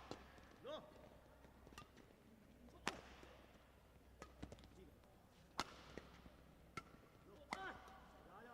Out.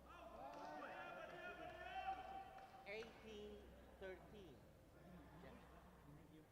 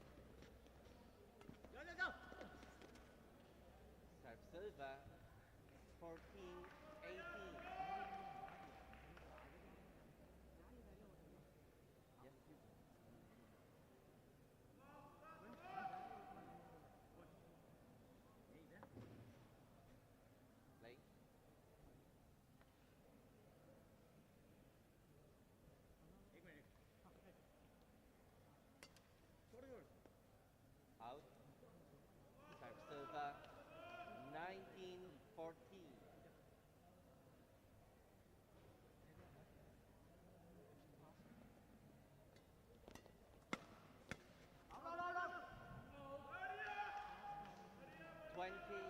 Match point 14.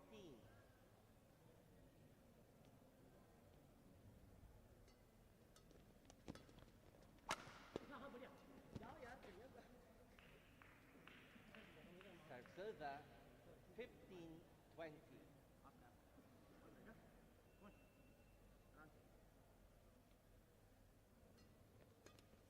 No.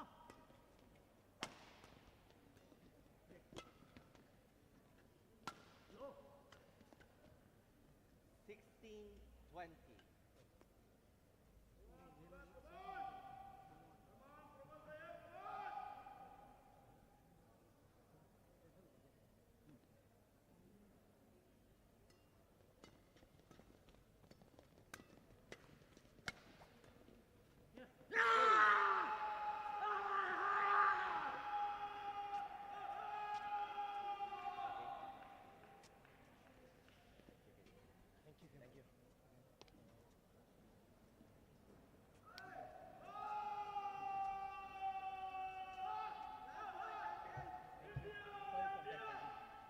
Match won by Pramod Bhagat and Sukan Kadam. 21-19, 21-16.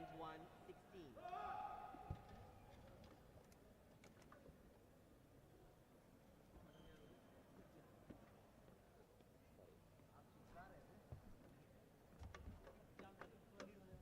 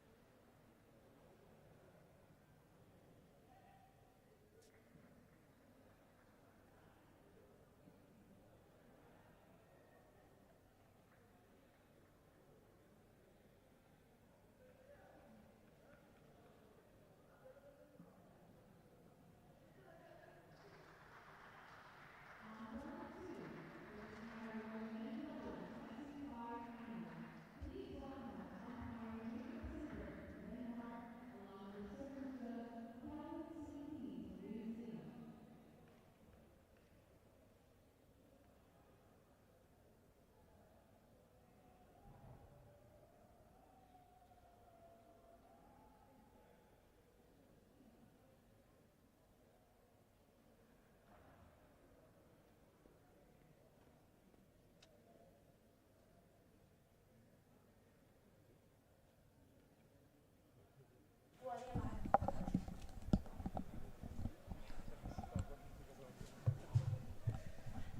Well, if you stayed with us, you would have just witnessed a pretty exciting SL3, SL4 men's doubles final, all Indian affair where Pramod Bhagat's Sukant Kadam came through to take the World Championship title in straight games 11 and 11.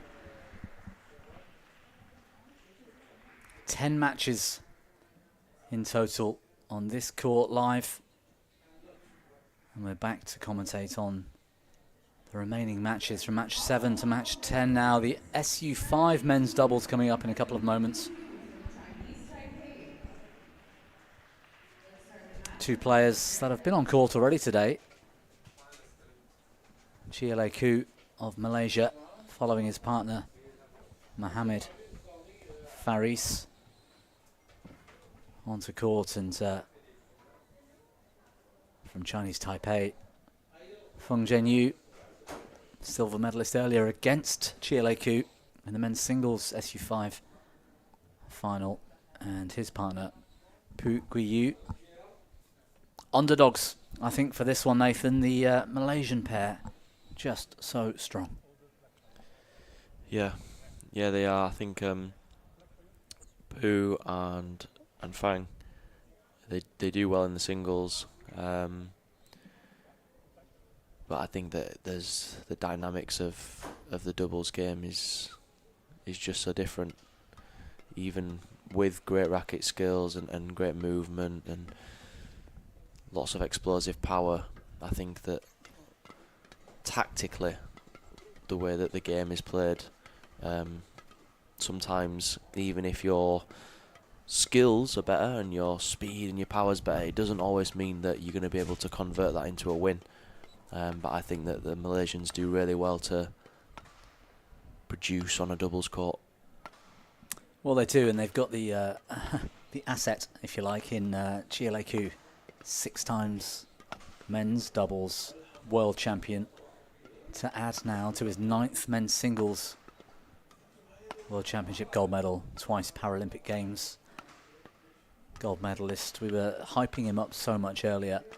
The first title I could find that he'd won was the Asian Championships, which is not an easy title to win. In 2004, he was 16 years old. 73 career titles now in para-badminton, Chia Lei Koo. Wow. It's incredible, isn't it? And yeah, he's certainly in the standing disciplines, he's arguably the best para-badminton has ever seen.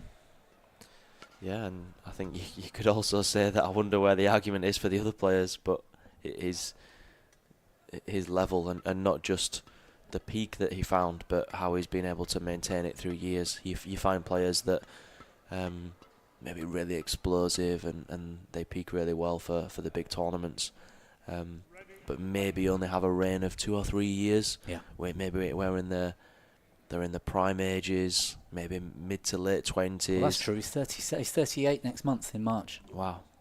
And already won his singles final today quite convincingly. Yeah, and I think that might be important here. I mean, arguably you could say it's the same for Feng, but Chia has come through into both finals and completed the men's singles final already. He hasn't dropped a game in anything all week. And he used to drop games quite often. He used to drop games to players or pairs that were ranked well below him as well, because I don't think he was that fussed. He was happy just to be out on court and try a few skills and sort of let it go to 3 and drop games. But I think there's a professionalism about him now that says, hey, I am 37, nearly 38. I've got to maintain my body, look after myself. I think as you get a bit older, I mean, you wouldn't know, you're not there yet. You're only, what, 25? 25, yeah. But I think perhaps he's more focused on getting the job done quickly and saving his body.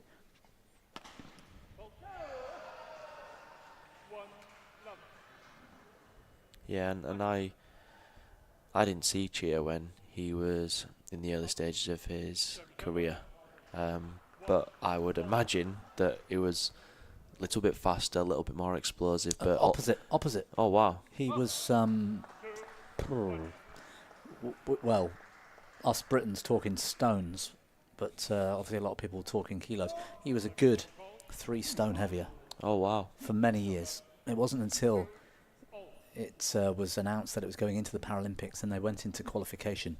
Even in 18-19, he was still quite heavy. It wasn't until 18 months out he shed maybe 15 kilos, something like that, and actually became the athlete physically that he is now. I mean, he is explosive, very explosive, but he's become, I think he's faster, watching that men's singles final, faster today than I've ever seen him before. Wow.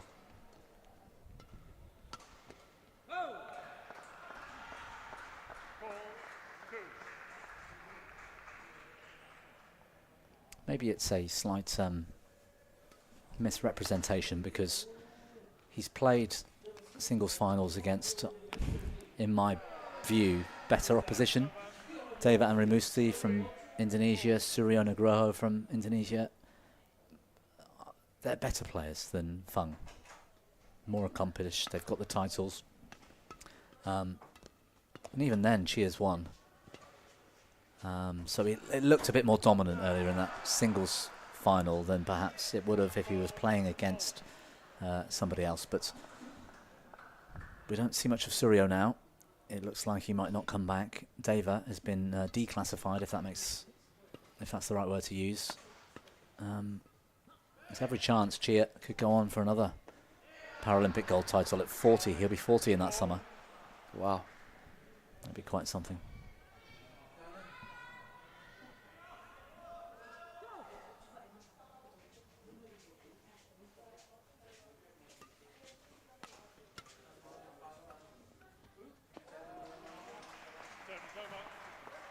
Good cross drive.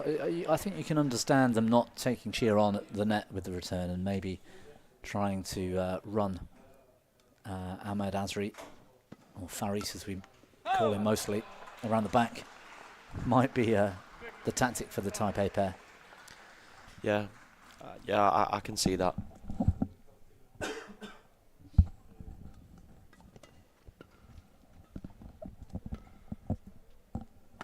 I think as well with if you're playing against a stronger player and a weaker player, you quite often want to really isolate the stronger player and make them feel like they're not in the game. Yeah, that you're not in the game. And even though you're a great player, you're not going to be hitting a lot of shuttles.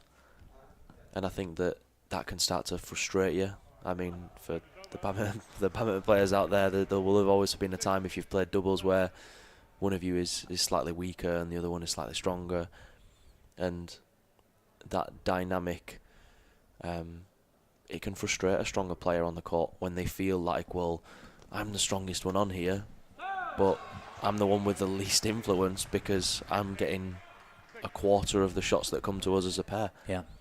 And just by playing in that way, tactically, it would make sense because you wouldn't want your stronger player hitting most of the shots if they're your opponent. No, look what he's just been able to do there, up round the head, finds the perfect smash down that pocket, if you like, of the opponent. One shot, it's all over. So yeah, I get it. Yeah, and I think that it shows. See, look, Chia started at the front of the court there, and he was going to come back for that lift. He's so desperate to be in the game. Yeah, to get more involved in the game, where traditionally you might have expected that the front player just ducks down and lets the partner do a bit of the heavy lifting there. But it shows how much he's wanting to get into the game. We were watching the end of that 3-4 doubles final that was on this court a few moments ago, and I was talking about my experiences in that class, obviously, in playing doubles. We were talking especially about the first three shots. I reckon, I mean, look at the Taipei guys on serve. They're having to hold the racket and the shuttle in the same hand, toss it up, and find a quality serve. Chia has got an advantage because whilst he can't raise his right arm sort of past midway up his body, he can't lift it up, for example, you'll notice when he goes up in the air and takes any shot above the head, his right arm, because he's left-handed, his right arm doesn't really move, it stays hanging down beside him. But on serve, he can get it into a normal serving position. He's got use of his hands and fingers. It's got to be a big advantage on serve, surely. Yeah, it's massive. And it's not necessarily from a perspective of the control of being able to hit a backhand serve instead of a forehand, which you'll see on here, but it's the predictability of when the shuttle is hit. When you see that forehand serve, the shuttle is in the air for maybe 2 or 3 times as long before the shot is hit, and it means then that it's almost like a countdown of 3, 2, 1, go. So the timing. Yeah, and that initial push load off your legs, yeah. that you can use when you're receiving a forehand serve in doubles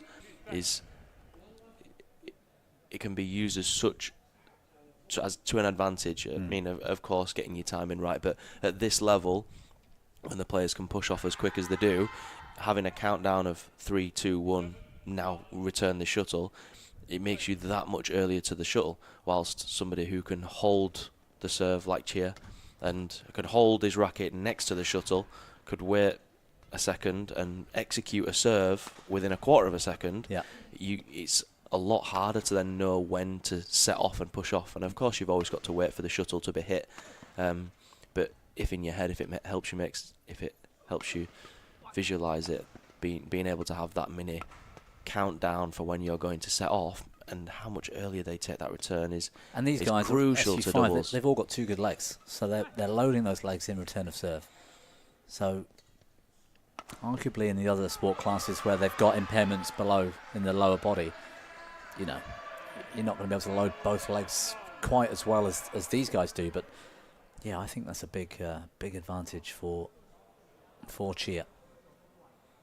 Yeah, you mentioned about that leg strength, and you'll be able to see while watching the match where the returners are receiving the return from. If you look at their feet position, it will be a lot closer to the front of the court in this category Chia's toeing the line than what it would be in a SL3, SL4 doubles, like you will have seen in the previous match.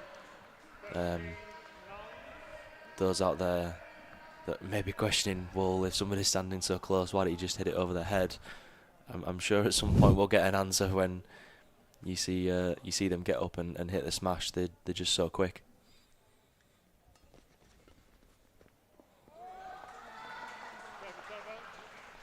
I like the work of Poo so far at the net and in the mid to net area. I think he's been quite effective. There you go, there's one, and that was a sort of laboured half smash, wasn't it? Just a controlled attack.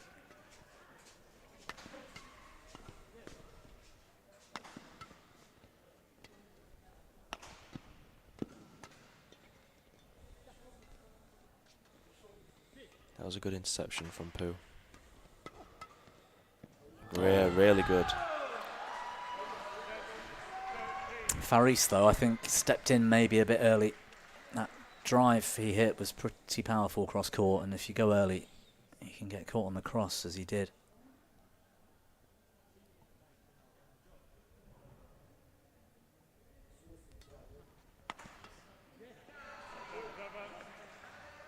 See, again, that was the reason why you don't see a lot of flick serves in doubles when these guys can hit it as hard as they can, even if there is a big space behind. What a read from Chia. Lovely. Moving fast and playing a slow shot, I think, is one of the hardest things just generally in badminton. Getting up, winding up to look like you're going to hit with power, or get there so early to hit it hard, and then slowing down and playing with control. I think it's just something lovely to watch all the time, isn't it? Yeah, it's funny you say that. My dad, when I was a player, when we were travelling round and travelling in the circuit and playing between 20 and 30 tournaments a year, that was something that he said quite often, where you see the best players seem to move fast but be able to control the shuttle so well at a slow pace. Yeah. You have to almost disassociate the speed of your movement with actually what you're going to do with your racket. That's right. Which I think that you see a lot of the time at an amateur level, where you move fast. If you move fast, you hit hard. Yeah, you move fast, you hit hard, and you tell yourself that you're going to play a net shot. A lot of the time you maybe walk or strut up to the net and then hit a slow shot, because you tell yourself, well, I'm going to hit it soft anyway.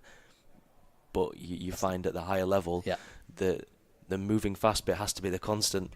Yep. And the decision you make with the shot is where the tactics comes in. Yeah. Yeah, like there from Faris. Got there early and wow, just controlled it down. Lovely from Chia. A bit closer than I thought, this one. 16-13, now 17-13. They've met twice in the past, and we're going back 4 years for their first meeting. Thailand International. Both meetings in straight games for the Malaysians. The semi-final of the Japan International last year. Only 2 months ago, actually, just over 2 months ago. Semi-final 21-18, 21-11. That's their second and most recent meeting.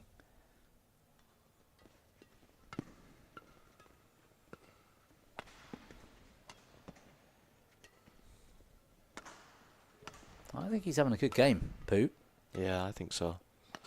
You could see a little bit. Again, little movement forward. He was expecting that. Good read. He's getting a lot of the shuttle, isn't he, as well?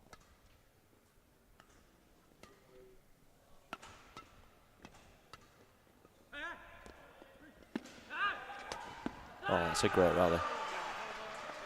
He'll be happy with that, will Poo.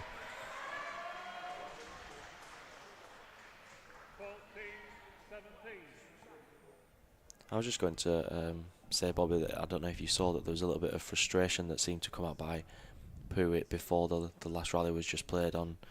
With his, he had a little bit of communication with Fang that I don't speak the same language, but I imagine it was on the lines of, look, we're in this game. Yep. Let's keep fighting. We've got to keep the intensity up. That's the thing that I like so far, the intensity of Pu. I don't think it's being matched by Fang, who's a very natural singles player, which is, there's this sort of less explosive pace, especially around the mid-court. You almost sort of just cruise back into position. You can't afford to do that in doubles at the top level. Yeah. I think Pu is doing really well. And I think it's quite likely to also show that he's the one that leads the way a little bit in a doubles pairing. You hear about that sometimes, where we have one player that leads the discussions in pairings. Sometimes it's close to 50-50, but naturally there's always going to be one of the players that maybe leads a tactical discussion or makes a decision on what to do. Yeah, I agree with that. Always seems to be a bit of almost a leader, doesn't there? Sort of team captain of the pair. Good lead from Chia. Short serve, falling short. That's a nice shot. It's a great hold. A little bit slow to react there, I thought. Chia Leiku.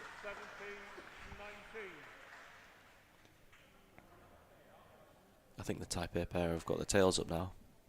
I think even if they didn't take this set, I'd be surprised if they didn't start the second set very well. It's a poor miss from Faris.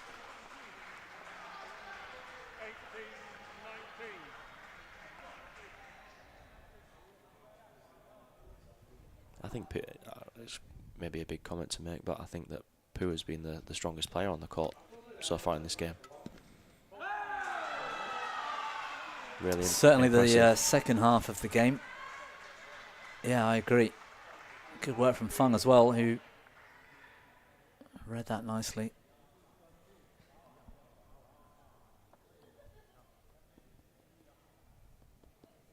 I like the confidence as well to flick Chia at 1918 and make sure he doesn't start anticipating too nicely. That's gone wide. What a time to miss.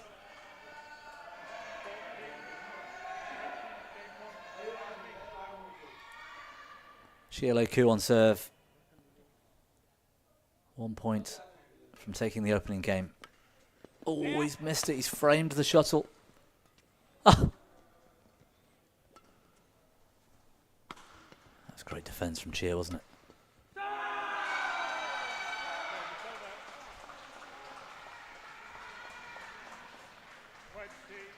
Wow, what a game.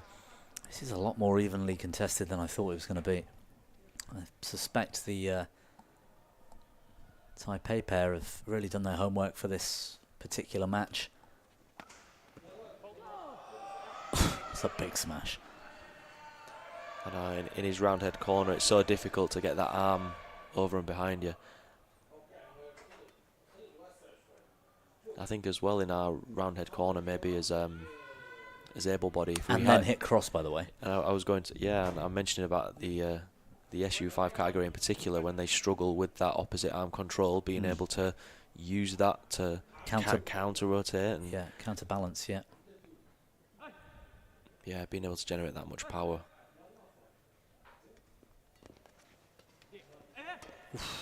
Faris misses. Chia picking up the pieces. Just looked a bit rattled. His movement in that rally was a little bit stuttery, like uncertain.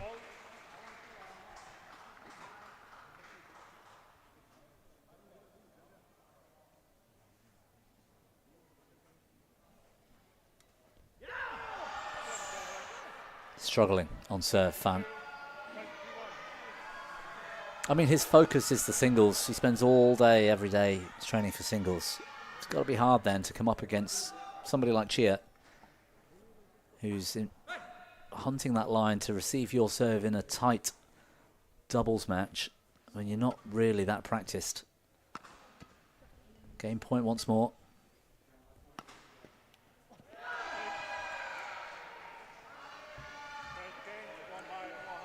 Get through, but it was a lot closer than I think most would have expected. Advantage to the Malaysians. Yeah, I'm surprised they were so eager to lift cross. So then that smash came down on Fang there. I think that it showed in the previous rally with that mistake on the serve that he was struggling with nerves, and I also think that Poo's defence has been a little bit more proactive than Fang's. Yet your first opportunity to maybe shift the shuttle onto the other side of the court and take away a little bit of pressure away from yourself, but instead he kept it on himself, received the smash, and then made an error on the defence, returning the smash.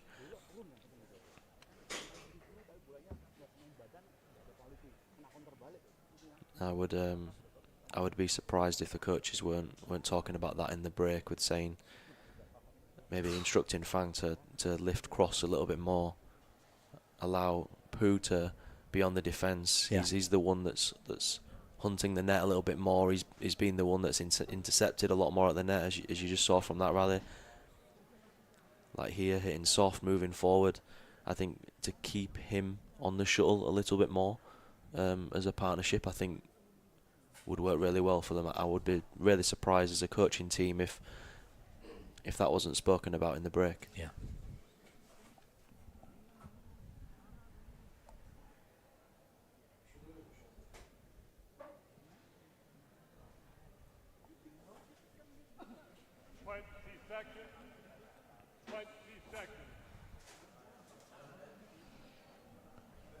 Two of the top three pairs in the world rankings in action here, with the Malaysians unsurprisingly in top spot and quite a far way above in top spot, having only played 5 tournaments. Well spotted, Nathan. Fung and Poo, 8 tournaments, ranked number 3, but they've got a long way to go to catch the Malaysian pair.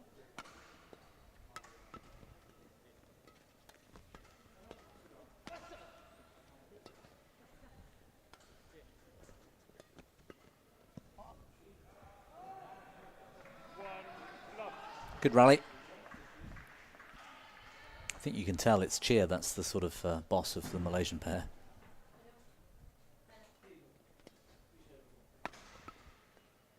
Apparently he played in the Purple League in Malaysia, able-bodied, at one point. Wow. Really? Yep. That's pretty special, isn't it? I might have to find that online if there's the games out there on YouTube.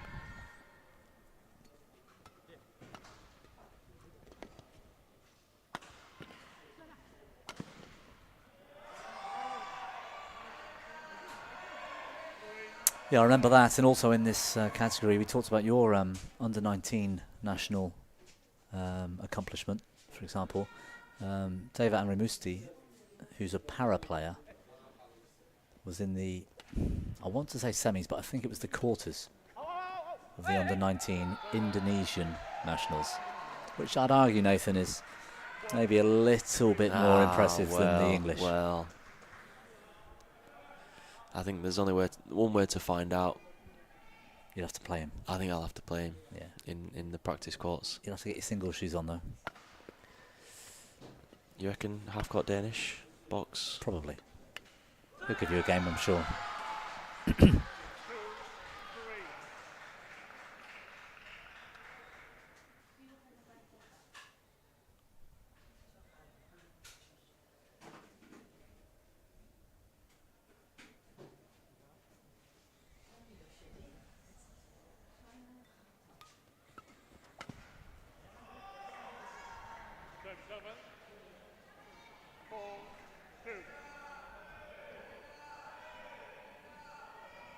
Did well the pair from Taipei to not let the Malaysians run away with the opening game and get back into it. The biggest lead was only, I think, 4 points at one moment, 3 otherwise, 2 or 3. Good defence.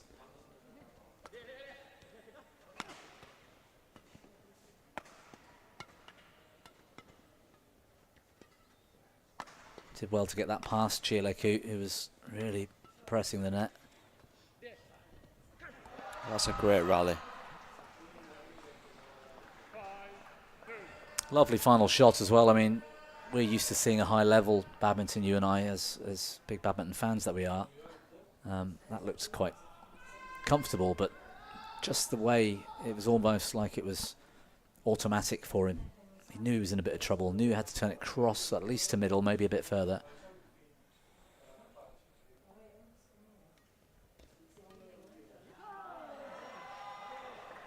Yeah, definitely, isn't it? Pooh is definitely the sort of mid to net player of the Taipei pair. Feng's just not naturally that comfortable there, is he? Yeah, he found himself at the front of the court maybe 2 rallies ago now. But even though he was taking the shuttle early, he didn't add enough pressure to be able to finish the rally. Oh, what happened there? Right hand, left hand combination. Always useful to go down the middle. And this time a clash of rackets.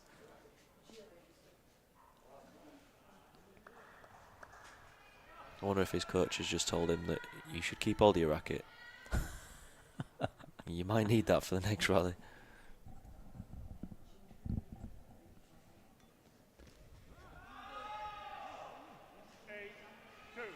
I've seen a player, para player, in a singles match. I'm not going to name names. Walk onto court for the start of the second game. Get into a position ready to receive serve with the server, your opponent. You've lost the first. Your opponent's about to serve, waiting for you to be ready. You're ready. Realises he doesn't have his racket. What, in his hand? He's left it. You don't need to laugh. It's not that funny. It is that funny. Utterly ridiculous. That's quite funny. So nervous. Got ready to receive serve. I wonder how he stood. Like he was receiving serve. He was sort of... Did he make like a fist where his racket would have been? Did all of that. Didn't have a racket. He was that nervous. If you're listening, you know who you are. And yes, it's hilarious. You can see a lot of frustration now in the Taipei pair. I wanted to say at the beginning, it wouldn't be a massive surprise if the Malaysians started to run away with this second game after what happened in the first, but the way this one started, I thought Feng and Pooh were well in this. Just the last 5 or 6 points have just gone, haven't they? Chia and Ahmad Azri just turning the screw.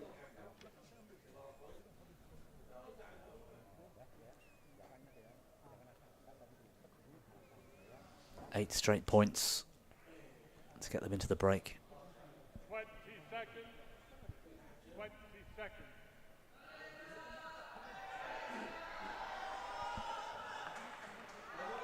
I'd be interested to see if there's quite a big tactical change made by the Taipei pair, because it's a big deficit to come back by, and I'm sure that the coaches have come up with a way that gives them a better chance.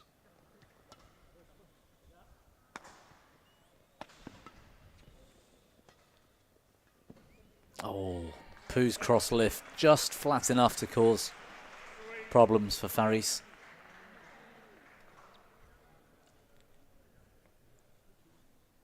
Didn't know whether to jump out for it or to let it drop.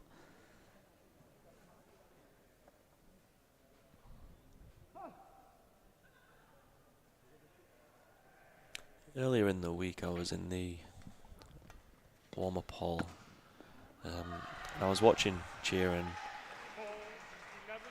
Faris have a training session with their coach, and they spent nearly the entire time doing some body defence with Faris.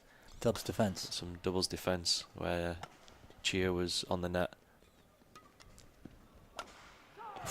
hitting, I would say tap downs. It was more of a slam, but with a very short swing, with being able to generate so much power as much as he does with the short swing at the net.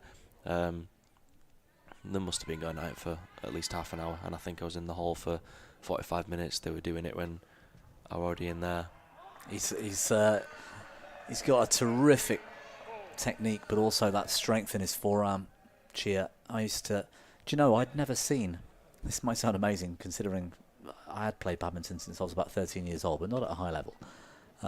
I'd never seen a heavy racket until 2010, my first international para, and became friends with Chia quite quickly because he's actually a very fun, sociable guy, albeit quite quiet, quite humble.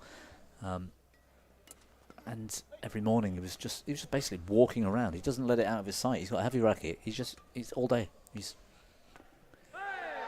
just giving the little flicks, little bits of defence. You know, it's just natural to him.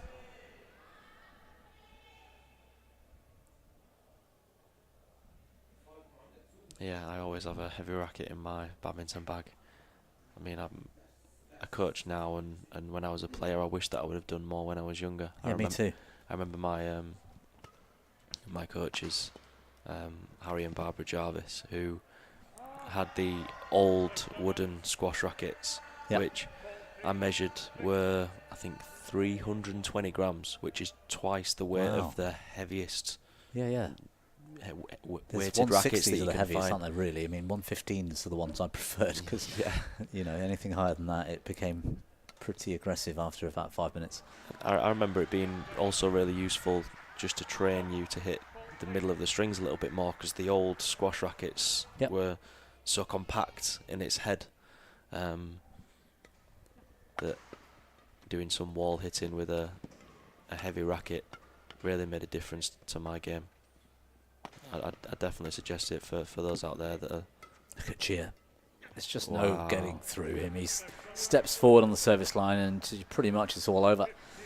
Yeah, I mean, the reason I'd never seen a heavy racket, my junior club, I guess I was playing in, it was enforced upon us. Whatever racket bag came with your racket, you had to go out and make sure you've bought one of those sort of slimline ones that follow the racket. Yep. It's almost tailored to the frame, if you like, which is Yep. obviously very...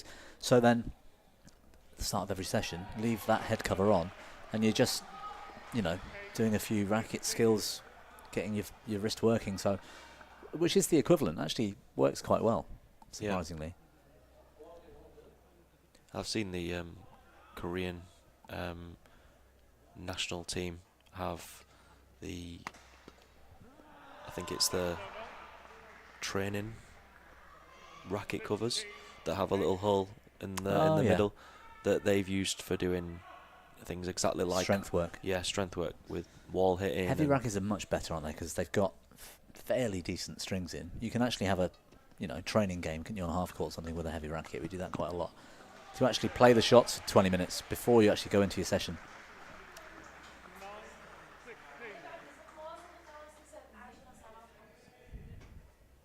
7 points now, this lead.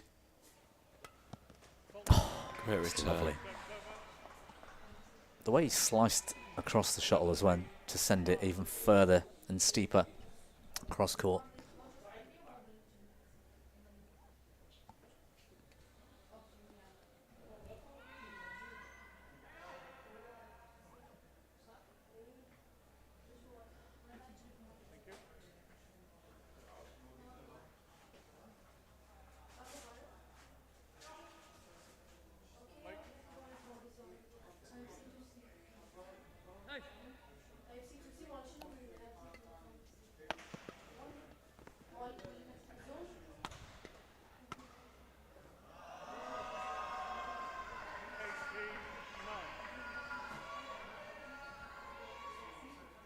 Getting close.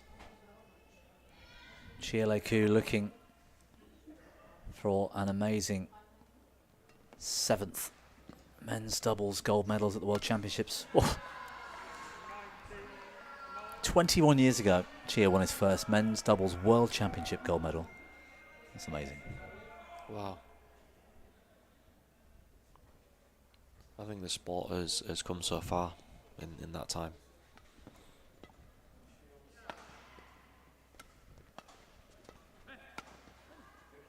Ooh.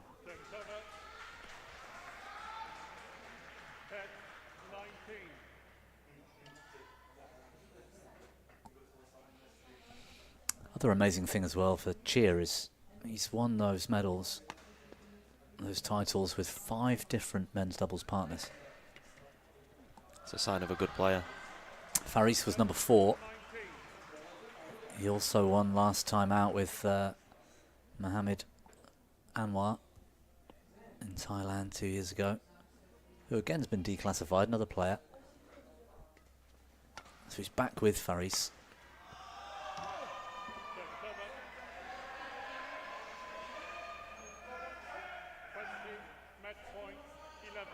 2 of those, that's the other thing I should have said as well, as we're at championship point, by the way. 2 of those World Championship golds were with Fozzie, who's in my category, SL4. It's pretty cool, isn't it?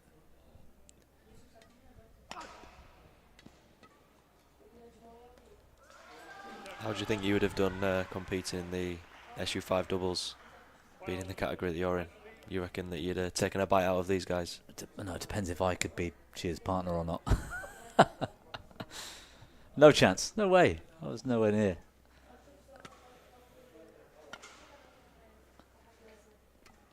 Still, for the gold medal, 8 more opportunities for the Malaysians to close this out once again.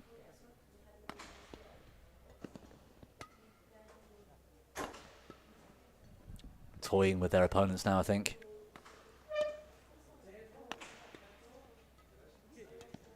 Get back there. Yeah, we're going to keep you on the back line. Get back there. That's going wide. 13-20. In saying that, I did compete twice in, well, 3 times in SU5 men's doubles. Got to the Turkish international final in SU5.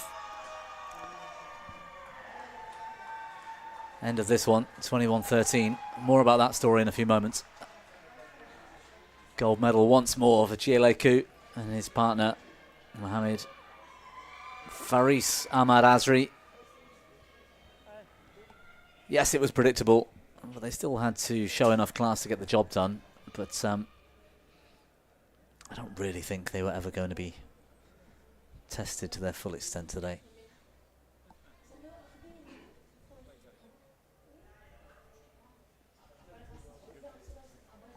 Match won by Mohammed Azri. Yeah, if only Fang hadn't have hit that serve in the net. In the first game, yeah, I mean, those serve in the net and a serve went out wide at the latter stages of game 1. If those 2 points could have gone the other way, maybe we'd have forced a decider, but I still think the Malaysians, too much class.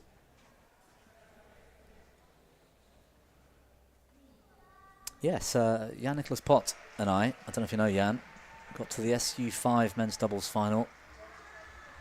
Beat a decent pair in the semi to get there as well. 2 SU5s, played Bart and Ilka. 21-19 in the third, they beat us. So we did pretty well. Both of us SL4s as well. That's very impressive. And Irish International 2017. I played with Kim Gaeun from Korea. Got to the semis, got a bronze in SU5 men's doubles. The 4 pairs on the podium were these Malaysians, 2 Indonesian pairs and us. It looked pretty cool. It looked like I was part of real decent para badminton quality for just that one moment on the podium.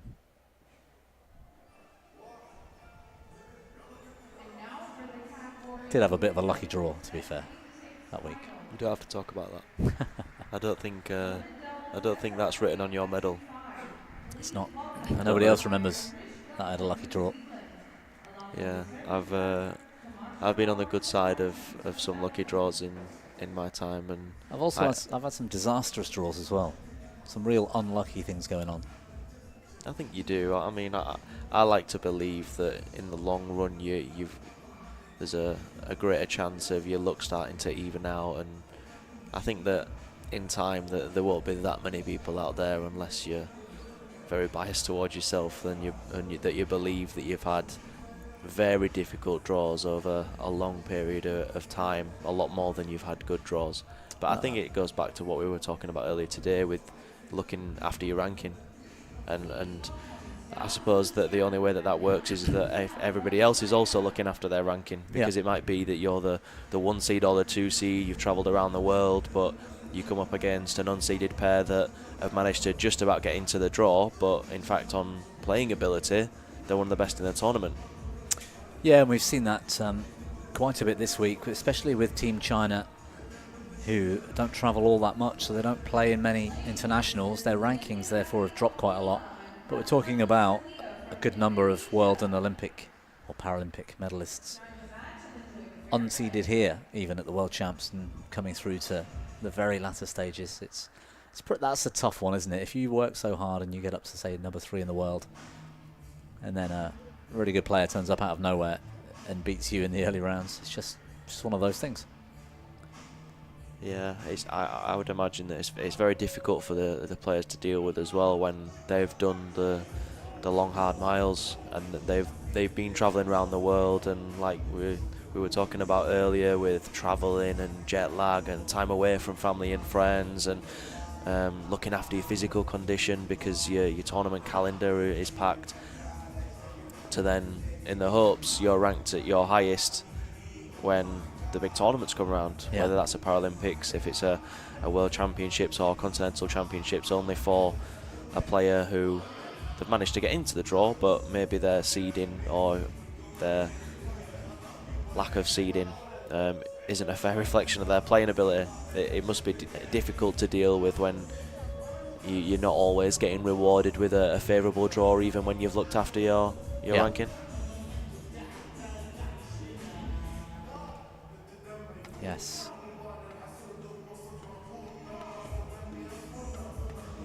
Well, we're turning our attention to the 8th match of the day here on our central court in the SL3 SU5 women's doubles. Another interesting one, Nathan. I've talked so much today and it was such a long time ago, I can't remember what was going on at the very start, but it was you and I who had the mixed doubles match to start. Indonesia versus China. Liani Ratrioktila taking the gold in the mix. She's back on court now, this time with her constant partner in the women's doubles, Kalimata Sadia. Very accomplished pairing. But also Yang Shishia is into her 3rd final of the day. So same as Liani. Liani, 2 golds so far. Yang Shishia, 1 gold, 1 silver. And Yang Shishia is with the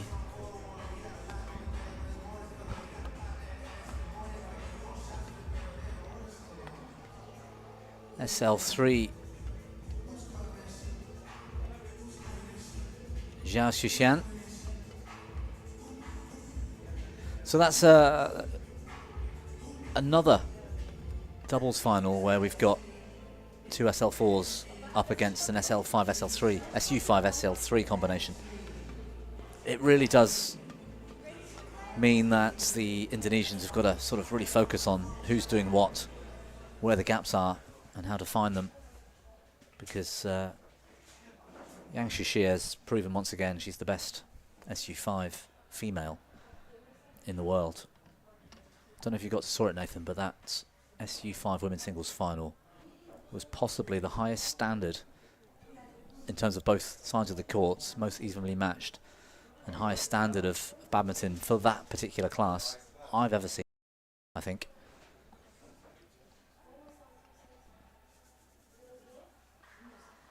But you were talking this morning about finding the space and focusing, trying to work out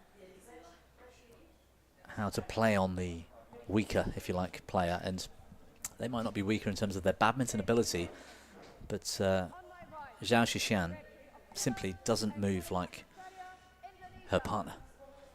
And that leaves an opportunity for the Indonesians, doesn't it? Yeah, certainly. I really like to... I really enjoy watching the dynamic in the SL3 SU5 doubles categories, because it's tactically a very difficult game, playing against a 3 and 5. Slightly easier against 2 SL4 players from a movement perspective, there isn't as big of a gap in terms of the physical ability with covering the court. But there's a very big one in this Chinese pair. Well, I'm fairly confident Yang Shishia from China has got a lot of strength left in the legs. She's so strong, in fact, so fast. My worry in this match is how what the stamina levels are like of Liani Ottila. She looked almost like she was dragging herself off the court in that SL4 women's singles final. They went to the 3.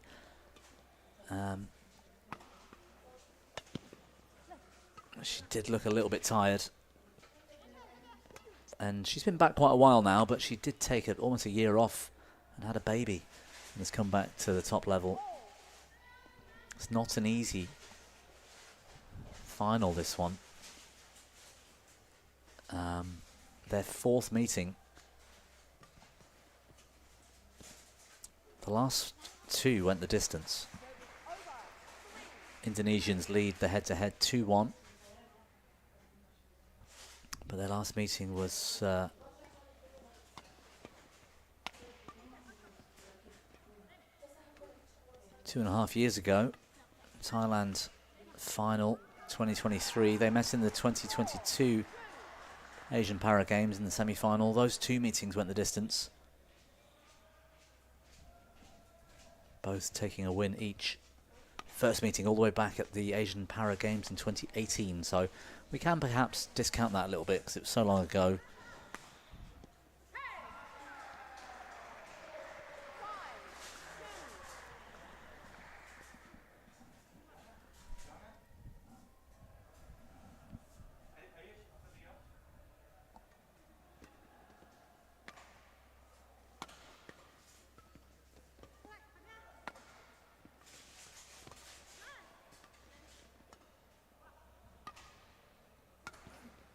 Zhao, the SL3, given lots of time at the back of the court.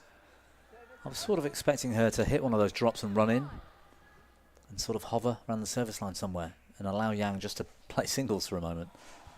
But it looks like they're playing with a more balanced style, at least at the start. Yeah, I think the difficulty with that would be that maybe where traditionally that you might see in a mixed doubles match, where the female player may play a drop and run forward to take the net to allow them to rotate. Yeah, I think it's difficult to do that as an SL3. I mean, you think about you've got to run in and then be able to cover the sideways thing, haven't you? Like yes. across the service line. Yeah, which I hated actually. That's one of my big struggles if I ever play doubles. Yeah, I think that's huge there. I mean, they play on a half court because they're going to struggle with that sideways, that lateral movement. Yeah.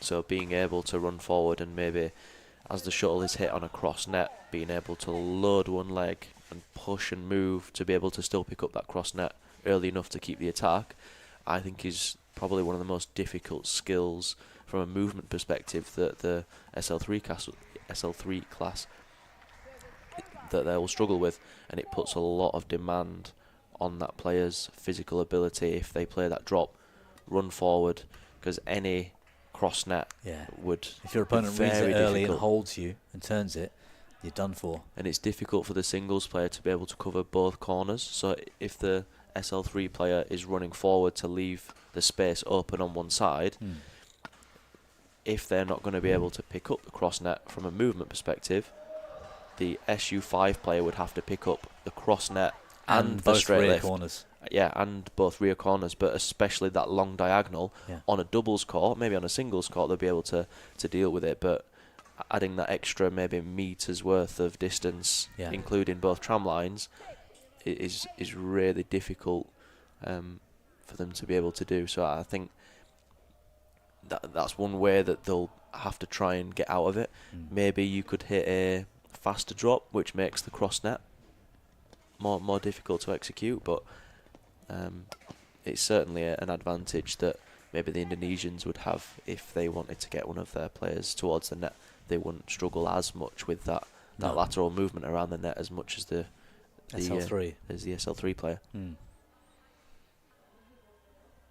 Well, tactically, it looks like the Chinese pair have planned well for this one, holding a, what says 8-6 on screen. In the background on the main scoreboard is the true score at 8-7. Oof, devastating clear. What a pickup.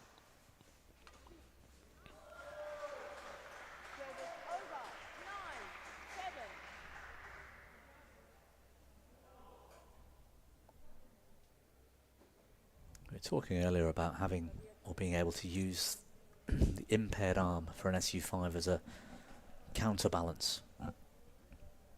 Yang Shishir is pretty much, it's amputated at the shoulder. She's got no arm whatsoever, and yet she's one of the best movers in the game. Very strong, very powerful in the legs.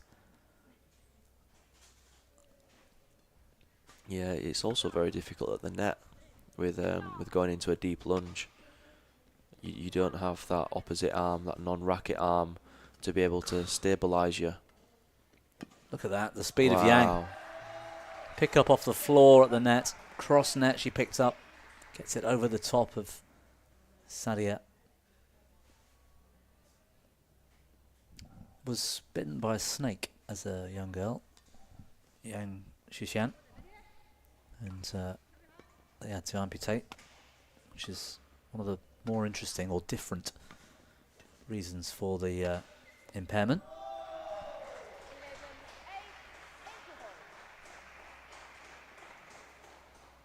11-8 to the Chinese going into the first mid-game interval. There's plenty of good stories, and perhaps some of the stories I've heard have been told in confidence, so I shouldn't repeat them. But it's widely known, Liani Oktila, motorbike accident 2011. I think they had to remove some bone in the leg, and it certainly didn't grow back or heal properly, so she's a good few inches shorter on one side than on the other. If you look, actually, if we get a chance to look at Liani's badminton shoes, I think they'll be at different heights. Certainly she used to play in a shoe with a orthotic heel in the back to sort of balance her out a bit. Certainly a day wear, her sort of casual shoes off court look like that, but I'm not sure these days whether she bothers with her badminton shoes.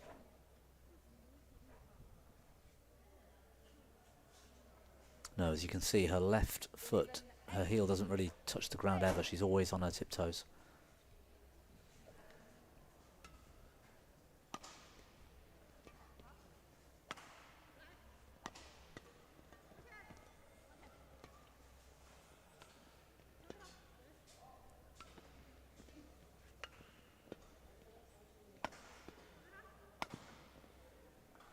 Yeah, great placement.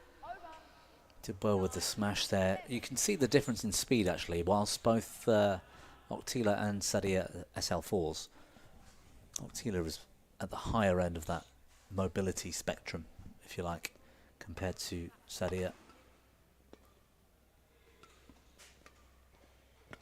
See, they're a little bit late getting across the court to take that as early as she might like.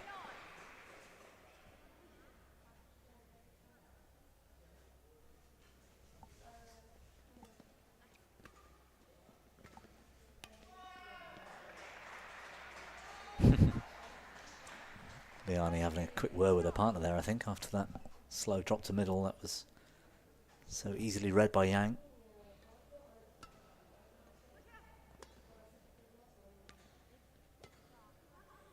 Yeah, that's the risk with slow drop shots. It might get your opponent to take an extra step further forward, which might be the difference between them taking the shuttle early and late, but by the nature of the shot, to allow the shuttle to dip after it's past the net, it's that much slower that if somebody reads that shot, they have so much more time to be able to do something with it. Or your partner's getting a face full of shuttle. Yeah, all that.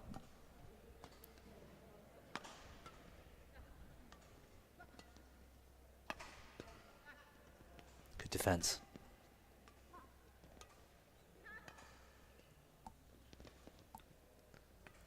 Look how fast she's able to get back up after that deep lunge. Like, I was just speaking about earlier that being able to use that non-racket arm to keep your upper body upright, so then you don't have that much weight in front of you to destabilise you. Yeah, because you naturally, if you lunge, let's say on your right leg because you're right-handed, your racket's at full stretch out in front of you, your left arm is high behind you, isn't it, to counterbalance, like a monkey's tail. They do that quite a lot, don't they, monkeys? I haven't seen a lot of monkeys. Maybe you're in a better place to say. I have seen a lot of monkeys in my time, and they do. Their tail is like a counterweight. It's flipping side to side to keep them balanced when they're running around tree branches and stuff. Yeah. I've never seen para monkey badminton though, so I don't know what the SL3-4 monkeys might look like. How balanced they might look. I imagine it would be quite hard to categorise them and classify them. Language barrier, big problem. Yeah, I don't think there are that many monkey translators about nowadays. No, it used to be a lot more. Impressed so far with the Chinese. And whilst I thought there'd be more of an emphasis on Zhao going to the net, she's really holding her own in defence a lot of the time. That time maybe a bit too difficult. Big sign of frustration on Zhao's face. But I think Yang's playing this in good spirits. She's constantly smiling. It's a big thing as a player, being able to play with that confidence. And I think we were talking about Luka MAZOUR as well earlier.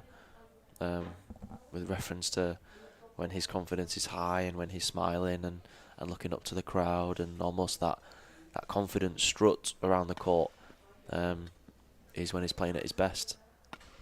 I think you often hear the phrase, when your tail is up. I suppose that comes into our monkey analogy as well. Don't go back to monkeys. Sorry.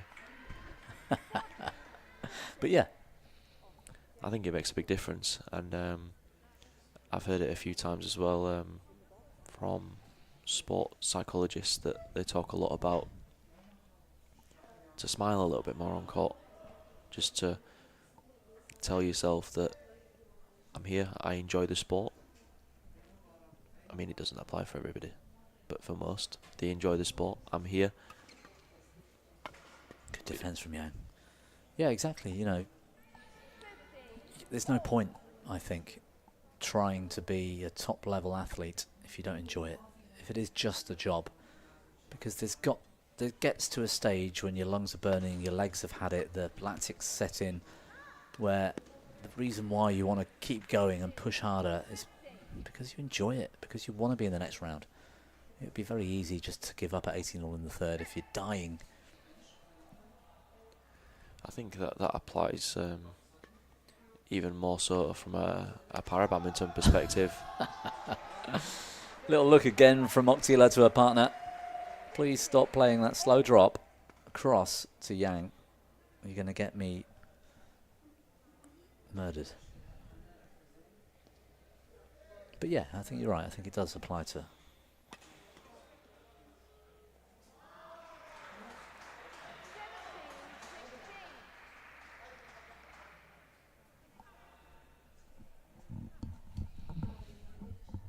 briefly back on level terms they were. 15-all. Lovely.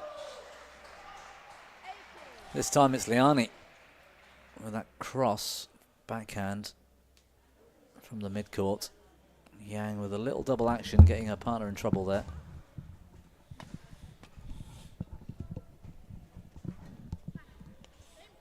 Whoa. One shot left in her playbook. She manages to find it. Yang late in the backhand corner, goes cross. That was lovely.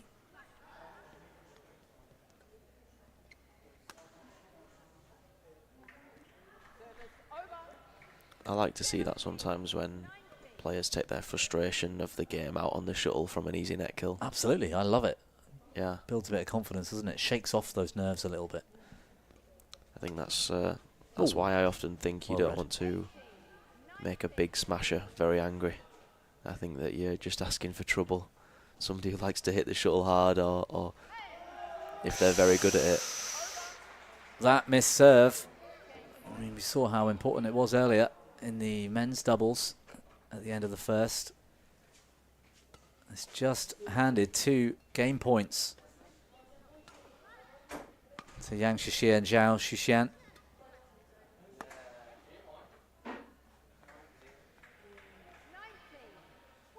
Squanders the first. Look how cool and calm Liani is. Game point down, just decides to stop, smile, high five her partner.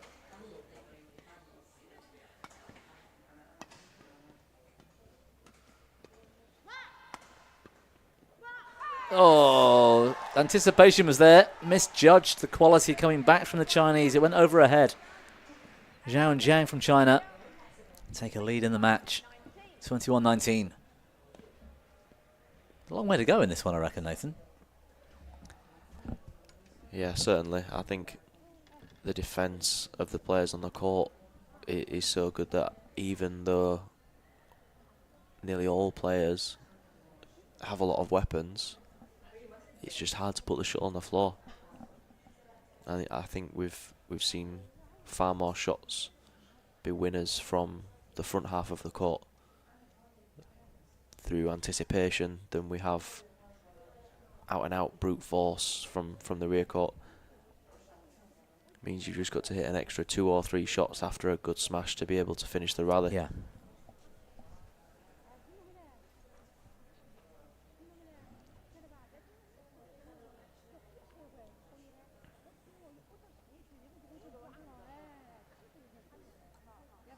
I'm surprised the Indonesians haven't used middle when attacking.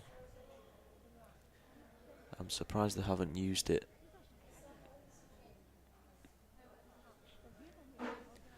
I think that little bit of hesitation that it may bring from a defensive perspective for the Chinese might be enough to make a bit of a difference. I think targeting one player at a time, they've managed to deal with it from a defensive perspective.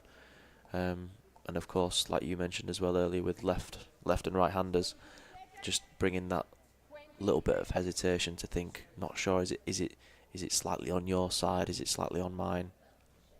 Should I swing at it?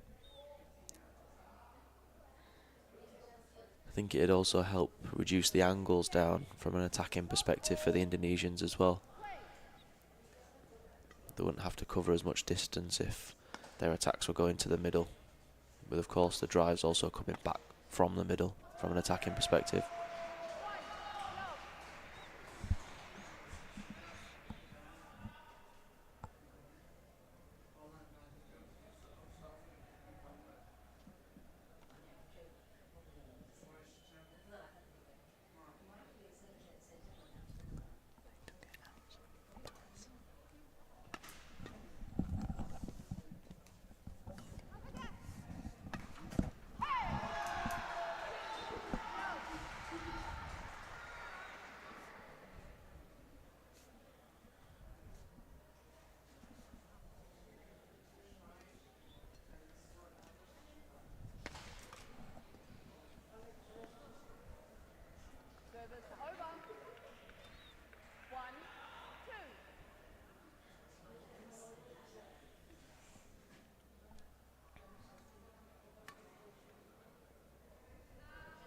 Both of these pairs medalists back in 22 in Tokyo.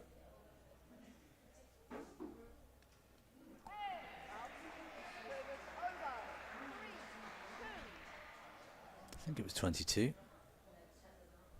Maybe it was 24. Yeah, 24. Gold to the Indonesians. Yang and Zhao taking a bronze that year. It's interesting as well, the event was in the Tokyo Paralympic Games, 2020 Games, played in 21. As we've talked about today already, Liani sweeping up 2 golds and a silver at that Games. But the event didn't feature in Paris in 24.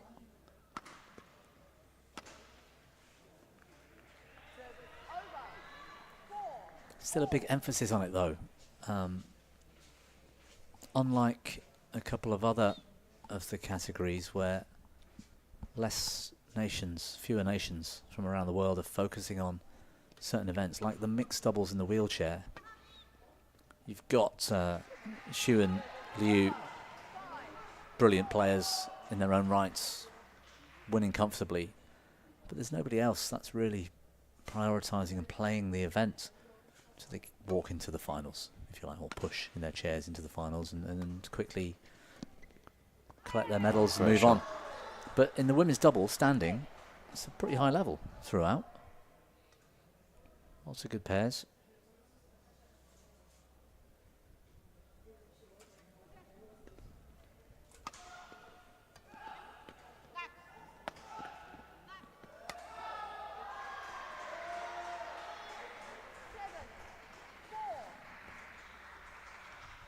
Paralympics Games final in 21 was these 2 Indonesians playing against another Chinese pair, Chung Hee-feng, who was knocked out in the singles in the quarterfinals this week. A big surprise to many.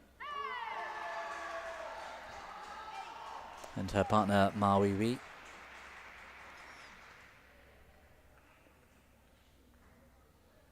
Two strong Indian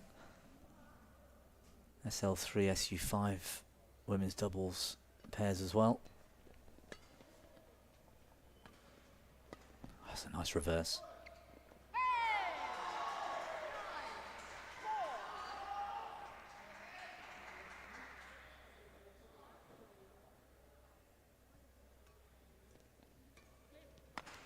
It's a pretty high quality forehand serve, considering.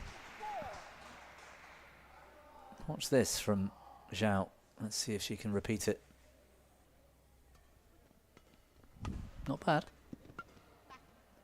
What a shot.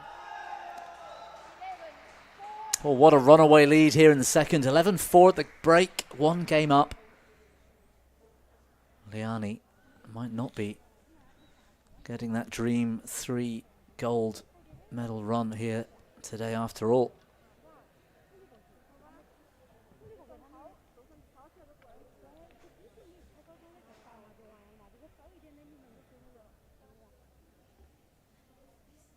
I question whether the fitness levels of the Indonesians is right up there today.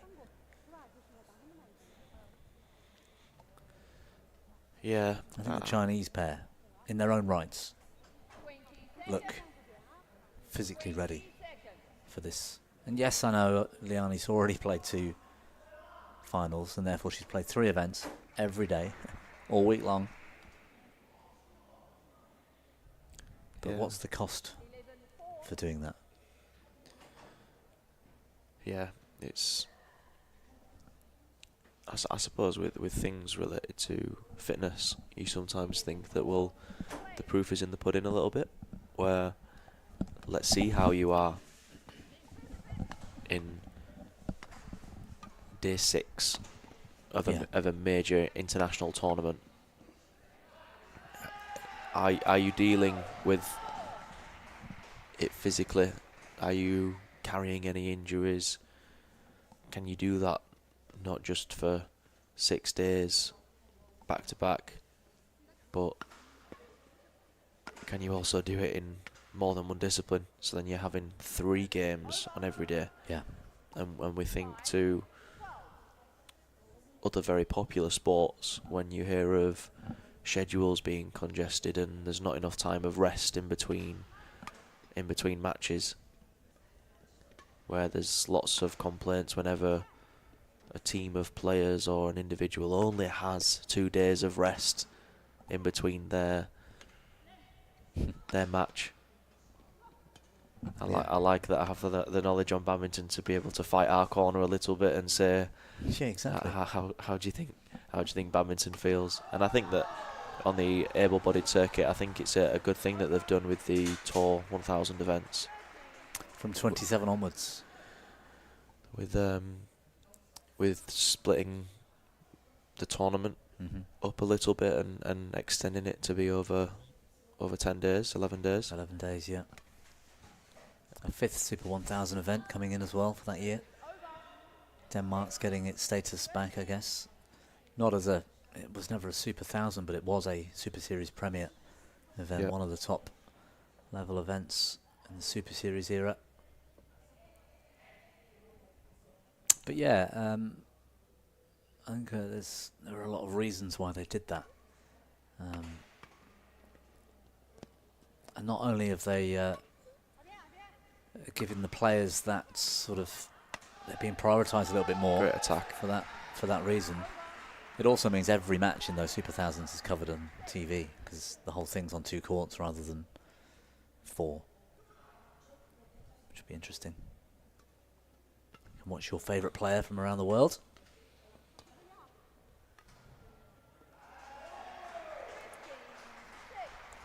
Look a little bit tired, the Indonesians, I think. Yeah, they don't have that energy, that initial push off, that get there early enough to stay on the attack. She's had a good game today, Zhao. I've been impressed.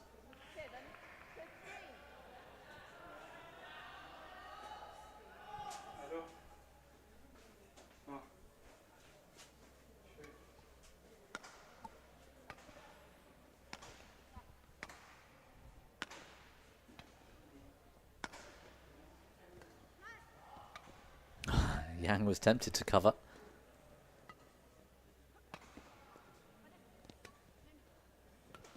Oh dear. Yang. Oh, great recovery. Yeah, she's done very well, but couldn't keep it going long enough. What I've really liked as well is that very often over the years we've seen a temptation for the SU5 player in a pair to almost dictate and dominate and order your partner around. In the mixed doubles, in particular, for China the other day, that's a lovely cross net. We were watching, I forget the players' names, but the female SL3 would serve and stand in a near corner by the net, wouldn't move. They'd still play the shuttle towards her and she'd still play some shots, but she would not move. He would cover the rest of 3 corners on a doubles court, and that was the entire match. And they won. It was fantastic. I mean, I would imagine that they still have to serve and return. Yes. Decently well, because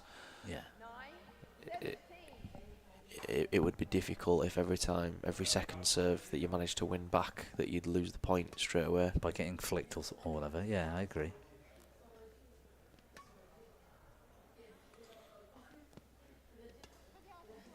Good net from Yang.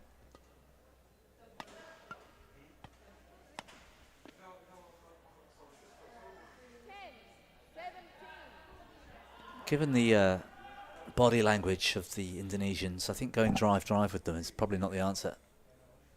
Get them moving. I think you're right. Play soft, play over the top. I think even especially when you look at the traditional strengths of Indonesians, taking them on in the mid-court would be dangerous. Quite far down the priority list of ways to beat them. Oh, she'll feel really pleased with that smash getting through Sadia's defence. 10-point lead.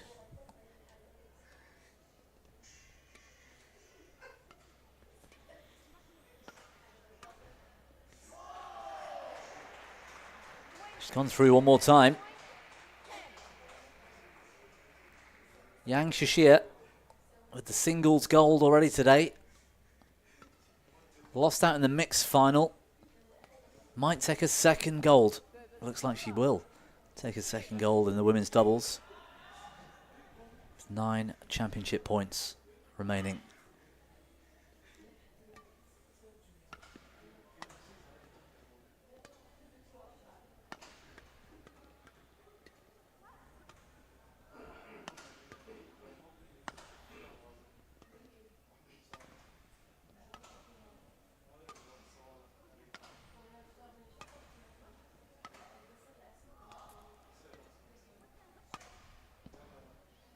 I thought we'd see more rallies like that throughout the match.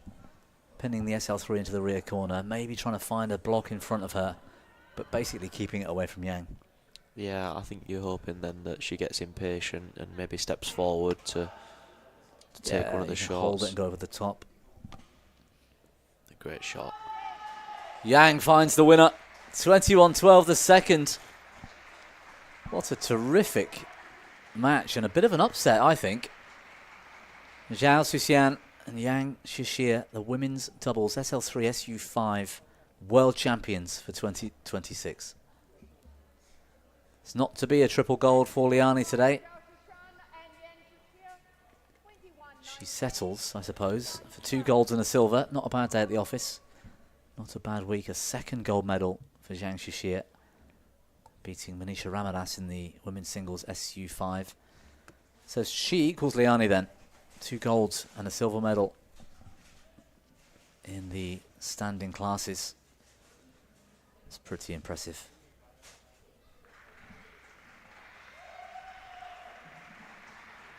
We've got 2 more finals coming up in the women's doubles SH6.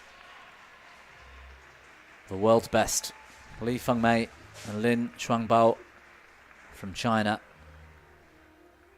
But their opponents will be really up for it. Yasmina Issa from Egypt is paired with JC Simon of the USA. It's coming up in a few moments.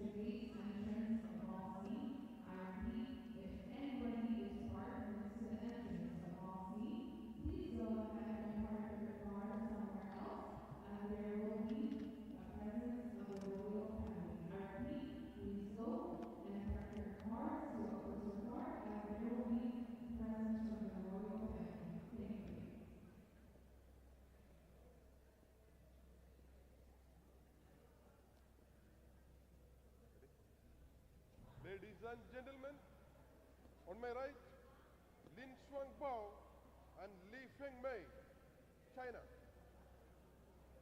And on my left, JC Simon, USA, and Yasmina Aissa, Egypt. Lin Shuang Bao to serve to Yasmin Aissa. Love all.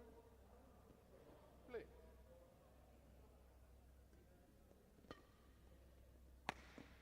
Hold. One now.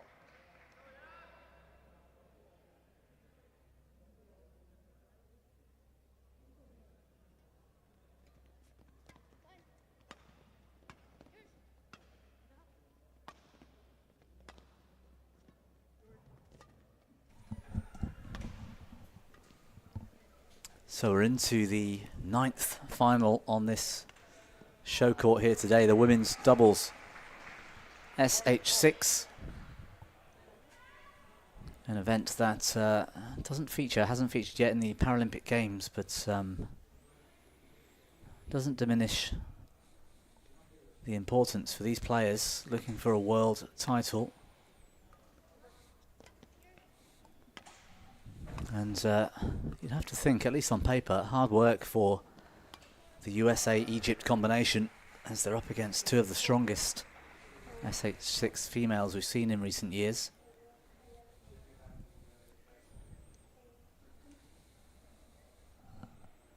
Reigning world champions Li Fengmei and Lin Shuangbao took the title in Thailand in 24.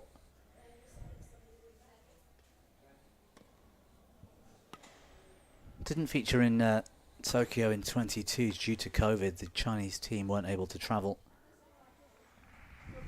to that tournament.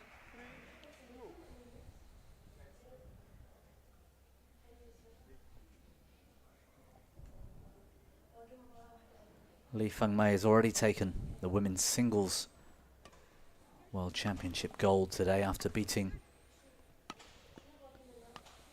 Sumathi Sivan from India in straight games a little bit earlier on.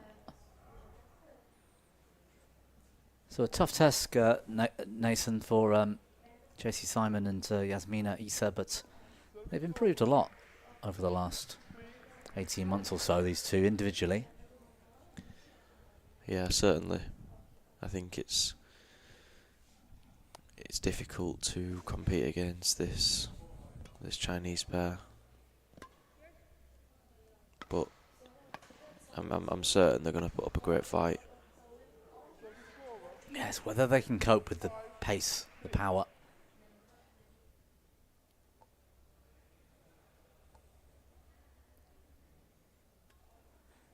JC Simon, reigning Paralympic mixed doubles silver medalist with Miles Krauski.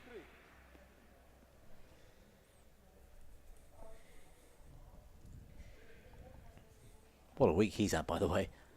Yeah, his first world title. First American para gold at World Championships ever as well, which is pretty amazing. Is that unique for all of that continent, North America? In para? I think so. I think it is, yeah. First for the continent is big. I'll have to check, actually, because we've seen some... Yeah, maybe it's not for Pan Am. It might be, but we don't have all the records going back before... I think it's Dortmund in 2011. Before that, it's difficult to find the records because they weren't BWF events back then. It was the International Badminton Association. I'm not sure what the title was. I would have guessed for disability, but I'm not sure. IBAD, essentially. It was IBAD rather than BWF. So I haven't been able to check the records, but we've seen some high quality players from Pan Am over the years. Peru, Guatemala, for example. So maybe there were titles taken by Pan Americans way back when. But certainly in terms of BWF, I think, yes, it's the first American world title. Wow.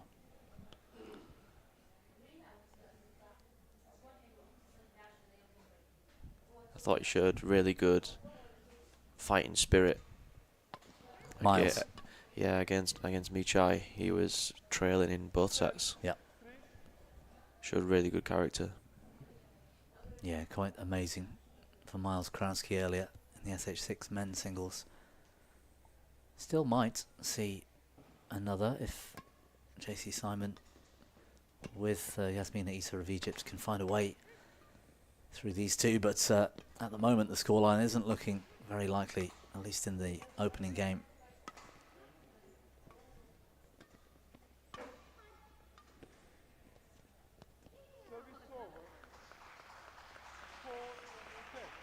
Good push to net there from Yasmina. I think it just forced Lee into playing an even tighter net shot, and she missed.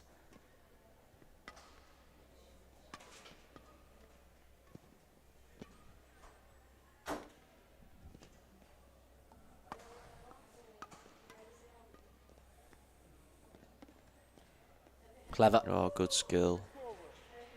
Didn't matter that it had to turn all the way across. Even the middle of the net was open. 11-4. And Lee Feng Mei having to work really hard so far. Who's been running the mid to rear for the Chinese pair.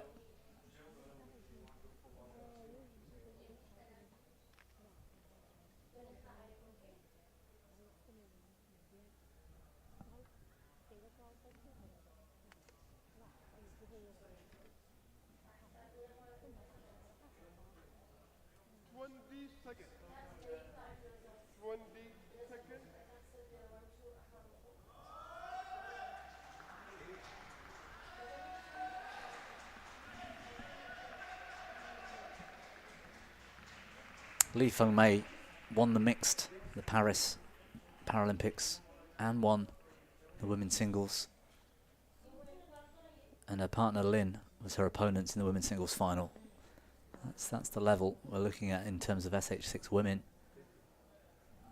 11-4.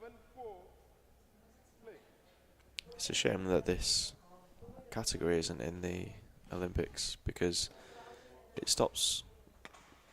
What, the women's doubles? Yeah, it stops her from winning a triple gold. It's all three events that you actively compete in, but you don't get to claim the hat trick only because the category didn't make it into the competition.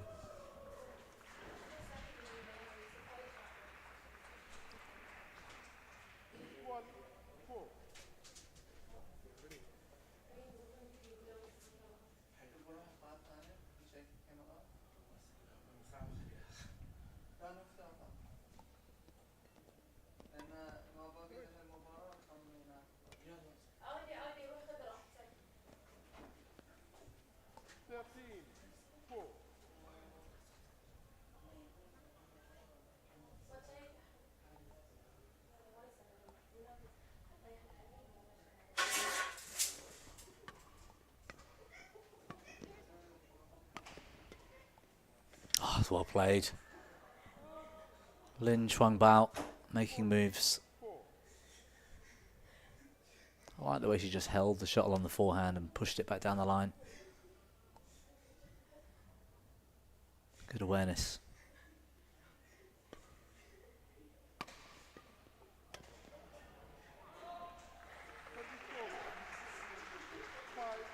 It's so hard for players in this category to be able to get an angle on around the net that you do quite often find that a lot of kills or attacking drives go out the back. Yeah, It's or come back easily because you can't Yeah. hit it down so easily. That's right.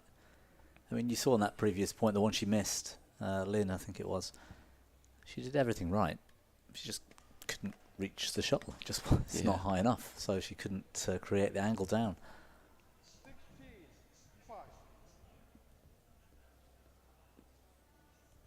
I think those jumps from Yaz is probably because she's likely going quite cold. I mean, the Chinese are doing so well to keep the rallies short, whilst it's so difficult for the US and the Egyptian to compete from an explosiveness perspective, because the balance is so hard to find, like we just found then, trying to hit a smash that goes all the way out to that side, because I think that these Chinese are so good at just being able to do exactly this in this rally, with their strength and speed doesn't allow them to be bullied by flat clears like you might find with the other players in this category. So it's difficult. You tell yourself, should I play a flat clear and hopefully make some space, and it comes back even harder. So then tactically, do you tell yourself to, like that, for example? Yeah. Do you tell yourself to go for something, and then how does it feel when you hit a smash, goes slightly out the side, you try to hit a really soft drop shot to try and create something, it goes in the net, it can really get to you. And I don't think that this score is... good serve. I don't think this score is reflective between the difference between the two pairs. It's just so difficult to get yourself out of that situation when you're already behind and you're playing against a better pair. I think desperate is quite a strong word, and is too strong of a word to say that a player would just get desperate and go for things, but I think it's perhaps a little bit of impatience as well. You feel that patience a game against better players isn't always enough. Look there, JC Simon really had the making of Lee, but she just got herself out of trouble using that speed and that strength. Oh, what a shame. That's unfortunate. Yasmina's gone wide. 21-5 the opener, very one-sided. The rallies might not be reflective of the scoreline, but like you're saying, they just will not be bullied, and they just keep fighting, even under pressure. They've got a way to get themselves back out of trouble, back into the rallies, and they've got plenty of ways to win points as well. Great first game for Lee Fengmei and Lin Chunbao.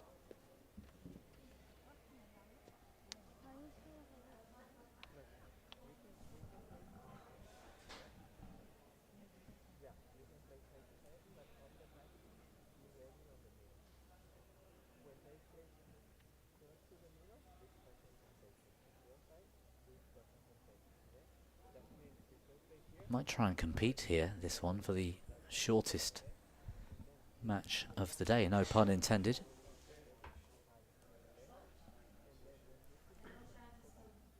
Just 10 minutes, I think, the opener.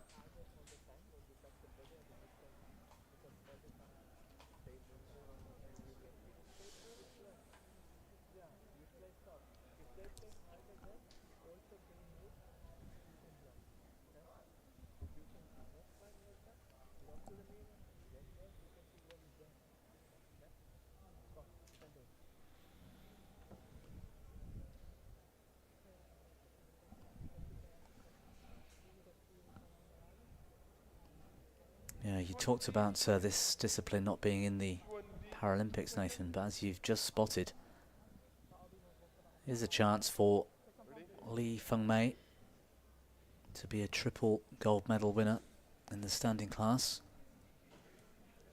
First match of the day on the other court, of course. They lost the opener. She and her partner, Lin Nali, lost the opener 21-8, came back to win that match against their teammates. So Lin Chunbao took a silver with Zhang Xingtao.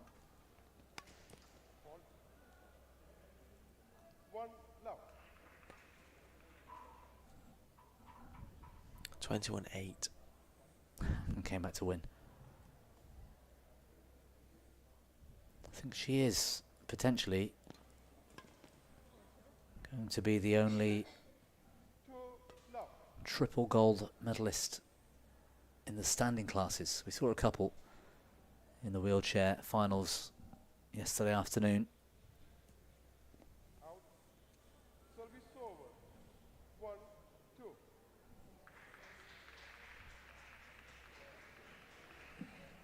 She doesn't look, she doesn't look like she'll have the fitness and stamina. If you look at the 4 players on court, Li Fengmei is certainly the stockiest, if you like. But she is so consistent, so strong. Makes very few errors. It's good work from JC Simon, trying to defend as best she can. Wow, still going. It's good defence from Isa and Simon. Service over. 3-1. They still find a way to stay in it though, don't they, the Chinese? Just break you down eventually. Yeah, it can really get to you as a player when you feel like that you've hit 3, 4, 5, 6 Good shots in a row. really good shots in a row. Yeah.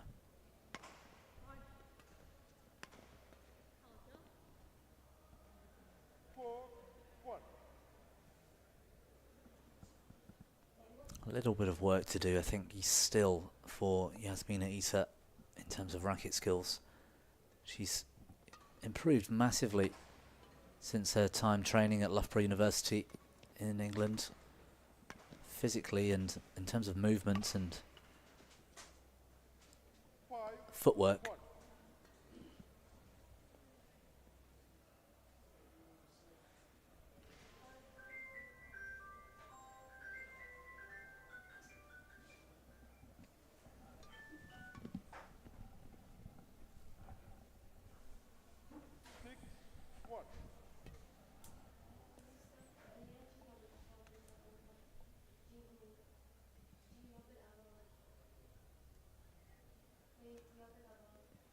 Good serve out wide.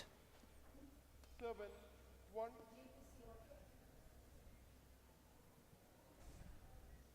Growing ever more in confidence.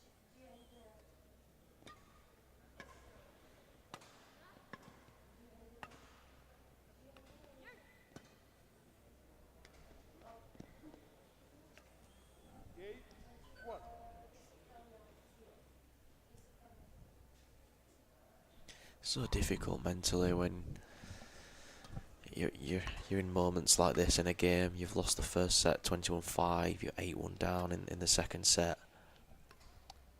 I think it shows a lot of character to still put up a fight. I mean, it sounds so obvious. Like why wouldn't you? No, I agree. I mean, it depends what. I played a league match last week. Quick shout out for Darleydale Badminton Club. And we'd won the first. We were losing the second. I think we were down something ridiculous, 18-7. In the last 3 points, I just walked. In fact, the last point I hit out the side deliberately, just because I wanted to save my legs. So, you know, it was the first match of a 3-match, league situation. Didn't really want to go to 3. There was no point trying so hard for the next maybe 6 points, 3 each, to then have to go to 3 anyway. And I've got 2 more matches after that to play, and but at this situation, it's the last final of the week for them. Got to keep fighting, haven't you? Yeah, I suppose within the rules as well. I mean, you can't throw a game, and I think that you will get told off by the umpires if you weren't showing your best efforts to try and continue to compete. Yes, but it's I've got slightly controversial views on this subject, actually, because we've seen it. We saw it at the 2012 Olympics with the Chinese women's doubles. We've seen games where you would question, even in more recent years, the efforts of Anna Antonsen, who wins the first game, loses the second to 3, and goes on to win the match. But the rules, if we're going to get a little bit, critique the rules a little bit. Best efforts to win the match is the phrasing in the rules. Not set. Absolutely not set. I know that for sure. And if you want to take it a step further, the best effort to win the tournament in that London 2012 situation Mm. Best effort to win the tournament is to avoid the group second place in the other group that you're going to face tomorrow. That was what happened. It was a shock in the second group. The top pair in the world lost and were finishing the group in second place. And you knew the group winner that you're playing in the match right now to decide the group winner. You knew the group winner was going to face them tomorrow. So both pairs deliberately tried to lose to come second and play the group winner of the other group. If that all makes sense. So that was that situation. So you could argue you're breaking the rules.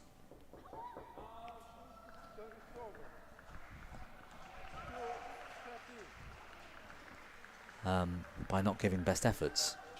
But if the best effort is to win the gold medal at the Olympics, actually, what have you done wrong? It's just strategic. Anders Antonsen was on a bad end in a drifty hall, and his best effort would probably see him lose the game anyway. So let's say he loses the game after giving everything, 21-18. They're going to 3 anyway. So he saved all his energy for the third. Is that against the rules? Best efforts to win the match, not the game. So that's where I think there's a bit of controversy. And I'm not saying anybody's right or wrong, but certainly you can't bring the game into disrepute by deliberately making errors, serving out wide, serving short on purpose to lose a game. It just looks really bad for the sport. But that's not what necessarily Anders Antonsen was doing. Yeah, it's not necessarily an accusation over a certain player, is it? It's more so. No, I don't mean to pinpoint Antonsen. Plenty of people have done something similar, but he won the match, so you can't argue that his tactics were wrong. Yeah.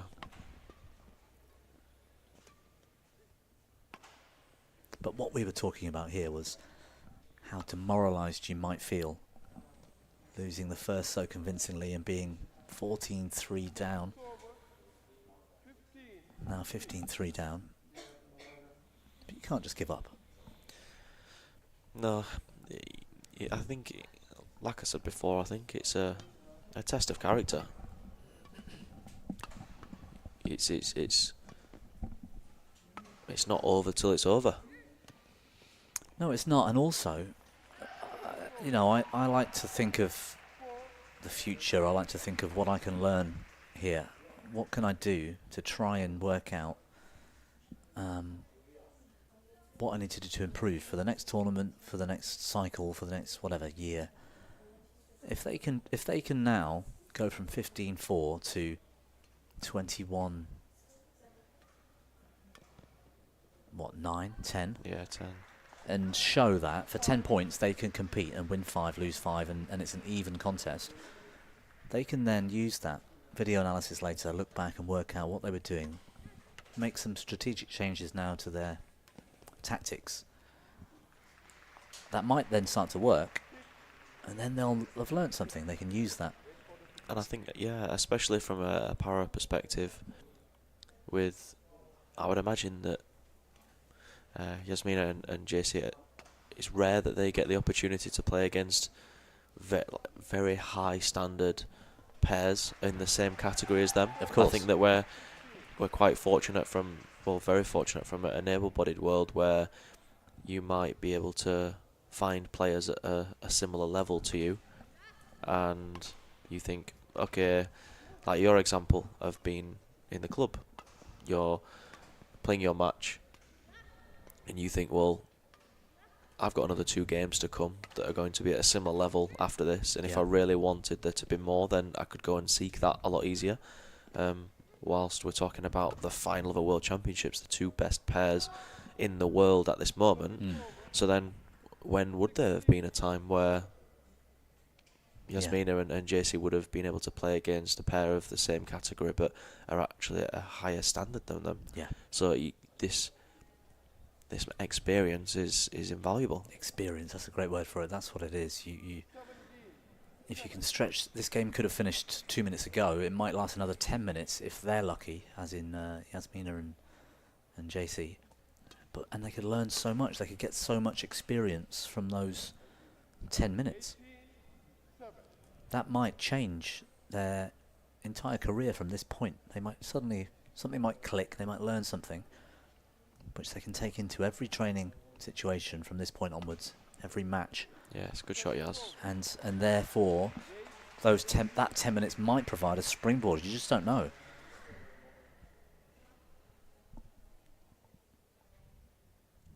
Yeah, I think another point, just thinking now about the things that could come to benefit.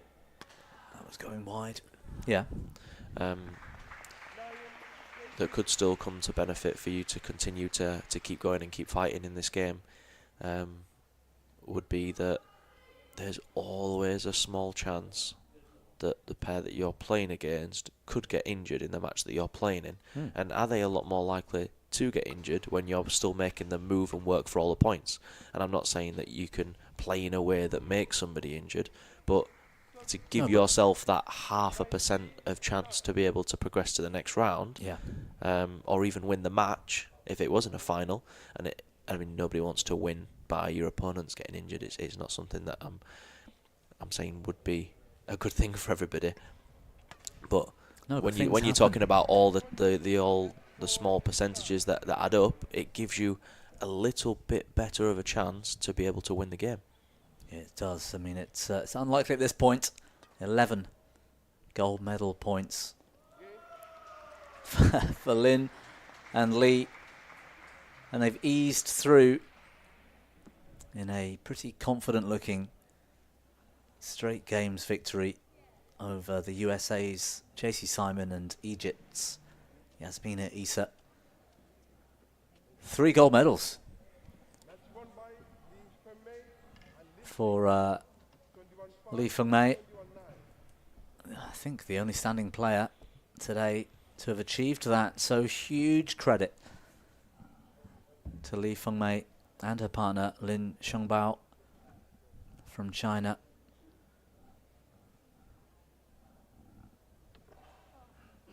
'26 World Champions.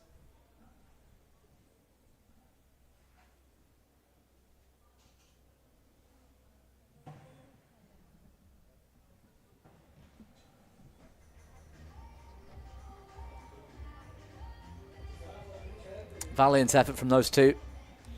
It's not to be today. We've got one more final for us, Nathan, and for our viewers. And it might be pretty exciting, you know. Natapong Michai is back on court, for one thing, finalist in the SH6 men's singles. He's with Lee Dae-sung of Korea. They're up against Lin Nali and Zhang Xingtao of China. 2 previous meetings, both of them over an hour. They've gone the distance. We might be in for an exciting finale to the day. I hope so, from of course, a neutral perspective. Being able to watch any extra amount of time, being able to see Michai and his holds and and his variety and that little bit of confidence and swagger that he's been able to develop over the years. I like to see. I'm looking forward to seeing Lin Nali play again. It's been a while for me. He somehow appears on court to have an extra gear in terms of speed. Lightning fast he has become, and he wasn't a few years ago. Something's clicked, and with the efforts in the Paralympic Games, he's become electric. So it's going to be a exciting men's doubles in the SH6. Our last final of the day coming up in a few moments' time.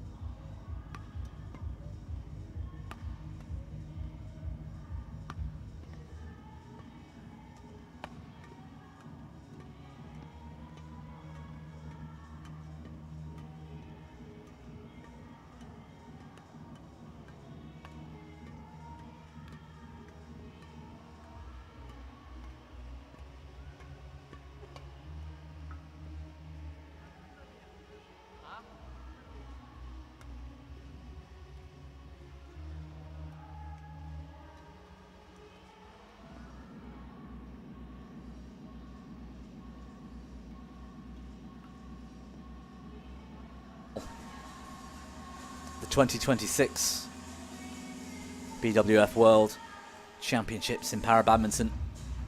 Last final of the day here on our show court. And the showpiece is in the men's doubles SH6 discipline between China's Lin Nali and Zhang Xingtao, taking on the mixed pairing Lee Dae-sung from Korea and men's singles world silver medalist from earlier on today, Natapong Michai from Thailand.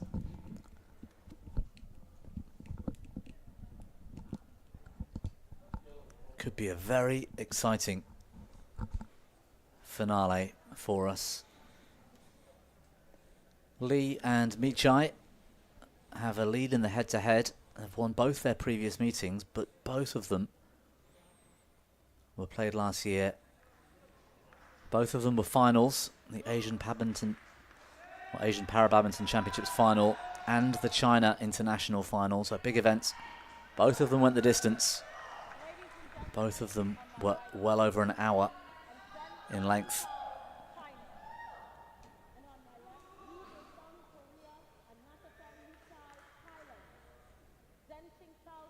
And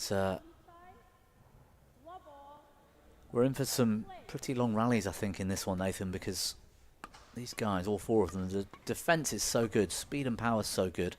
But like we were talking about in the women's doubles earlier, not being able to create that angle because it's short stature makes it difficult to hit the floor and attack. So these guys just keep the rallies going for a long, long time. Yeah, and you'll find that they quite often use their skill as a weapon and not necessarily their angle or power of attack like you might normally find traditionally in a men's doubles category. Well, Michai leaving that for his partner, who I don't think was expecting to have to play the shot.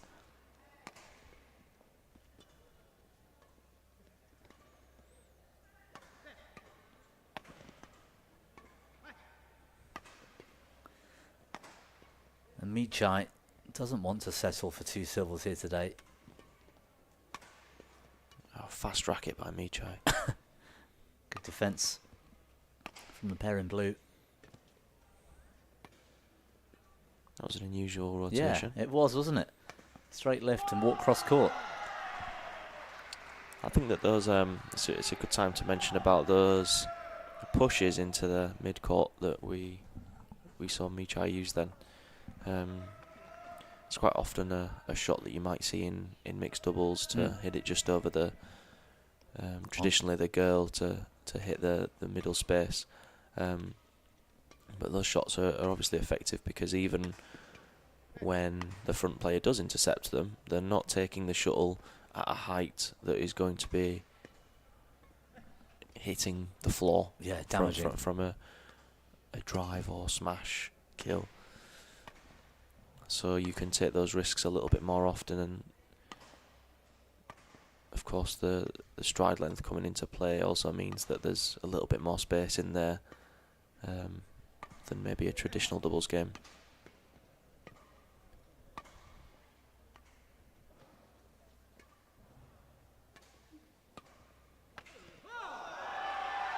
Good power from Michai. That late action.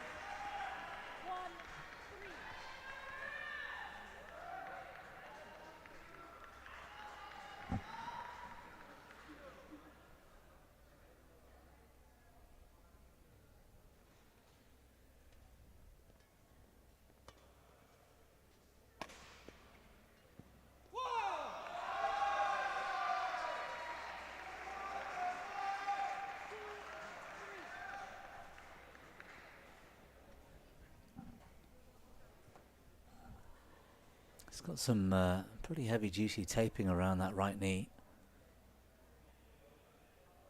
Lee Dae-sung.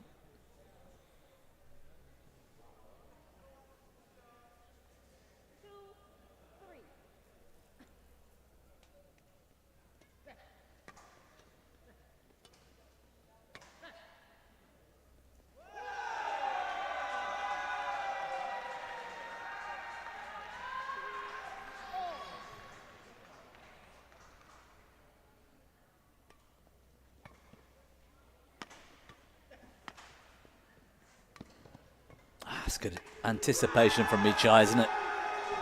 Yeah, really intelligent play.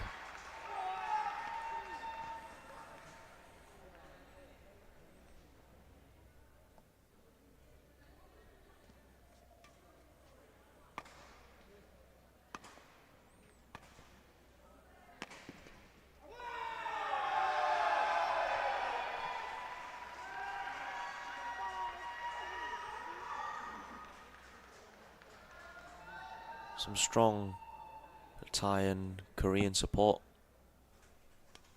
out there.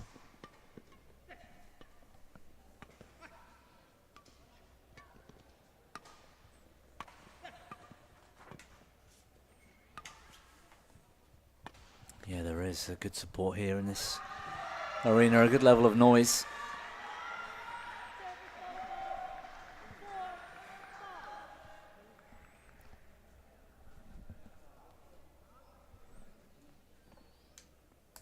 It's nice to see the other sport classes, particularly the wheelchairs, supporting their standing teammates and vice versa. I was really impressed yesterday with how many of the Korean standing team and support staff were in watching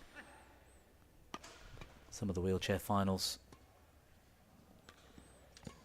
Similarly here, absolute legends sat behind the Koreans right now from China in the wheelchair. Xu Zimao and Liu Tong.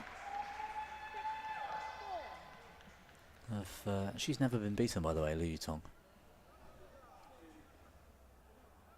She's 21. She played her first World Championships in para 9 years ago. Wow. She won the gold, wheelchair 1. She got classified up to wheelchair 2. Turned up at the next Worlds, won that gold. Has never lost. Even after going up a category, which would suggest that. I mean, she was. That she's on the. Well, no, she was 13 at the time, so she was still growing, and they couldn't make sure, and so they tested her in wheelchair 1, and she just went off and won it. Amazing. Xu Zimao's barely lost as well. I found a final he lost in men's doubles, but in terms of men's singles, he's been unbeatable. There's plenty of the Chinese staff sat behind Michai and Dae-sung in the stands right now, watching this one. And below them to the left is where the wheelchair players are sat, and some of the Koreans too. Underneath our camera here.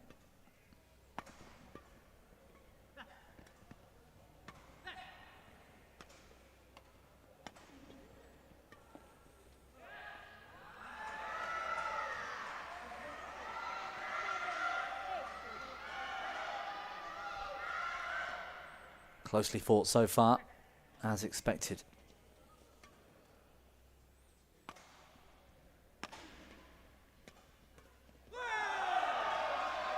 He'll be disappointed with that, and I think his partner was telling him exactly that. You need to do better there.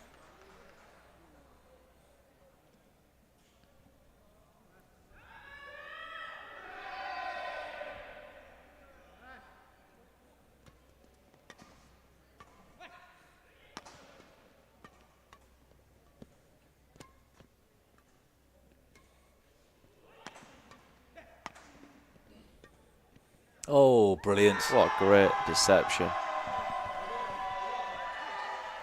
How did he do this, Nath? This was fantastic.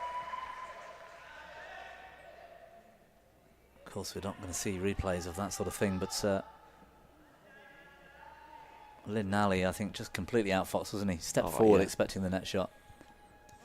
Yeah. And I think that it's something that I think is quite, maybe not misunderstood, but maybe misinformed in the idea that those shots work only because they look a certain way. And I think that a really big important thing that's quite often missed is that they have to be scared or feared that you're going to hit one shot. Yeah, To like make the them- net shot, shaping to play the net shot in that instance. To make them commit early. Otherwise, why would they move until you've hit the shuttle? So you need good preparation. So yeah, it has to be that you're in such a good position that would make them think that that shot is very obvious, because that's the one that either likely wins the rally or would add a lot of pressure, that then makes them commit before the shuttle's hit, before you decide to then use that same preparation and then go over the top or go across or hit the net. And I think that quite often you see a lot of players that wave the racket around And think it's deceptive. Yeah, wave the racket around like Harry Potter, and what ends up happening is that you have a player that will stand on base or sit on base if it was in their wheelchair category, and not commit early because they know that you're going to take the shuttle slightly later than what you normally do, you're doing all this fancy because stuff. you're waving your racket around. But it means then that you're not going to catch them moving one direction to then actually send them the wrong direction. Yeah. The whole part of sending them the wrong direction has to also be based on you're making them commit to this because you're in such a good position. So it's not necessarily only because it looks like that. Michai then has played a lot of net shots from that position, which would make them need to or want to commit to the net before he decides to go over. And if he doesn't plant that seed, you're not going to get the same outcome. Well, the Korean-Thai combination have developed a 4-point lead. I didn't know Harry Potter plays badminton, by the way. That's news to me. Waving your racket around like Harry Potter, you said. I didn't realise he's not para, is he? No, but I would imagine his playing style is quite similar to Michai. He likes to wave his racket around, I would imagine. I see. Quite cunning as well.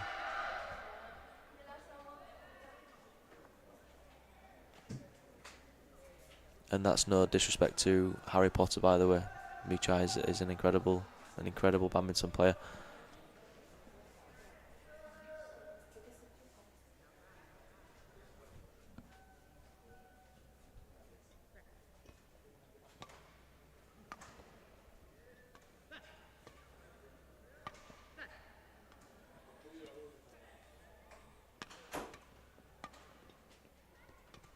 There you go. It's done him again. Good cover from Nali. Finds an angle, maybe not downwards, but finds it going across the body.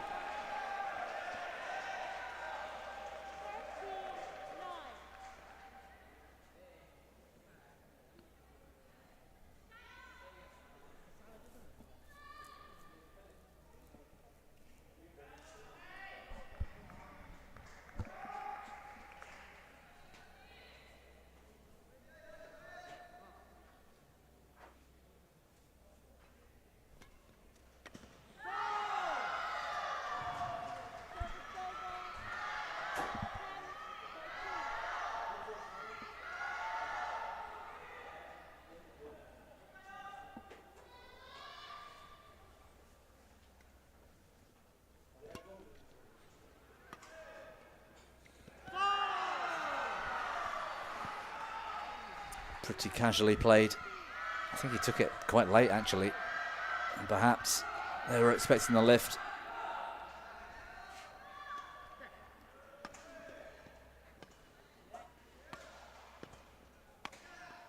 He's got a strong wrist, doesn't he, Michai? Just almost rotates it in a low position for that lift. Yeah, it's keeping your arms and fingers relaxed enough to allow that whip action to make it a really effective shot. If you watch him hit his overhead, it looks smooth, and I think that when something is smooth, it's efficient, he manages to generate a lot of racket head speed without having to work very hard. He doesn't have to throw all of his body into the smash. He's able to generate that out of great technique. Lovely. Smart play. They've brought it back to even. What a great run of points for the Chinese. Yeah, to get back on level terms.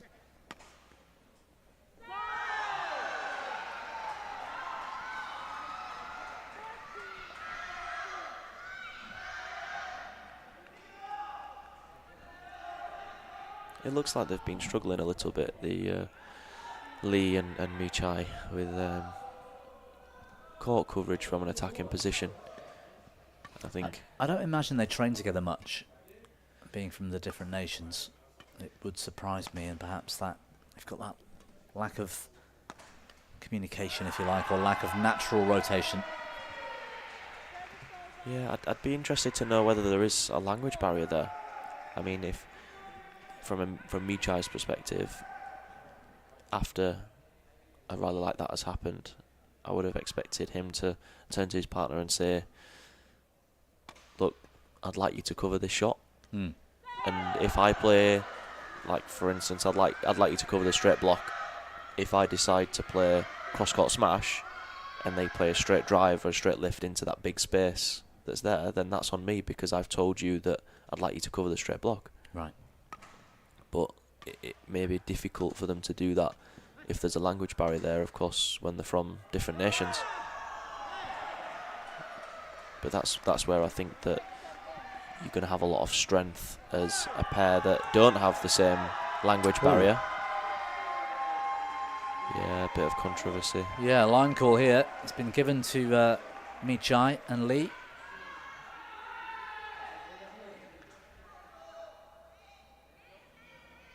Scoreline would have been 16-14.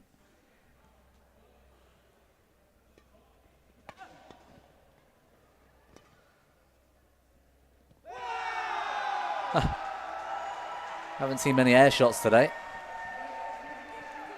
Yeah, from a lift.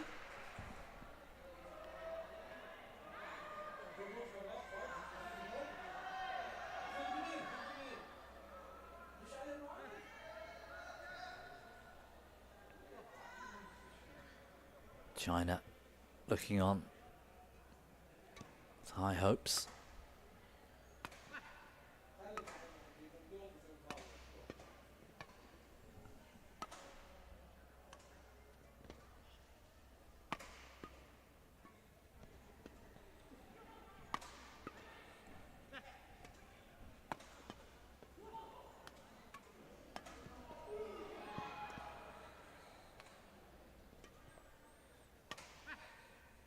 It's a great rally.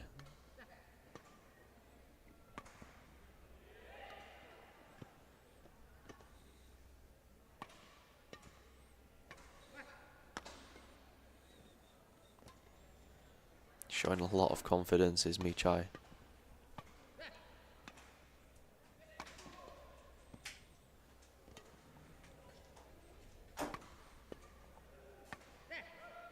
Still going.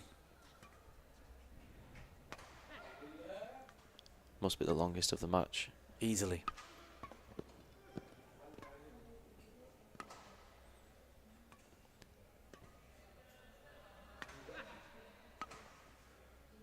I often like to think that these rallies are always worth more than 1 point. Yeah, I agree. I know exactly what you mean. The winner of it feels like they've won 2 because it's so important. Oh, what a way to finish that shot. Fantastic. Wow. Well, that's what we're becoming, or we are getting to know and love about Michai.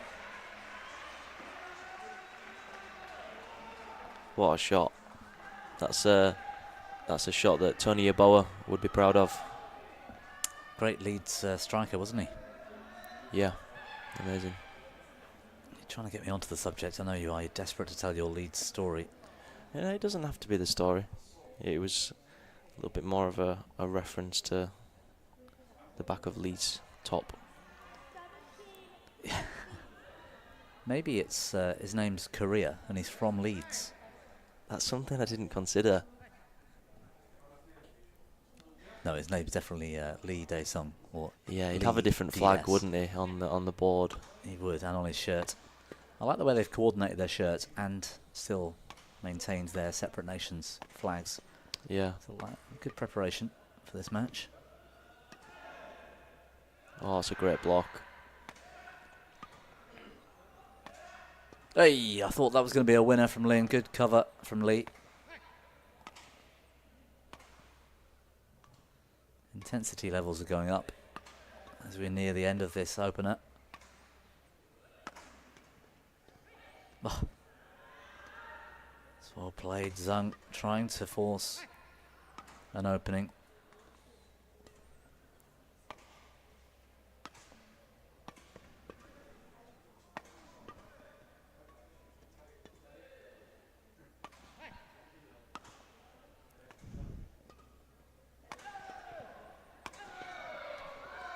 What a rally this is too. What a read by Michai. Wow. Cross block winner. Even Zhang hasn't stopped smiling, you know, throughout the match. They're still trailing.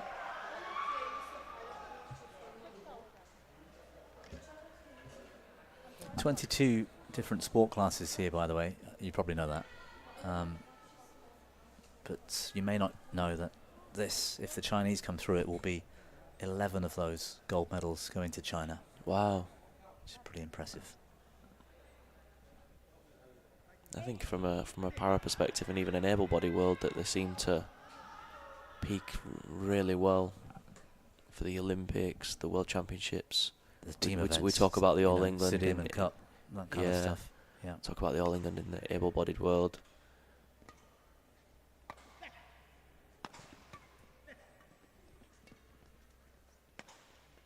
Oh, good backhand. A little bit of miscommunication again, isn't there, between these two? Like I say, it makes me think that there's got to be some type of language barrier there. I don't think Michai, he doesn't strike me as somebody that would be especially vocal to his partner. He's well, I would argue that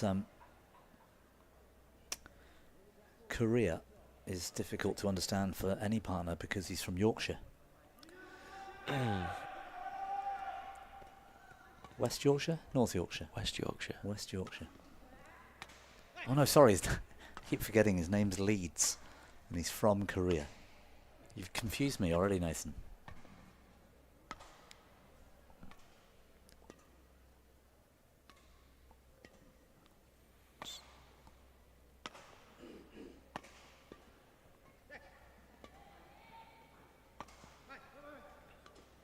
And again, they're clashing in the middle. I like the way Michai just casually walks around between shots on the court sometimes and then comes out with that delightful racket skill. Good pickup.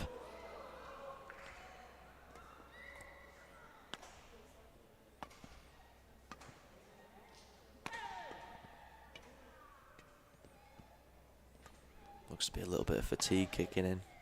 Has to be. Good finish from Zhang. Placed that sort of push. He just shoved the shuttle, didn't he, into the face of Lee.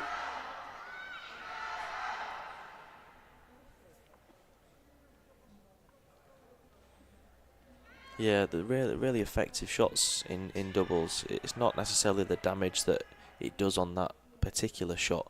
It just limits their options. Yeah, and it means it probably is going to come back a bit easier for you, if it comes back at all. Yeah, I think that's sometimes quite a big sign for the ability of a doubles player is how many shots do they hit that know that they aren't going to put their opponent under a lot of pressure, but you're just maybe planting a seed. What's the line call? We can't see that line judge from where we're sat. Maybe it's the far side one being used. The point has gone to Lee and Michai. That was millimeters away.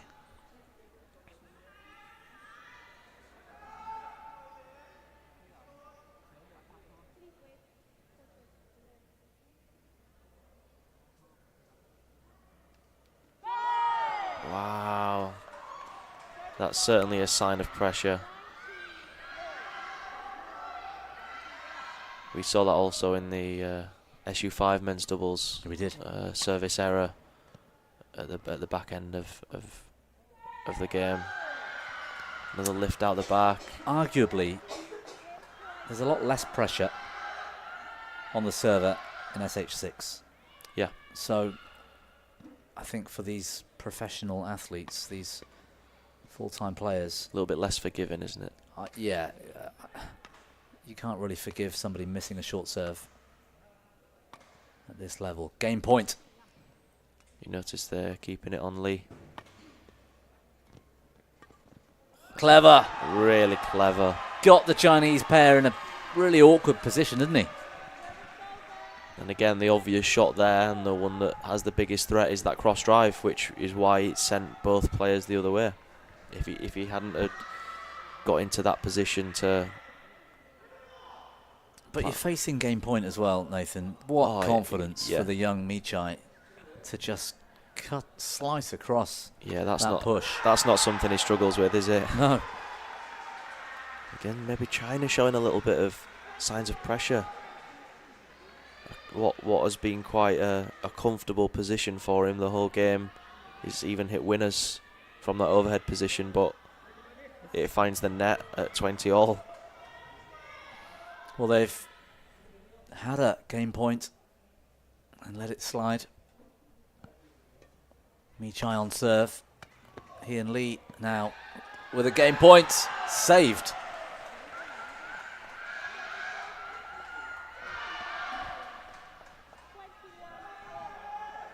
One of this week's commentators down there on the left, Alan Spink. Photographers. Commentators. Commentators. He has did he 2 been on? matches with me this week. Oh, sorry. Yeah, he does a bit of photography too in his spare time, I suppose. He does it on the side. He tries to not let it get in the way of his commentary. No, I ought to put a little plug in for badminton photo.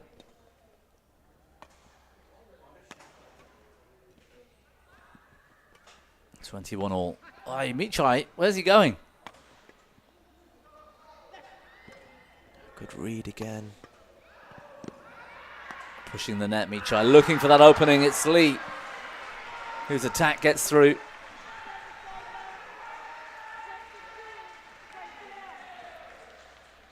Michai at times making all sorts of mad moves. Yes, some of them, you know, push it deep. You've got them on the back foot. You know, push the net. I get that. But he's going left and right all over the place at times here. I think he reads the game so well that even if he has to cover a doubles width. Wow. Even if he has to cover the doubles width, he still backs himself to be able to get early enough onto the shuttle that even if you get into your partner's way, you think, I'm going to be taking it slightly earlier than you are. Yeah. Again, signs of pressure though by Lee. That's 3 game points come and gone. 2 for Lee and Michai. A second one now for Lin Nali and Zheng Tsingtao. I think in part it explains why Michai is so comfortable with taking over a little bit. Oh, he made a move, almost put his partner in trouble. Just had his wits about him. Good shot.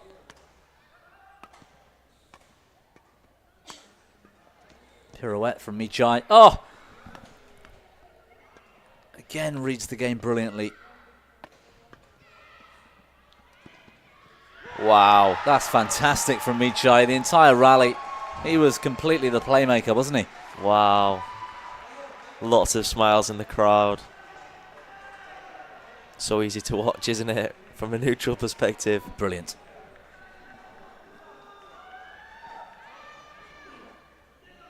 One of the SH6 men's doubles matches earlier in the week lasted 77 minutes, by the way. Wow. This looks like it might be going the same way at the moment. 23-all, almost half an hour in.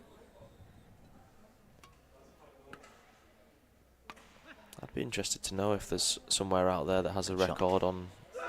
Wow, good timing. A record for the longest match of this category. It's hard to get records of that, I would imagine. Yeah, I think you'd have to manually go back. There's been a few that we can recall, I'm sure, or between a few of us could Get our heads together and remember another game point. Third now for Lee and Michai. Yeah, lucky Lee with that neck cord.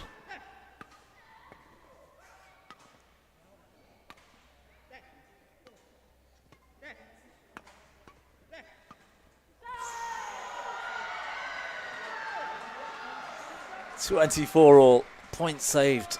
I remember a few para matches that have gone really, really long. One of Danny Bethel's recently was long. The Paralympic final was long. I remember there was a match more recently. I think it was in Asia, close to 2 hours. Not sure who it was though. I think it was Pramod, but I'm not sure who was playing. Game point number 4, I think it is, for Lee and Michai. Yeah, the rally length. My first World Championships, actually, in Guatemala, 2011. The SL3 semi-final.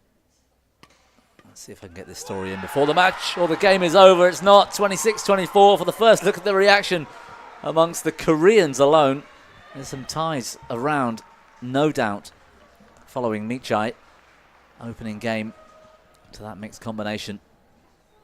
Oh, I hope we get more of this. This is brilliant. Yeah, me too. Oh yeah, 2011 SL3 semi-final.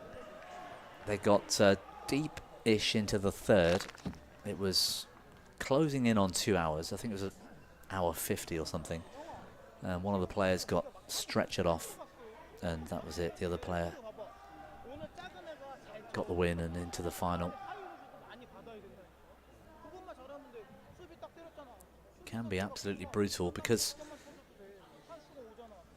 in certain disciplines, in this one, for example, they can't get the angle down to create enough attacking opportunities early, so the rallies typically go long if there are 4 quality players on court. In SL3, if your defence is good enough, it's hard to get behind the shuttle early enough to go smash, drive, kill without getting caught or being worried about getting caught on the second shot, for example. So, and you're on a half court. It's the space, I think, is the big thing. Yeah. I mean, even on this court, we're in a doubles discipline, and you talk about how much of the court that you can see. Of course, with there being short stature, there's going to be a lot more space on the court in this category than there is going to be if you're, let's say, an able body height of sometimes as tall as 6 foot and over, but you're only playing on half a court. It's so hard to find that space. Yeah, I guess to make it, to create a similar situation for people like us who are average height, you'd have some kind of enormously long and wide court, wouldn't you? And then say, okay, I can hit the shot all the way over there or here, and you've got to cover it. Yeah, I think that's something that you could do, like for the listeners at home, if you'd like to see how you do in an SH6 category. Start by making the net really high. What, over 2 meters? Oh, well over. Maybe 2.5 meters tall. I mean, 2 meters is a 6 foot something guy, isn't it? The net here is well above. It's probably a foot above the head. Yeah, so you're looking at 2.5 meters. We've tried it in training for fun, haven't we? And used the volleyball ring, or whatever you want to call it, the volleyball height net, and use that as the badminton net and tried to play. And it's funny when you can't smash. It feels really strange. Yeah, your smash is more of a low clear. Yeah. Which is why you see so many in this category. It's much more about trying to make enough space that you can hit into the space and it be almost unreturnable. And it's why you see a lot of dives in this category as well. Yeah. It's just that you can't get to the shuttle early enough just by a split step and 2 or 3 steps. It's a split and a run into a corner and a dive to be able to get back and a shot. And also the low centre of gravity, that has to play a part in that as well. Yeah, it will, yeah.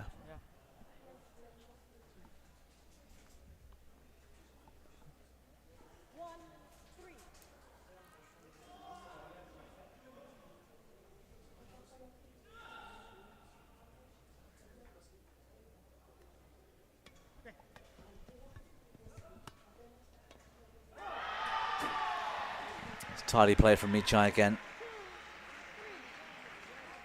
Dae Sung has had enough of that knee strapping, which wasn't staying on his leg.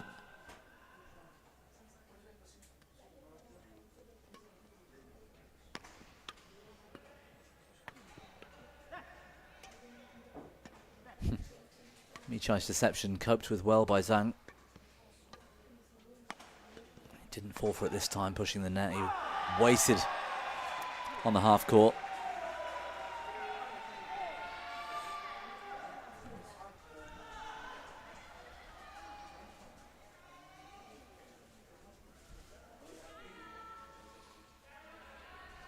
What an end to that first game, by the way.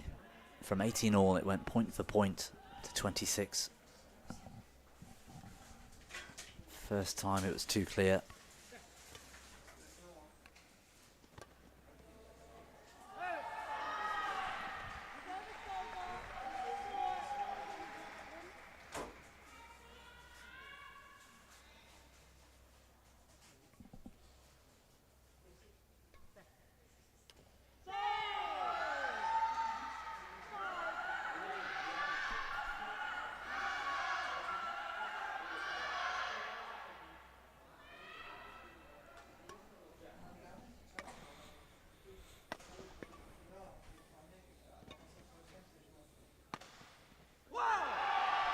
Well placed smash. And of course, that's also a huge part of this category is that your smash, if it's not well placed, you get punished because there's so much space to hit into from a defensive perspective, and you're also it's hard for you to. Wow, what a great shot! That is tremendous from Lee. Yeah, it's hard to hit a smash that is fast enough that you can't react to the speed of it, where you might see that sometimes from an able-bodied perspective. The shuttle is moving so quickly that it's so difficult to even see the shuttle. Yeah. So that the placement of where you hit that smash, whether it's between the players, if it's on a hip or an armpit, a shoulder, it makes that's what does the damage. Yeah.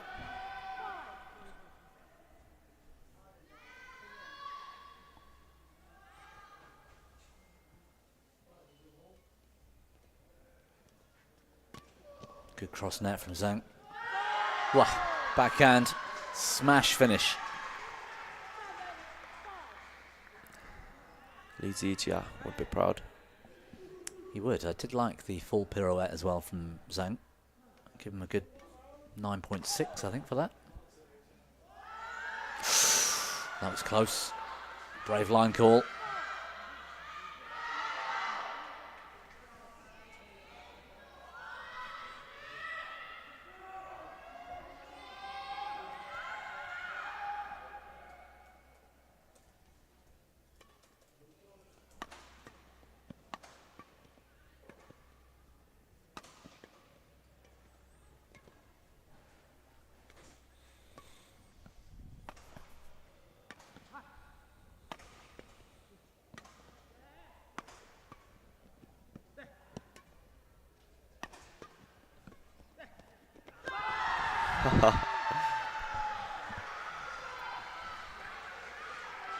He's not going to always get it right.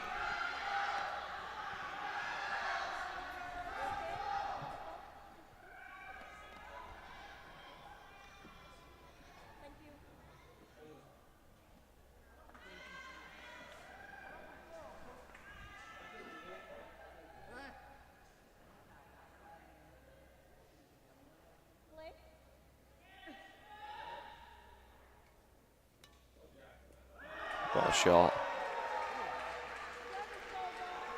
You find that as well with the stronger players, and we talk about making the sport look easy. It's a great example of it. Again, another good sign of a strong player is staying relaxed. Stay smooth. Michai gets himself out of trouble.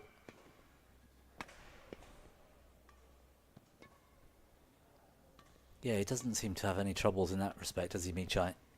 Staying relaxed and keeping that Hand and arm nice and loose. Double action clear.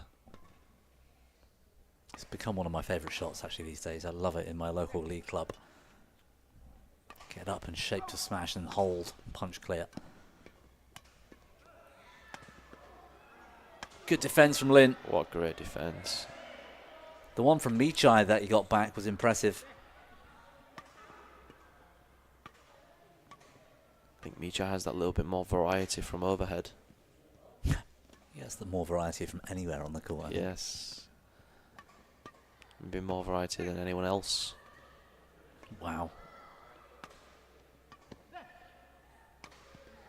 Shuttle falling to bits. Rally is so long. It's another feather that's gone.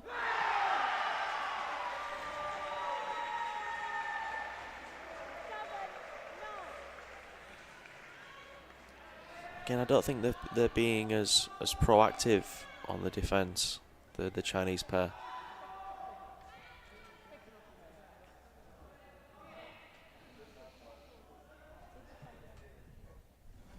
I think we had a shot then of Keita Nishimura, who was in the wheelchair final yesterday.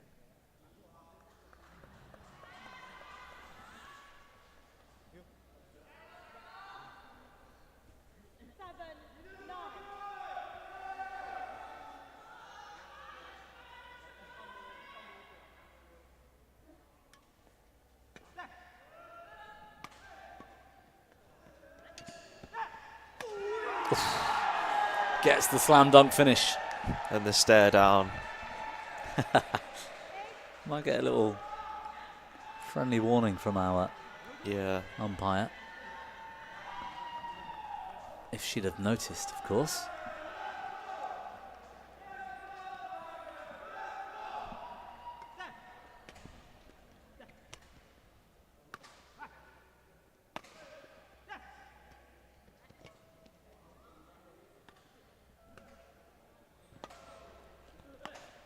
A little bit slow to get back to middle. Lee. Ooh. Doesn't miss many from a pretty good position.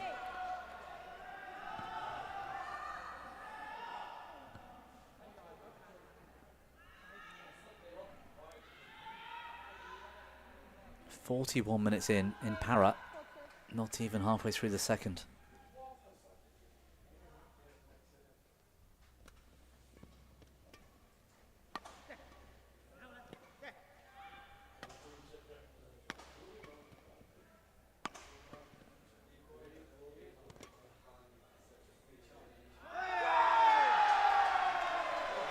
It's called in.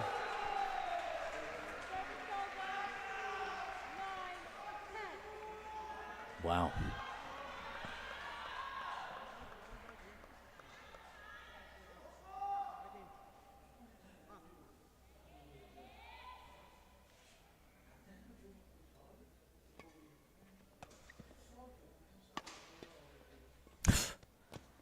So casual in defence, wasn't he? Just waved that wand across his body. Slapped it up the line.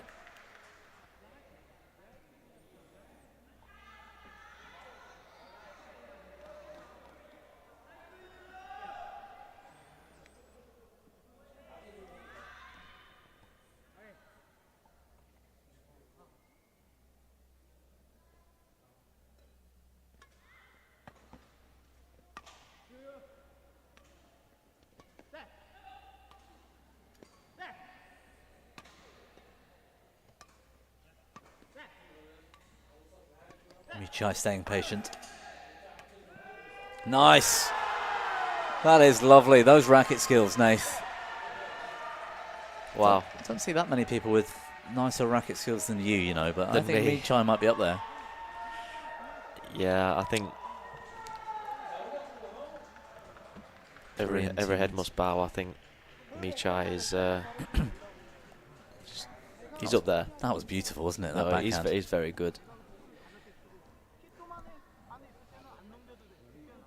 Very difficult to do, and like I was saying before, it's not only being able to do it, but using it at the right time. Yeah. Which I think is, I'd argue, is actually the more difficult skill. Being able to do it in a closed environment with maybe somebody throwing the shuttle to you and it looking the same might be one thing, but Yeah, but being I was praising him in the beginning of that rally for being patient. So he did what he was just sort of dropping to middle, clipping it down, waiting, gets into the midcourt, and then suddenly all the magic comes out. and that's why it works though. You have to threaten them enough. Yeah. In the rally before you use the deception.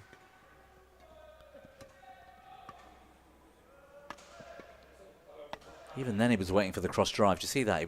He had his racket so high after pushing into that. Good rally again. Michai playing singles.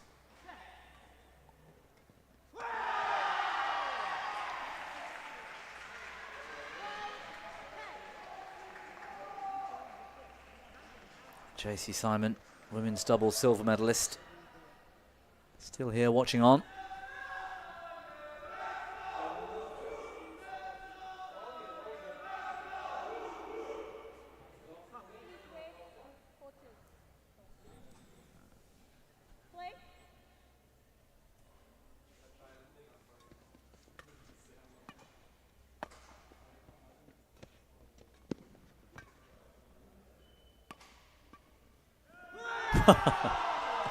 Casual. Very casual.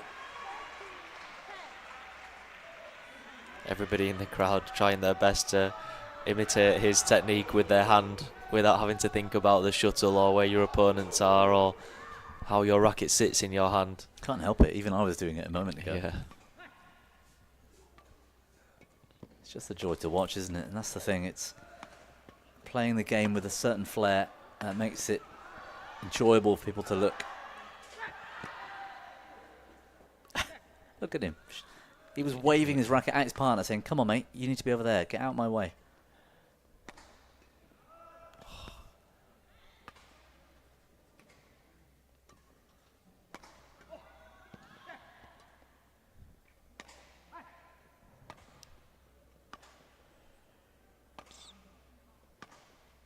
It's quite clear who China would prefer to hit the shuttle to. Oh, that's a great shot.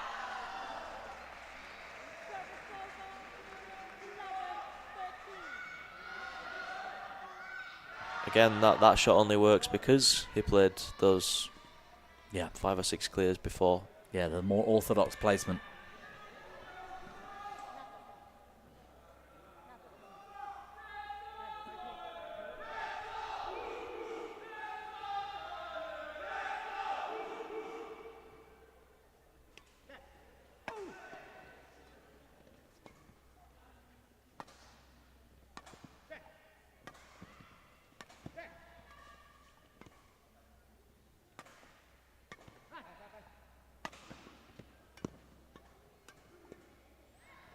Michai going heavy from the service line.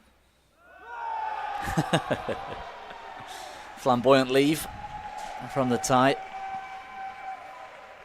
Just to frustrate your opponents that little bit more. It's that little bit of flair. I remember watching Kevin Sukamoyo. Yeah. He was, I think for a lot of us, was, if you're a doubles player, an idol growing up. It was around about the time when I was most invested in the sport, when I was around 15 or 16 years old, and the minions were at their heights. I remember when they gave it a fault when he waved his racket towards the shuttle as it was going past him, and the umpire believed that he hit the shuttle. So nice play. Sees the space early again, Michai. They look to be cruising now. Yeah, I mean, we see it a lot. I do it, you do it, we all do it. It's normally in a friendly training match. Yeah, not just necessarily to give your opponents a bit of hope that it's coming back, and then you're actually leaving the shuttle because you know it's going 4 or 5 inches out. It can be good fun, but I can also see the perspective of those that think that it can be quite disrespectful. Yeah. I think it's harmless, and Yeah. it adds a little bit of fun to the game, in my opinion. But Chia did it at the Paralympic match point, as I recall, to win gold. Yeah. Oh, I'm just waiting for something.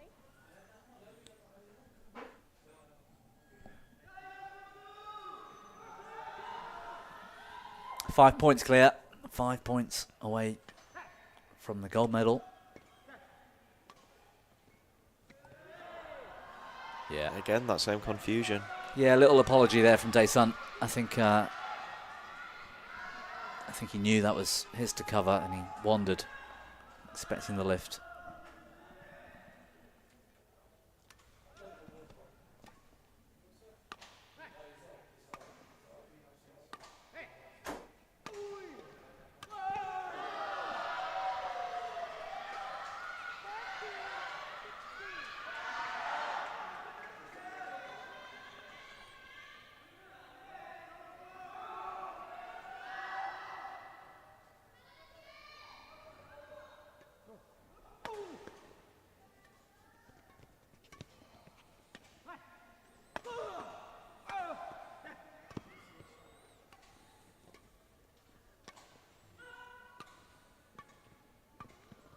Oh, almost gets away with it late in the backhand corner.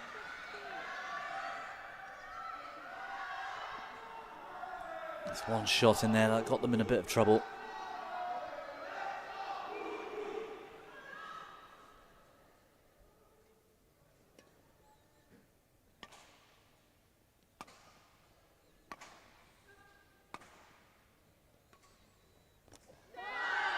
It's a great shot from Lin.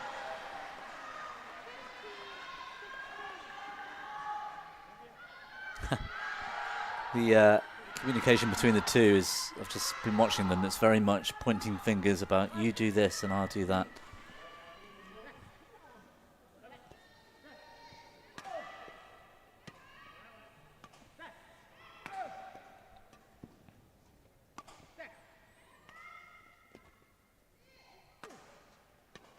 Good shot. Left a big space. Wow. Zheng's found it somehow. Really intelligent placement. That's not the obvious shot.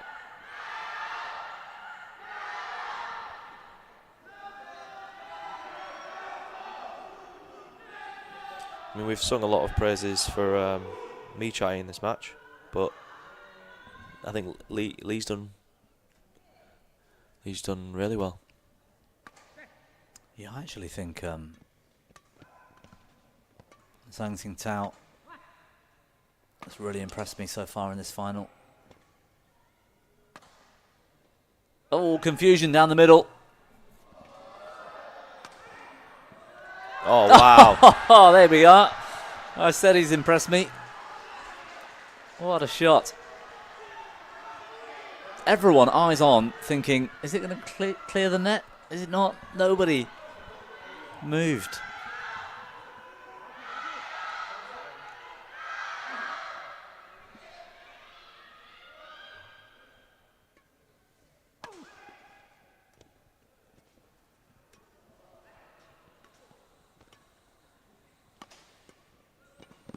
Michai making moves. I think that the fact that Lee stayed as consistent as he has, it gives Michai that freedom. Yes, absolutely. To be able to be the creator and knowing that he can rely on Lee to stay in the rally and give him opportunities to be early at the net, which is where we can... And cover for him if he makes a move and gets it wrong. Yeah. He's got to work hard to cover for Michai in that situation. 17 all. Yeah, Lee's doing well. And I suppose Leeds are doing well.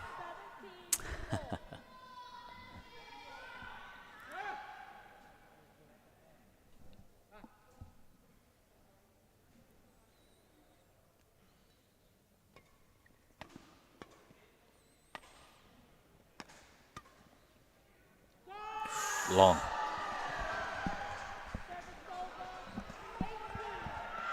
I think that's the curse of the commentator a little bit there. Always happens, I'm used to it now. Zhang Shishir and Zhao Xuxian. up there in the crowd, still supporting their Chinese teammates, amongst others. Bichai's there early. He read that like a book. He just sees them slightly out of position, slightly confused, and thinks, right, I'm going. Wasn't even his shot to go in on. I thought Lee would have gone. If you remember earlier today, we were talking about the doubles and singles discipline and the differences, and I made reference to being able to take that much more of a risk with your movement On a doubles court. Yeah, on a doubles court, and being able to anticipate.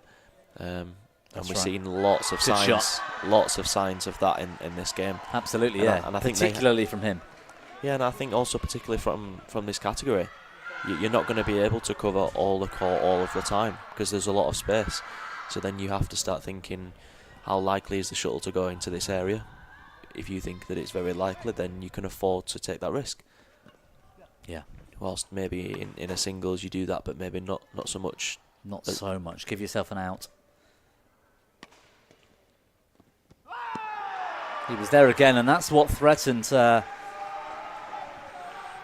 Lin Nally.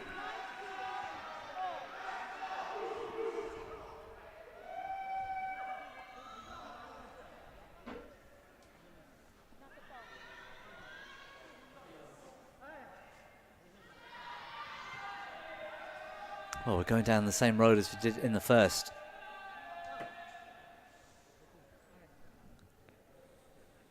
All it started in the first, and it went point for point to 26. How far is this one going to go?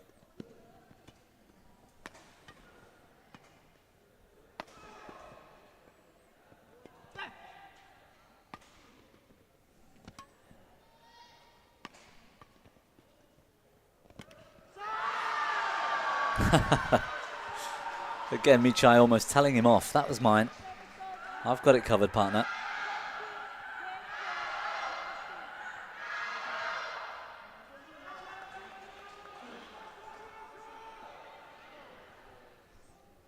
Lin Chung Bao up there as well, watching on.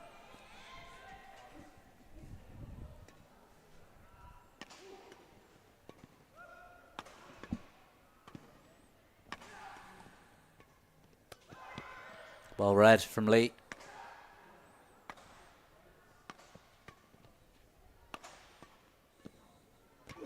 Great touch from Zhang. Yeah. Michai early.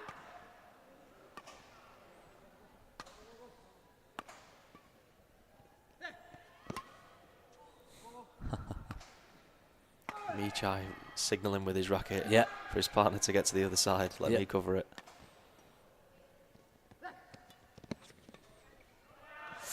Bit of trouble now. What a Michai's read. forehand. He was there so early with it, anticipating that cross. Net good winner. It's gone over. Wow. What a match.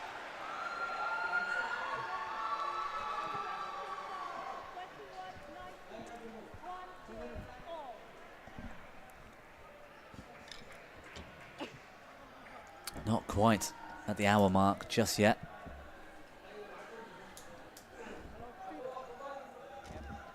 .57 minutes. And we potentially have another 40 points to play. Incredible. 21-19 the second in favour of Lin Nally and Zhang Xingtao.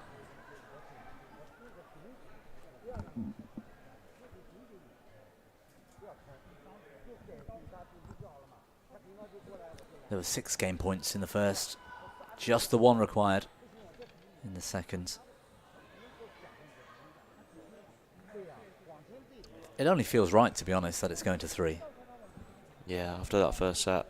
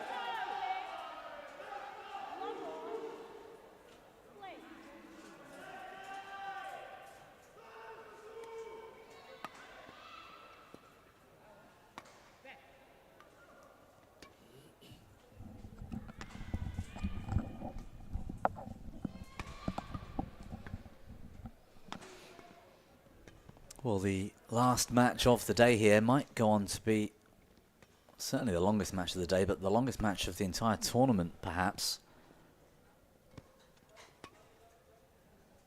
There was a 77-minute match in this sport class earlier in the week.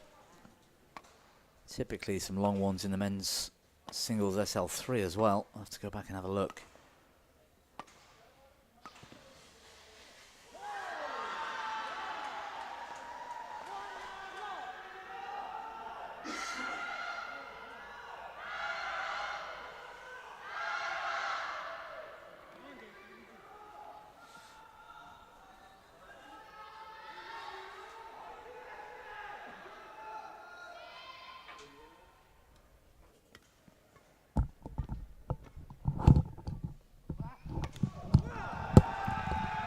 I can't see this match ending anything shy of 77 minutes anyway, Nathan. I think we might be set for a record here this week. Just over the hour mark now. And I think after the first 2 sets, I can't imagine either side backing down, no matter how big of a deficit that they find themselves in at the start of this third set. You wouldn't go all this way just to... No, it's a World Championship gold medal at stake.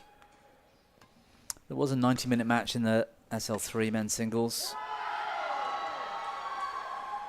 Yuze and Tatsuki Fujihara in the round of 16. That might be the one to beat.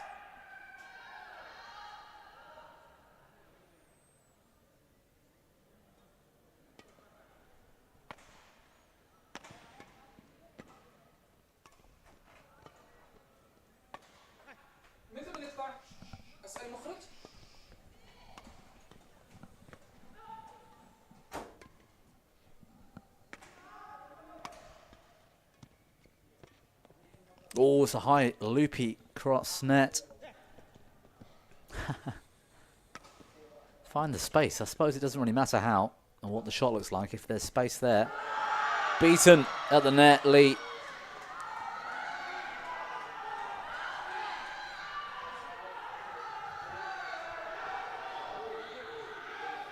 Zhang Xingtao had tons of awareness.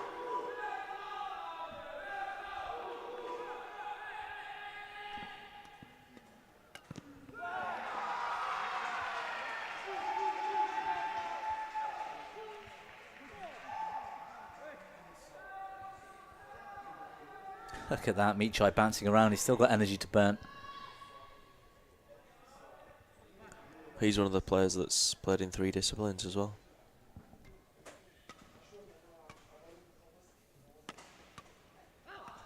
He's got energy though, isn't he? Still a teenager. Yeah, it's crazy to think.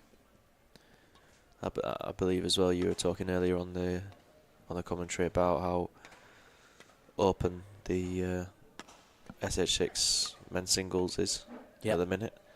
Yes.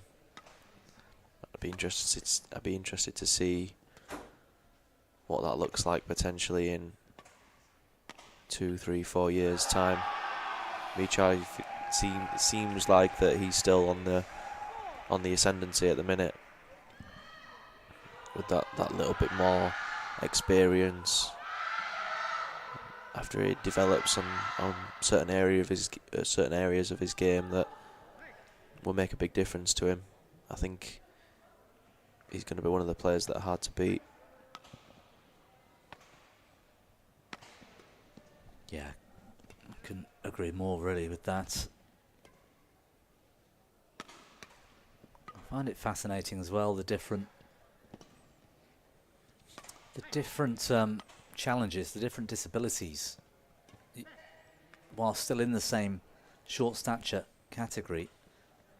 And yes, they've all got some form of dwarfism, but you look at the different body shape between Lin Nali and Lee Dae-sung, for example. Lin just looks like an average height person, but shorter, shrunken down. Still the same proportions in limb length.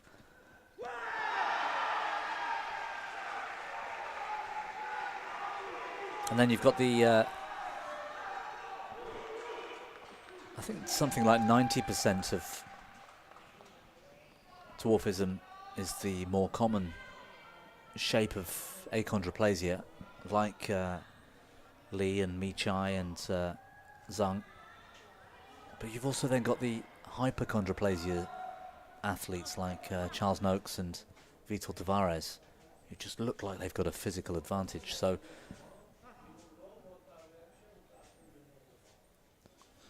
And I think they do have a physical advantage. well, yes. It's Equally, Lin, Nali and Nagar from India, it takes them less steps to cover the court because they are more in the average proportions, even though they're yeah, short. their stride length is much bigger. Yeah. And so that has to be an advantage. But so you have to think, well, if you've got Michai's racket skills in the body of Lin, it's game over. Yeah. Because he'd never lose, surely. It's just like that we might have from an able-bodied perspective when you talk about if they Well, have if you had my racket skills, for example, and you would have won would have won. a lot more, you know, Won. national titles. Yeah. I suppose we won't ever know. We'll never know. We'll never know. But yeah, I think it's always good fun as well. Like conversationally, when you talk about building the perfect badminton player, you take this from this player and this from that player, and you usually find that if you're taking 3 or 4 attributes from a particular player, they're normally the one that's the top in the world, and you think, well, there's still so many other things that they're not good at, but because they do 3 or 4 things so well, not that you can get away with the other stuff, but they overcompensate. Yeah, they hold you up that little bit more. Yeah. Well, you've got us. I mean, for a while, a few years ago, and of course, the short stature category in England and in Britain is prevalent, isn't it? We've got so many and good quality players over the years, like Jack Shepherd and Kristen Coombs. A few years ago, we thought, well, the category is basically done, because when Nagar Krishna and when Vitor Tavares in particular, Chuman Kai from Hong Kong, all started training full time and all started winning everything, you thought there's no coming back for the stature of the likes of Coombs and Shepherd and Michai, but they've proven us all wrong. Yeah. They've compensated somewhere else. I mean, Michai's racket skills, for example, his reading of the game, his anticipation is miles ahead of everybody else. Yeah. Yeah, I agree. But that isn't a match, or wasn't today, for Miles Krauski from the USA. Yeah. Who's, I think, Akon, the most common form of dwarfism. Yeah. And his speed and power was enough to beat those skills and that reading of the game. Yeah, and his discipline. I mean, discipline, yeah. You Hard look work. Yeah. Get everything back. You know, never say die attitude. All of that put together got the job done. Yeah, and not just that, he's managed to do it all tournament. It's exactly. Yeah. Huge achievement of what Miles has done. It's incredible.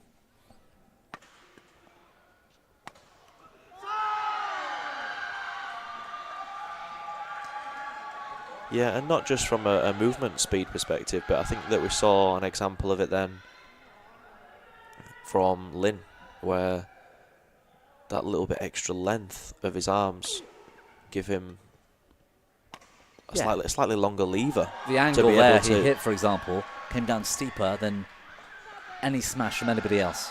Yeah, just like we see in an able body world, when you look at the likes of Victor Axelsen, the angles that he can generate. Yeah. Like you and I might struggle, like we would struggle to be able to replicate that, because we would have to make up for our lower height by maybe going to the gym, adding a few inches onto your vertical. Or becoming more supple and flexible and able to be stronger in a lower position. Some players sort of spread their feet out wide, get into a really low position, but have the strength and speed to recover quickly and get down low to pick up that smash. Yeah. I was terrible at that all my life, even before I lost my leg. I just wasn't a naturally born athletic Defender. Yeah, exactly. No matter how hard I work, I could only add 10% to get better at it, not anywhere near like enough I needed, for example.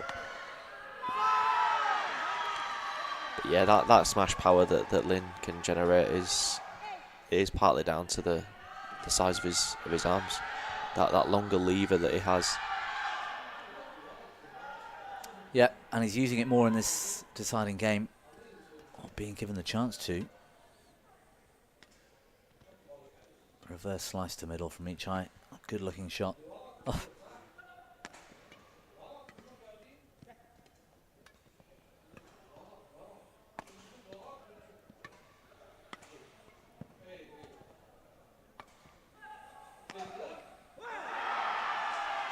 He struggles there, doesn't he? When it's down that shoulder to hip area, Lin Nali in defence has been caught there. I can remember at least 4. Susie Mao on the right, Liu Yitong and Co watching on. It's great to see. That's what para badminton is still holding on to, you know. Whilst the sport is becoming very professional, which does mean that players will leave the venue and go back and look after themselves and rehab and physio and eat and then come back for another match later, for example. It didn't used to be like that. It used to be very social. Everyone would just stay in the arena. But in the able-bodied world, this is not a team event. It's an individual championships. So let's say you've got Chinese men's singles on. Do we ever see the Chinese mixed doubles, men's doubles, women's doubles players sat courtside cheering, shouting for, you know, their teammates? We don't, because if we did, it'd be on TV all the time. Yeah, you'd see and it. I'd be talking about it as a commentator all the time. So we're clinging on to that, and I love that. I love that the teams are sat right behind, going crazy for their players. Yeah, there's a really strong sense of togetherness, isn't there? Change of ends, 11-9. I don't think the ends of the court are making an awful lot of difference in this match. I can't seem to notice anything. 20 seconds. Just going back to Miles Krowski, given that achievement today and this week. He had Tim Wong in his group, top 10 player, good player. Been around the block a long time, experienced. Has won medals at so many events. He beat Lin Nali, who we've been praising in the last 5 minutes.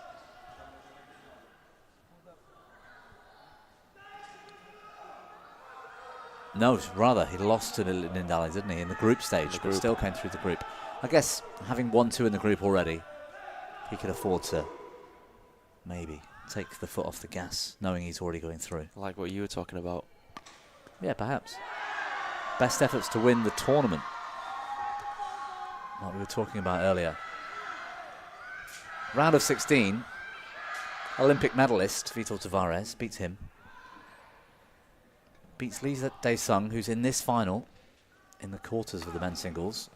We know. Convincingly as well. Good player, yeah, 8 and 12. Beats Nagar Krishna, former world champion, former Paralympic champion of Tokyo, in straights in the semi-final. This is an incredible rally. Wow.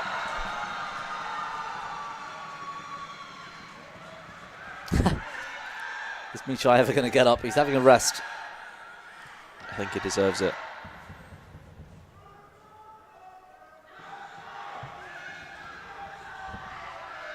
Yeah, and then Miles beats this. I mean, he's going to be a superstar, isn't he? Natapong Michai in straight games in the final as well. That is an awesome week. To come back as well, I think that it's the scoreline. If you weren't watching the game, makes it look like that maybe Miles was on top and Michai gets close, but it really wasn't. No, Michai was in front, wasn't he, in both games? Good block. What a read. What a great shot. Again, it's the reading of the game. You said it. What a read. The anticipation, getting there because you know where the shot's going. And then you know you've got that space cross court.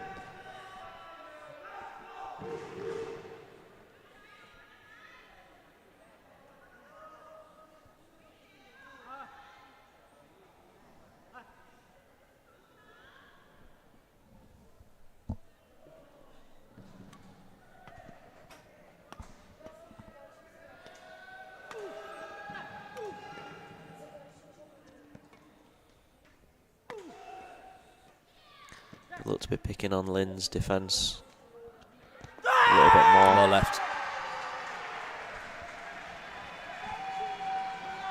Yeah, I'm not surprised, actually. I don't think he's quite got the racket skills, especially when it's tied up down that racket line. It looks a bit tense to me. I don't know if it's that he squeezes his racket a little bit too early on defence, that just locks up his grip that little bit more, so he struggles with that fluidity to get a racket shape to hit out of his hip. He's actually, Lin Nali's actually developed as a player, I think, so much in the last 2 or 3 years. You don't have to go back very far before I remember him getting destroyed in the group stages by the top 10 in the world. He just wasn't the player he is. And I think that's because he perhaps took up badminton at a pretty late stage.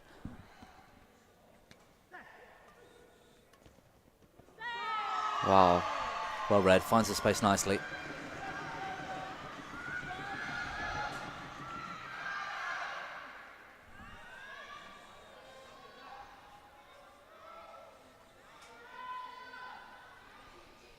'77th minute now in this SH6 men's doubles final.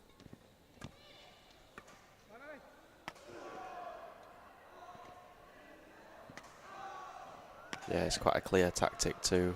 Look how quickly Lin was across the court then. Yeah, so they're attacking Lin basically, rather than Zhang.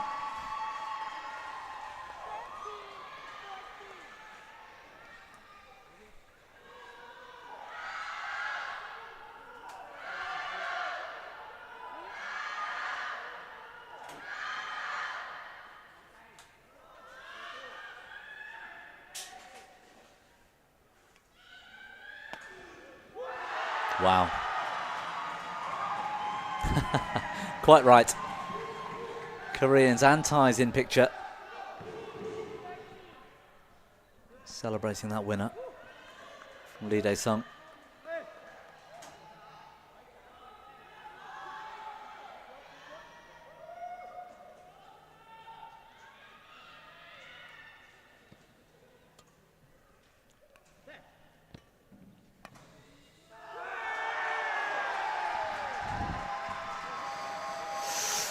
I think a little bit less pace might have been the winner he was looking for. Yeah. I don't think they were deliberately left that, did they? I think that they were probably going for it from the moment it left his racket. Once they realised that it was coming in quite high, maybe left it.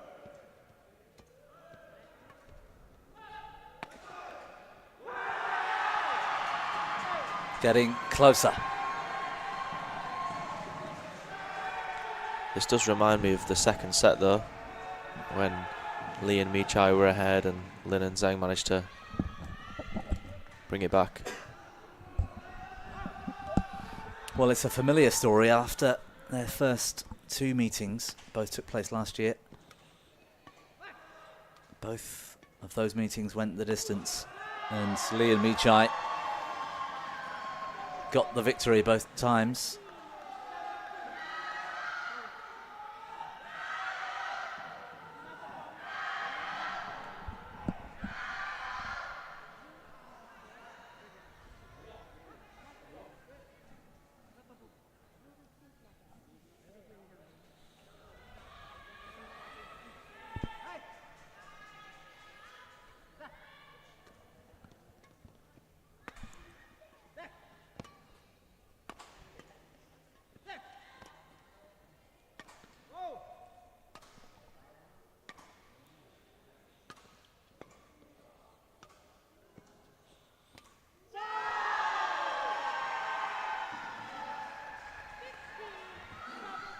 A rare mistake from Ratapon.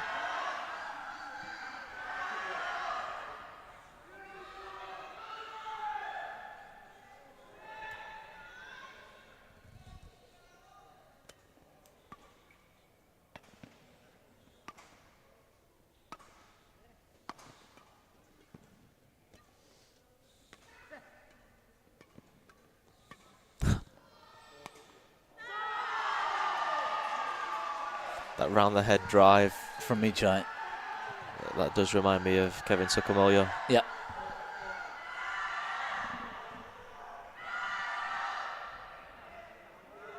Might not have been the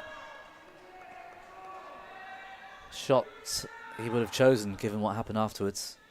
Took a risk, took a gamble, fair enough. Didn't pay off this time. Well covered from Lin. It's a big point. 18, 16 or 17 all. Again, Michai pushing. Trying to force an advantage. She's on the back foot, Lee, but gets it's out still of going. trouble somehow.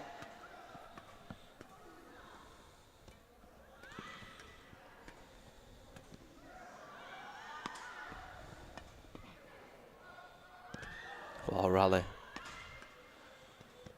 Oh no. What a read. I think the choice there from Lin was maybe questionable because you know by now Michai's going to get you in a bit of trouble and push the net. Could have gone up the line quite safely there, I think. Yeah. It's just that shot from the rear court that normally maintains the attack for you. That being in an early position, either on the backhand or forehand side, hitting the shuttle from the mid court as you're into middle. Yeah, if you're recovering from the back and hitting it to the middle. Normally between two defensive players, if the defenders hit a straight drive, most players other than Michai will sit on their base, wait to see what you do. In case you drive it back. In case you drive it, in case you go over the top, because it's a long way for your It's a long way for your partner to recover. Well, Lin Nali suffering here by the looks of it with a leg problem. It looks to be maybe a cramp problem. Maybe.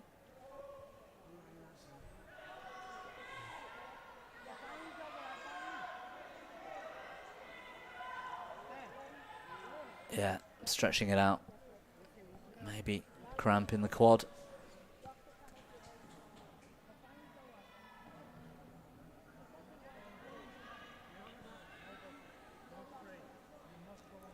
See, there's quite a lot actually in the top of the game, don't we? Able-bodied at this point.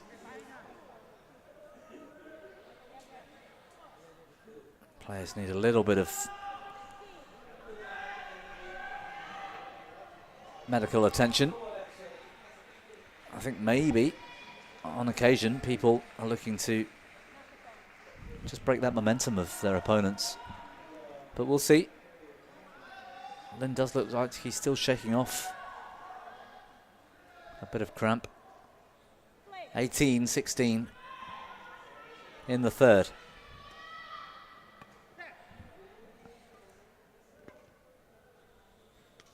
Yeah, I'd be very surprised if they didn't target Lin after see him cramp up or feel some tightness. And I would guess the game plan's quite simple of move him as much as you can. Good shot from Michai.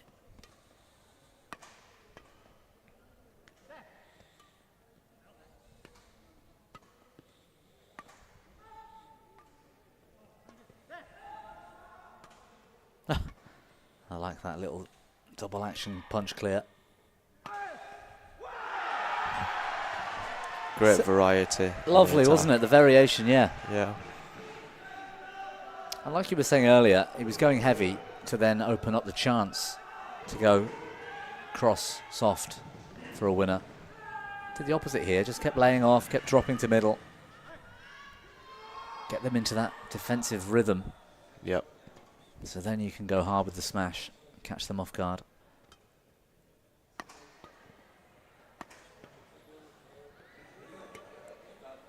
think that's where we enjoy badminton, when you get the feeling of it being almost like a chess game. That's said a lot of the time. It's said in a lot of sports as well, but that's where I think it's really appropriate in badminton. Yeah, me too. It's because there's so much going on, all these little nuances that only people that are really into the sport understand. 2 points away from this men's doubles title. He loves a little pirouette, Michai. Again, that layoff to middle was taken early by Lee. Yeah, it's clever from Lee.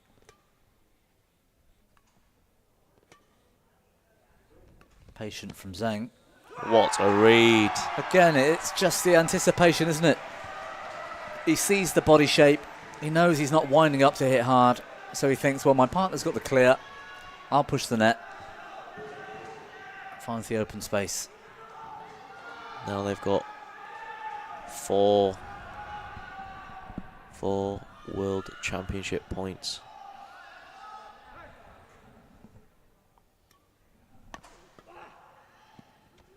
Can they finish it off for the first time of asking?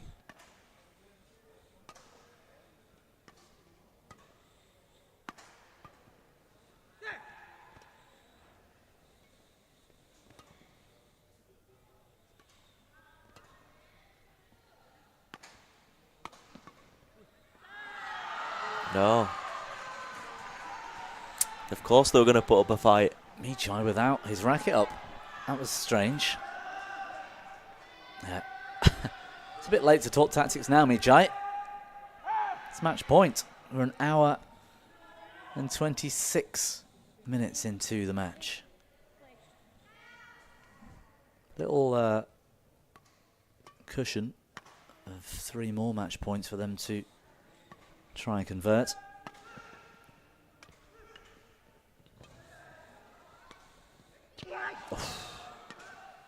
Brilliant. Great smash. There were 2 good shots in a row there from Zhang, weren't there? We haven't spoken a lot about Zhang, but he's turned up at a really important time.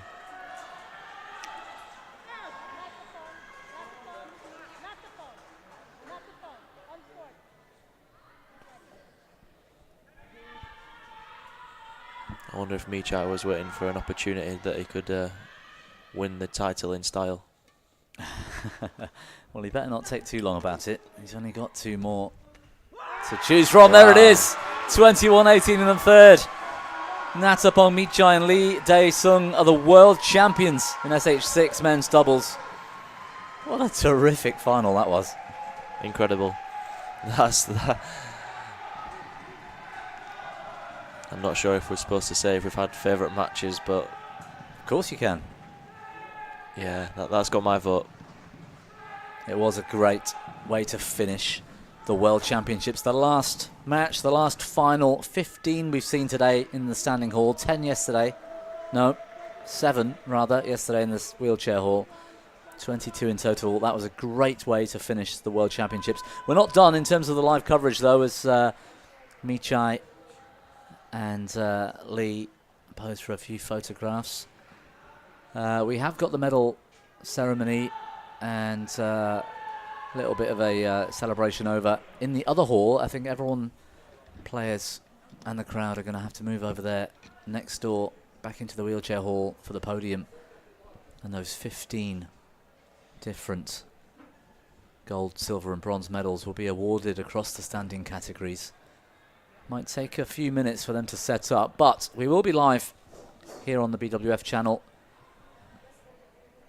for that, which might take place in, judging by yesterday's, maybe 10 to 20 minutes time. Nathan, it's been a pleasure having you in for a lot of the matches today. Hope you've enjoyed yourself. Yeah, very much so. Yeah, it's hard to say that I haven't after watching, what was that, 87 minutes of this men's doubles match. We're looking through the highlights now. And Leeds won the title. Like they did last year. Very impressive. Lee Dae-sung, of course, and Natapong Michai taking the win, taking the title. World champions for at least 2 years. That concludes the competition element Well, Yeah. if you're leaving us, I'm Bobby Griffin and Nathan Hale with me for most of today as well, with a few other special guests saying thank you for tuning in to the live commentary. But if you can stay with us, please do. The medal ceremony will take place fairly shortly, and we'll be live right here. But otherwise, see you again next time. Badminton World Federation, thank you for making this tournament a memorable one. We would like to take this opportunity to present numerous medals to the BWF referee team, technical delegates and tournament doctors. Our tournament referee, Ceremonies, deputy referees, Chen and Prime Minister, technical delegates, and two tournament doctors,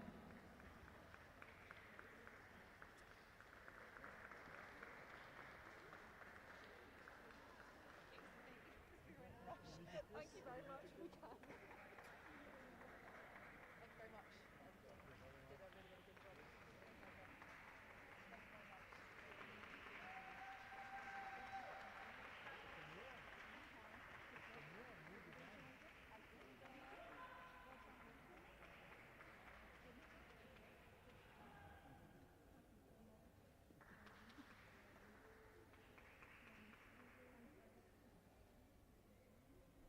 Khan and Dr. Anastasia. Thank you very much. We can. Thank you very much. You did a really, really good job. Thank you very much.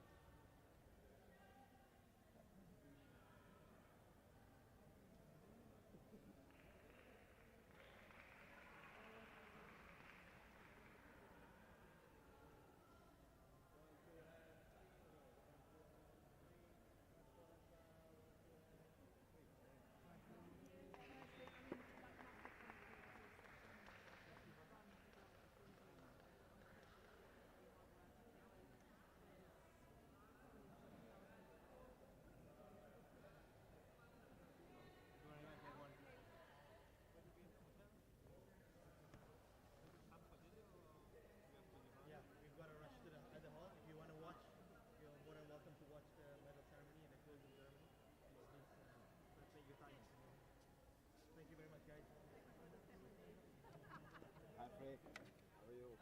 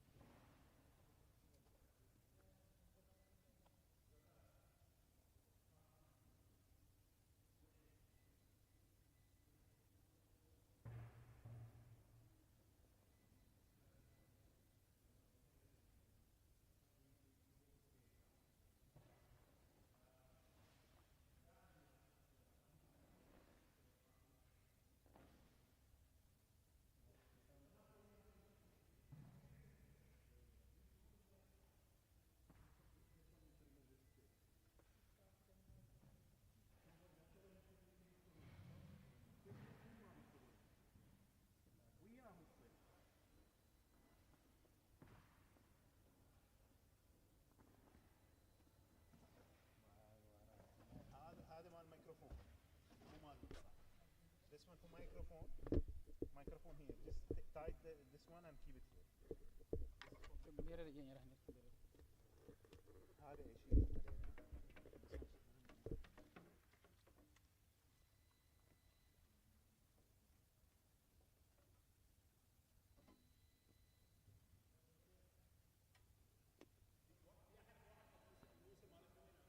هني كانت عند ما ادري من هو.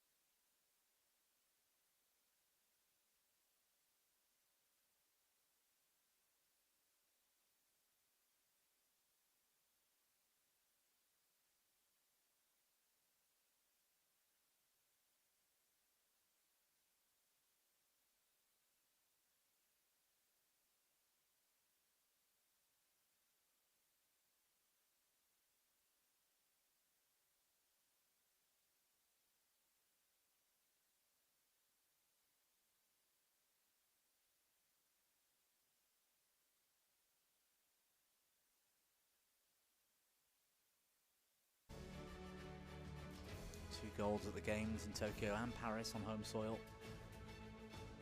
A 4th men's singles world championship title.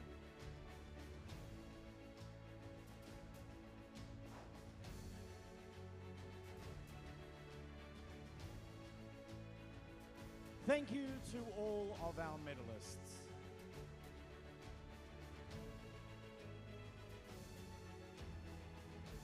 Please welcome the women's SH6 medalists.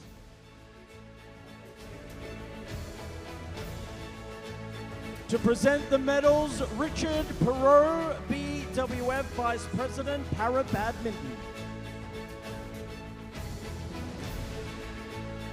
Women's singles athletes in the SH6 category.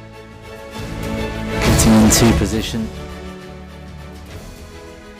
Our first bronze medalist from China, Lin Shuangbao. Lin Shuangbao with a bronze medal presented by Richard Perot. We were fortunate enough to have Richard in the commentary box a little bit this week. Our second bronze medalist from Indonesia, Rina Marlina. Rina Marlina from Indonesia. Collecting a bronze medal as well. Our silver medalist from India, Nithya Sri Sumathi Sivan. Marlina was the champion in 2022. A silver medal And for Nithya Sri Sumathi Sivan of India. Li Feng Mei. Well, what a special, special day for Li Feng Mei. Ladies and gentlemen, please stand. Taking the if you gold can, in the for women's national singles. anthem of China. And we'll see a little bit more from her over the next half an hour.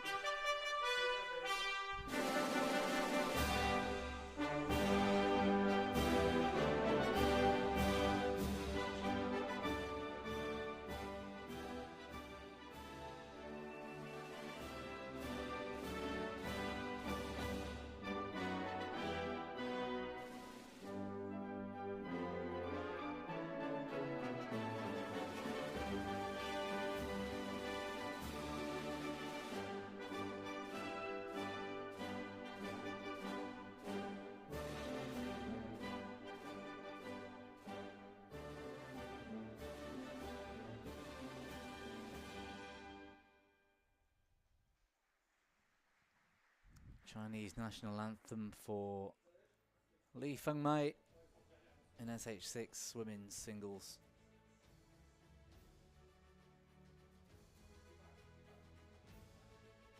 Making history here today with a collection of medals.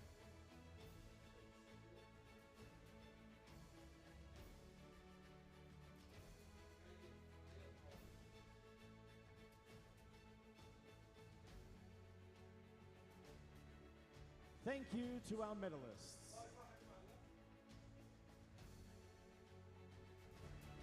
Please welcome the women's singles SL4. Medals to be presented by Richard Perot, BWF Vice President, Para Badminton.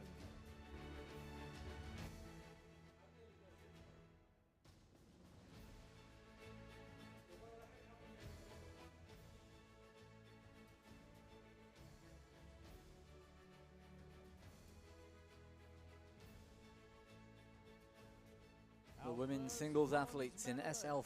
From Indonesia, Kalimatas Sadia. Kalimatas Sadia from Indonesia. Featured in 2 events today. Our Collecting second a bronze in the women's medalist singles. from Norway, Hella Sophie Sagoy. Norway's Hella Sophie Sagoy.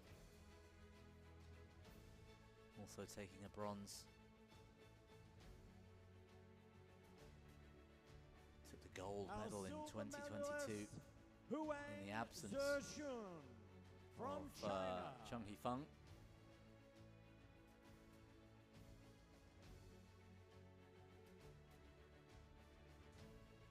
And In our silver medal gold position, medalist from it was Wang Indonesia, Sisian. Lini Ratri Oktila. There was no match for Liani Ratri Oktila. Once again, just getting very used to seeing her collecting gold medals. Ladies and gentlemen, please stand if you can for the national anthem of Indonesia.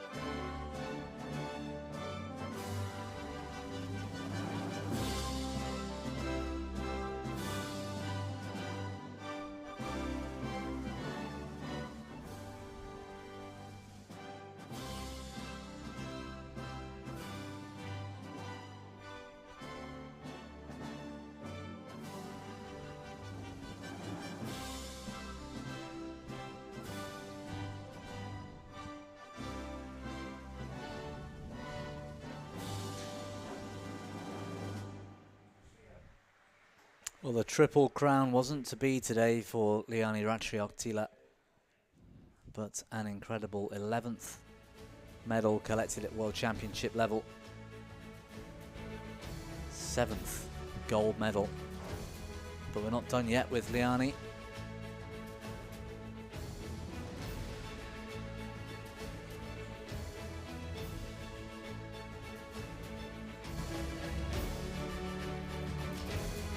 Thank you to all of our medalists.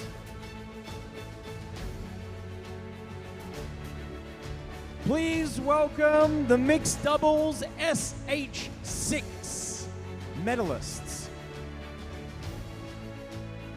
To present the medals, Richard Perot, BWF Vice President, Para Badminton.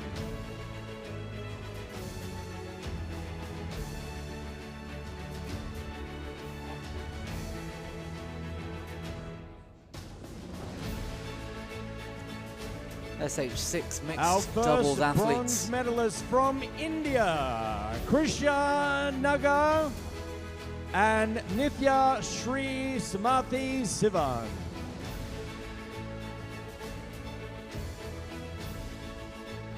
From India, first up, Nagar Krishna and Nithya Sri Samathi Sivan.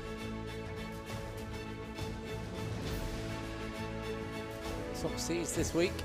And taking our a bronze second medal. bronze medalist from Indonesia, Suban and Rina Malina.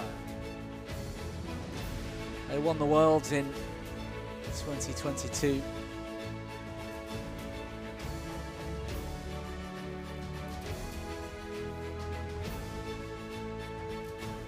Our silver medalist from China, Rina Malina. Zheng That was Qingtao Suban Suban from Indonesia, taking a bronze. and Lin Shuangbao.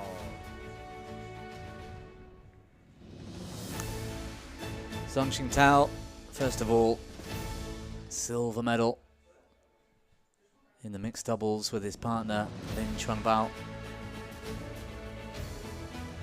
And our gold medalist from China, Lin Neili and Li Feng Mei. Hard-fought all-Chinese final that was in the SH6 mixed doubles. Lin Neli and Li Fengmei, who collects a second gold in the SH6 category. Ladies and gentlemen, please stand if you can for the national anthem of China.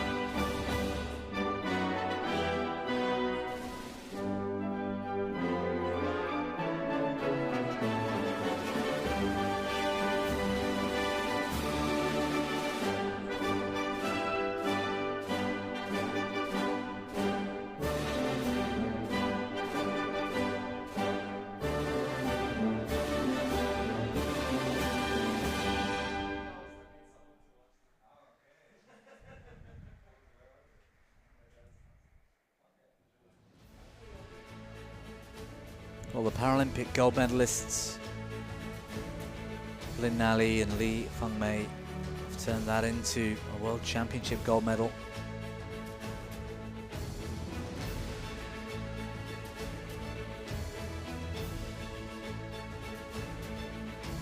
And of course retained their title, won in Thailand 2 years ago. Thank you to all of our medalists.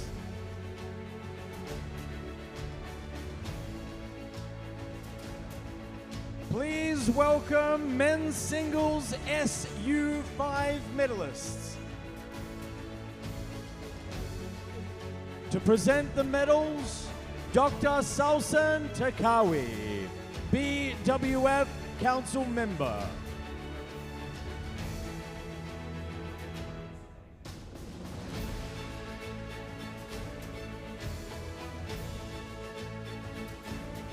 In the SU5 men's singles category, our medalists. Our first bronze medalist from Japan, Teo Imai. Japan's Teo Imai. Collecting a bronze. And our this year. second bronze medalist from Turkey, Ilka Tuja. Imai took the bronze last year as well. Ilka Tuzku. Our Turkey. silver medalist Terrific from Chinese for him Taipei, to get to the semi-finals of the Chen World Championships Yu. this week. Feng Yingzhu from Chinese Taipei. And our gold medalist from A Malaysia, silver medal. Chia Lik Hu. But once again, he proves none of them a match for this man. An incredible record in the World Championships, amongst everything else. Please stand Ninth if you can World for the Championship national anthem men's of singles gold Malaysia. medal for Chia Lik Hu.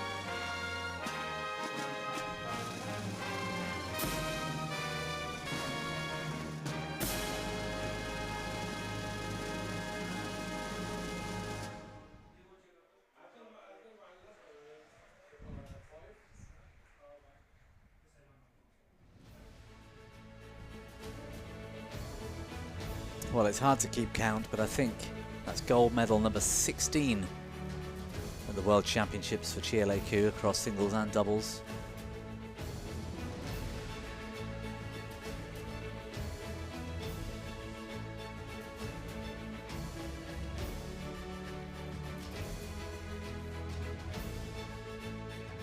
Thank you to all of our medalists.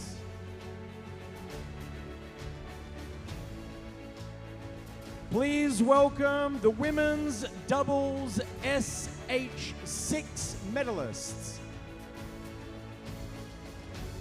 To present the medals, Dr. Salsan Takawi, BWF Council member.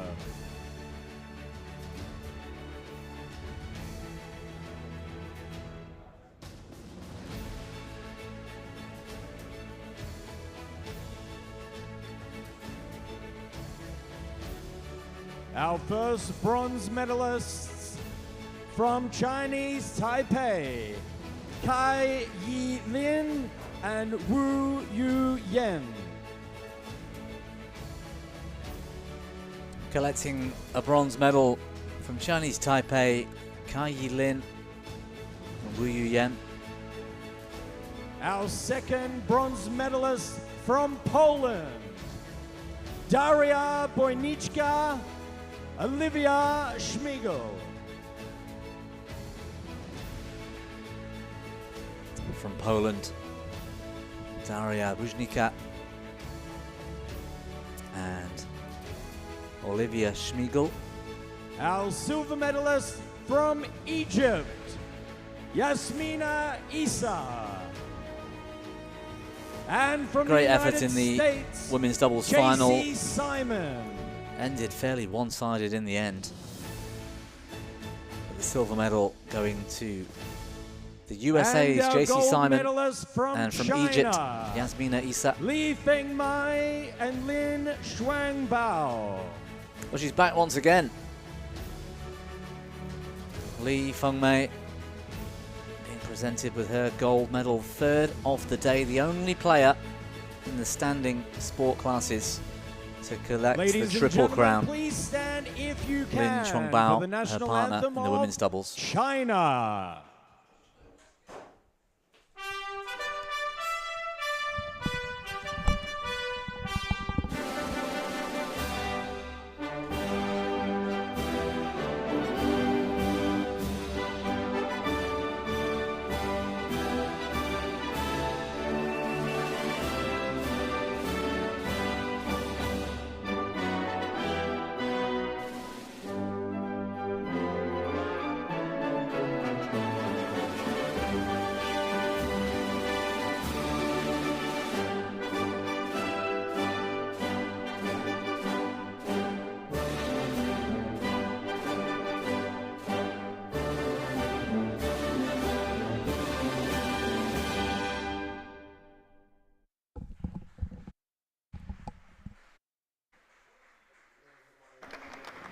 Li Fengmei and Lin Shuangbao retaining their World Championship title in the SH6 women's doubles. What about that achievement as well for Li Fengmei? The triple crown, 3 gold medals across women's singles, women's doubles and the mixed doubles. In the 15 different Thank you to all of our standing medalists. events, she's the only one that's picked up all 3 golds today. Please welcome the women's singles SU5 medalists. To present the medals, His Excellency Sheikh Mohammed bin Duwej Al Khalifa, President of the Bahrain Paralympic Committee and President of the local organizing committee.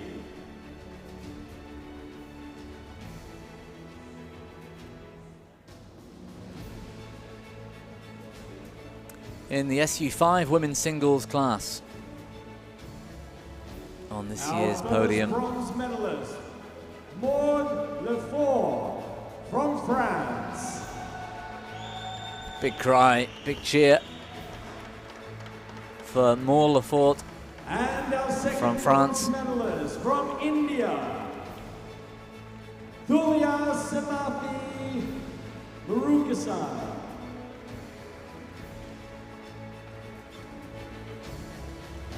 Also collecting a bronze medal, from India, Tulasimati Manisha Murugasan from India. Ramadas.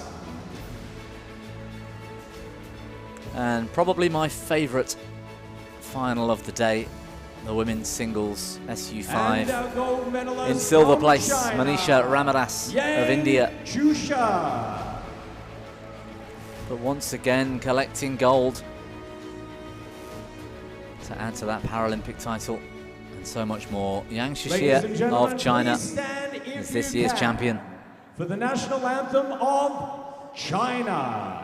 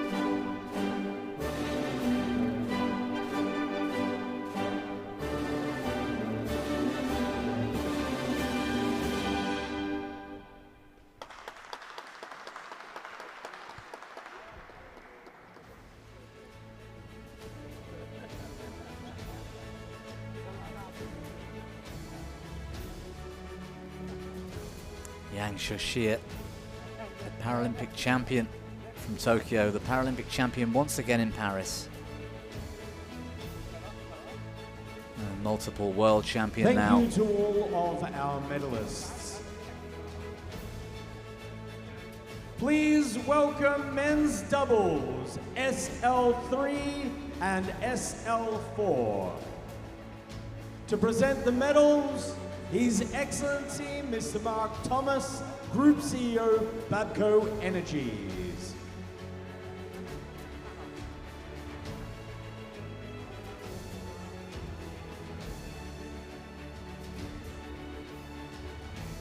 Well, here are the SL3 to SL4 men's doubles Our first bronze medalists. medal from winners. India, Umesh Vikram Kumar. Vikram Suryakant taking a bronze, Yadav. Umesh Vikram Kumar and his partner Suryakant Yadav.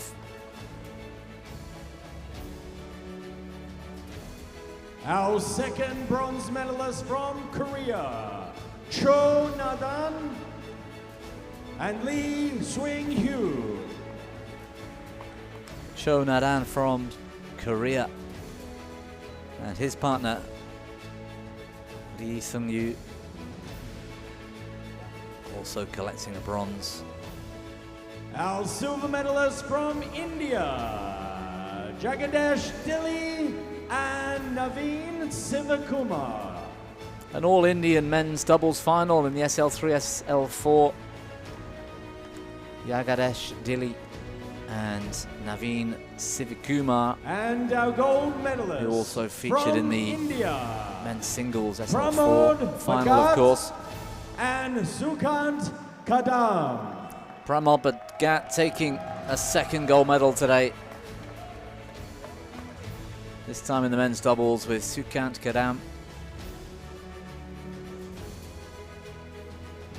Ladies and gentlemen, please stand if you can for the national anthem of India.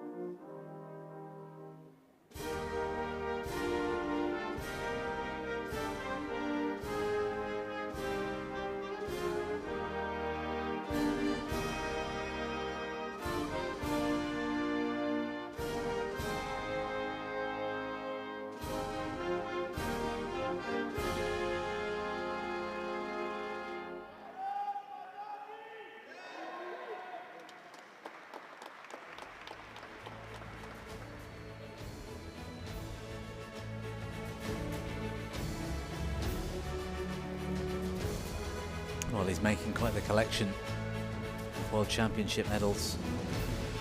Pramod Bhagat, and this time with Sukant Kadam.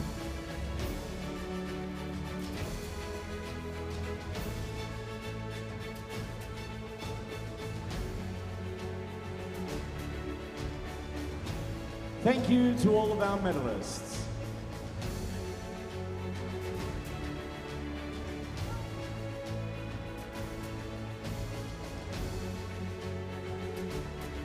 Please welcome the mixed doubles SL3 and SU5.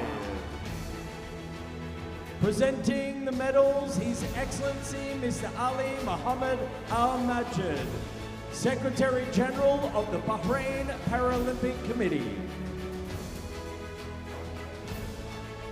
The medalists in the SL3 to SU5 mixed doubles discipline.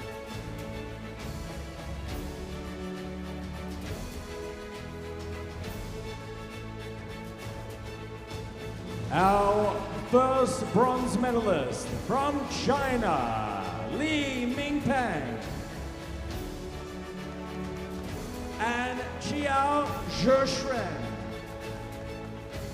Li Mingpeng and Zhao Zuxian taking a bronze medal. Our second bronze medalist from India, Chirag Bharatha and Mandeep Kaur Mandeep. And from India, our other semi-finalists, Chirag Bharatha and Mandeep Kaur.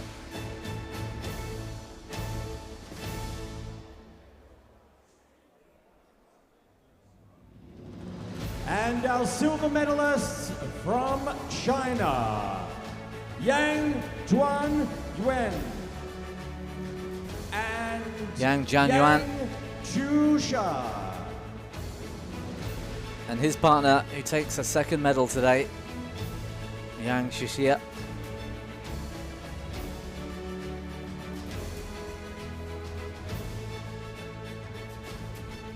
And our gold medalist from Indonesia, Hikmat Ramdhani and Lini Ratri Oktila.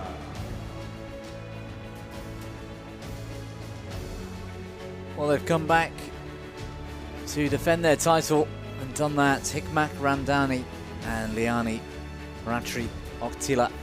Ladies the and second gentlemen, gold medal for her stand today. if you can, for the national anthem of Indonesia. To add to already gold and silver medal won. Another 3 medals for Liani.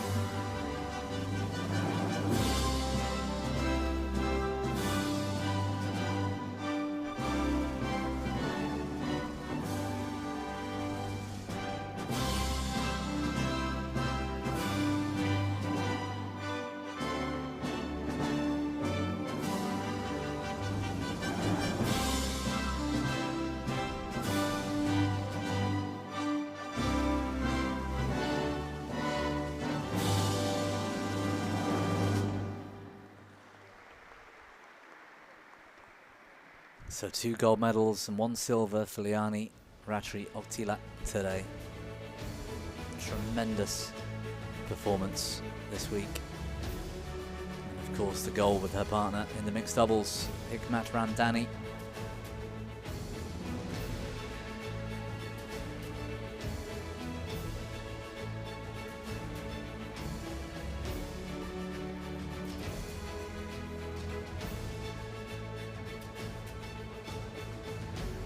Thank you to all of our medalists.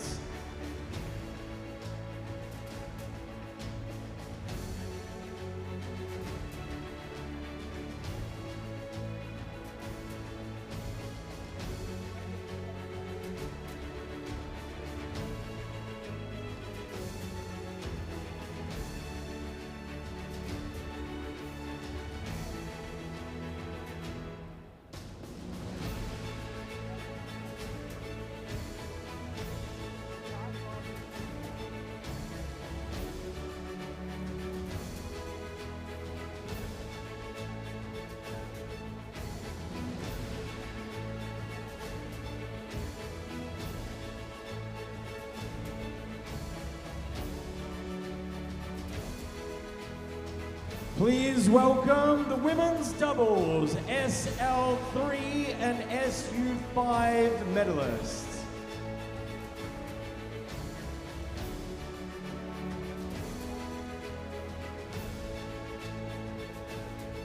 Well, here come the medalists in the women's doubles, SL3 to SU5.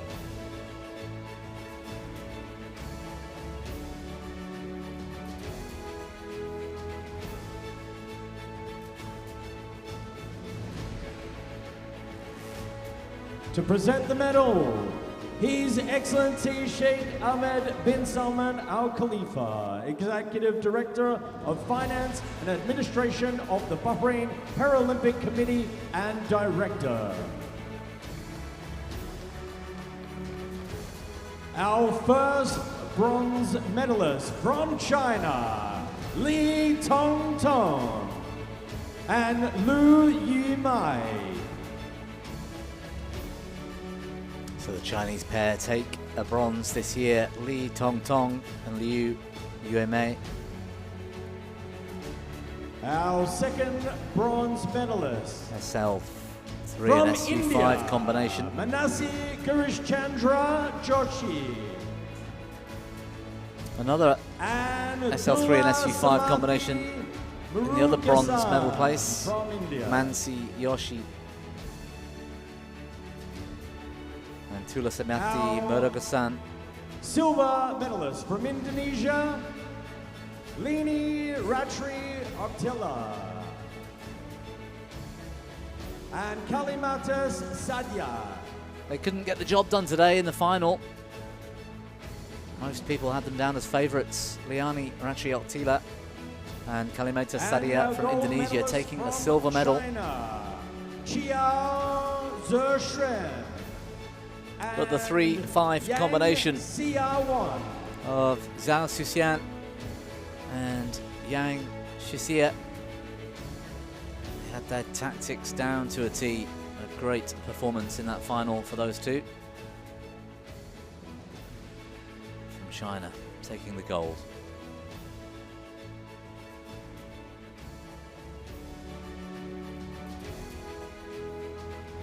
Ladies and gentlemen, please stand if you can for the national anthem of China.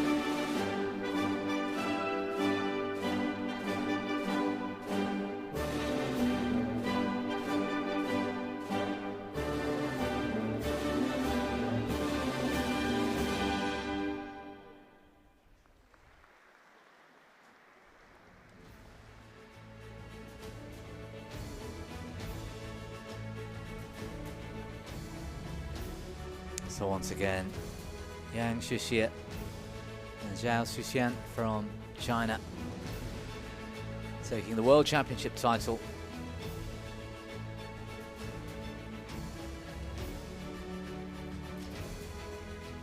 Thank you to all of our medalists.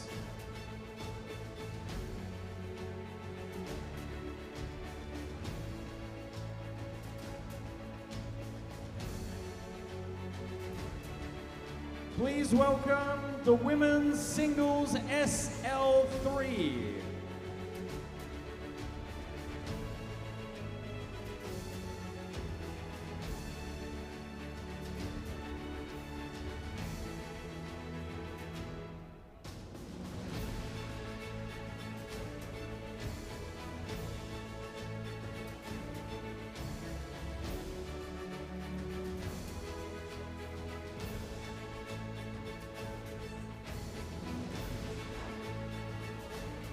Well, a quick pause for Please this one welcome as women's singles SL3. at least one of the SL3 To present the competitors medals, was Hiraki coming back from Ebihara, collecting her medal in the Executive women's Officer doubles. and General Manager of International Sales Department of Yonex.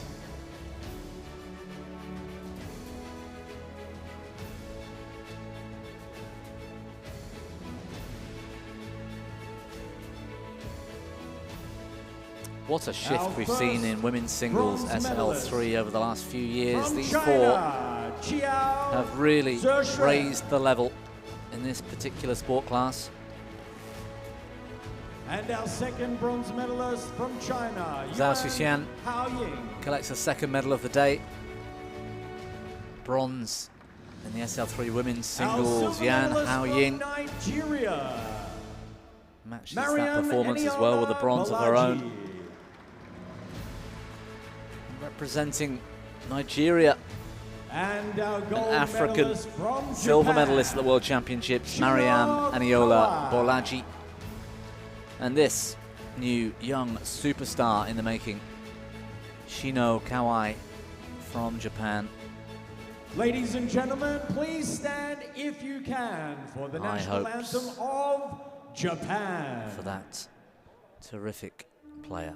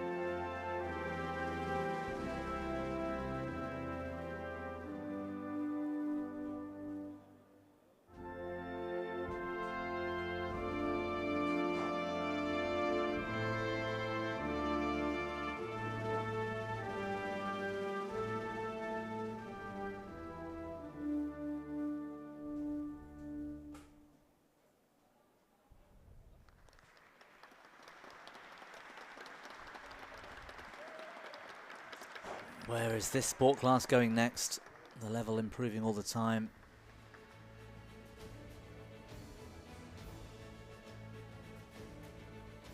Shino Kawai, for me, might be a favourite for the Paralympic Games in LA.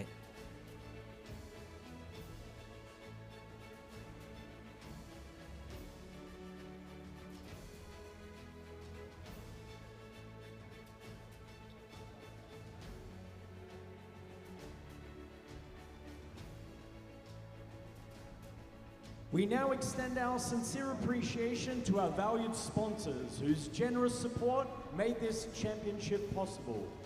Please welcome His Excellency Sheikh Mohammed.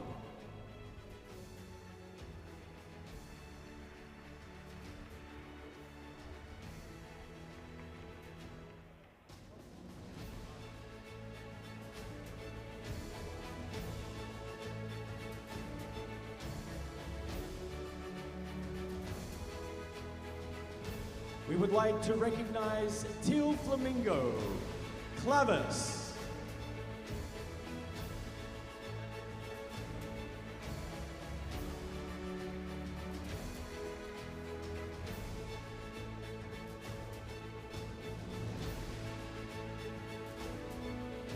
Well, the all-important sponsors collecting their thank yous. Dalla. Sheikh Mohammed down there.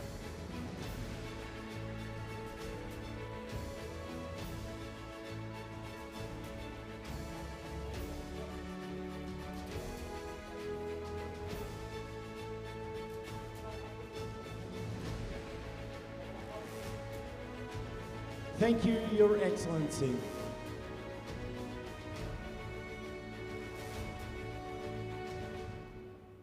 Ladies and gentlemen, as we conclude the Bahrain BWF Badminton World Championships, we do so with pride, gratitude, and lasting memories. This championship has demonstrated that sport unites us, inspires us, and empowers us beyond limits. On behalf of the organizing committee, we thank all athletes, officials, sponsors, volunteers, and supporters for making this event a remarkable success. We look forward to welcoming you again to the Kingdom of Bahrain in future championships. Thank you and have a wonderful evening. Well, that's just about it from us here at the BWF. For another year at the Badminton World Champions. It's a terrific day, and yesterday in the finals of the wheelchair, terrific week here, and a big thank you for anybody that's tuned in to support and watch all week long. The Badminton tournament calendar moves on to 2 tournaments in Spain next month, so you can catch more live action in week 12. That's from the 16th all the way through to the 29th of March. From me, Bobby Griffin, all of my co-commentators here this week, all of us here in Bahrain and the BWF, thank you for tuning in once again, and goodbye.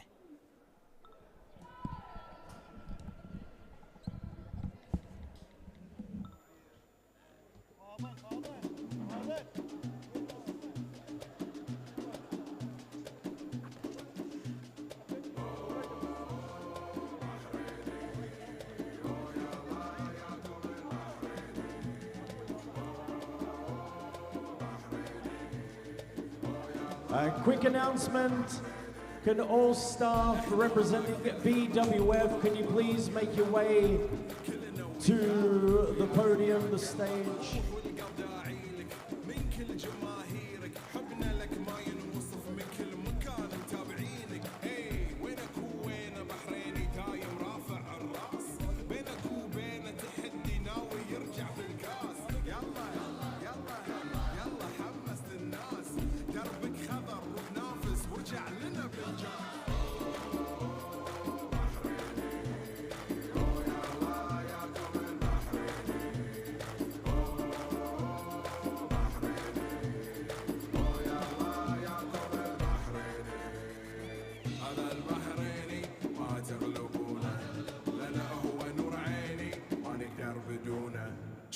شوفه يلعب كورة يتعب على روحه كلها عشان جمهوره هي صارت هجمة بحرينية راوغ عدي العب شوت جول 100 خلكم كلكم شهود هذه بداية الوعود روحوا فالكم الذهب وانتو قدها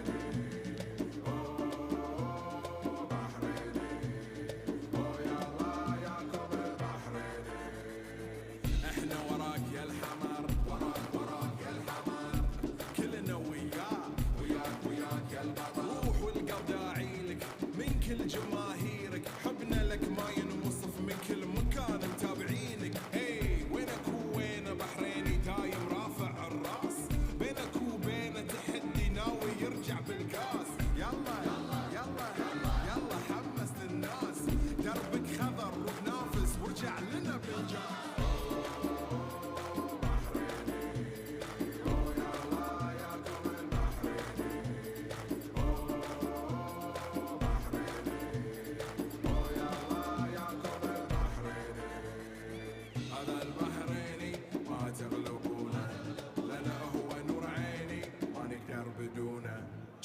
شوفه يلعب كورة، يتعب على روحه كله عشان جمهوره. هي صارت هجمة بحرينية، راوغ عدي العب شوت جول 100. خلكم كلكم شهود هذه بداية الوعود، روحوا فالكم الذهب وانتو قدها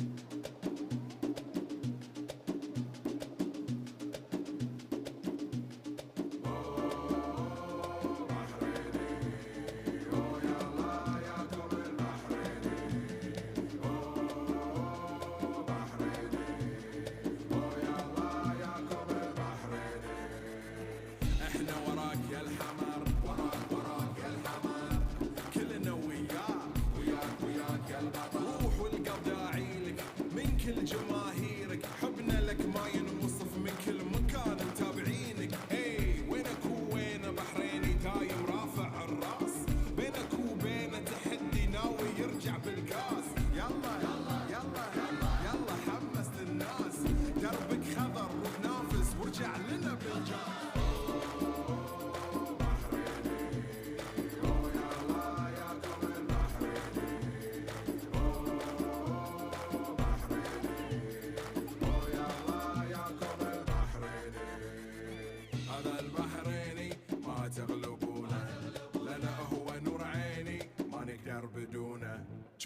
شوفه يلعب كورة، يتعب على روحه كله عشان جمهوره.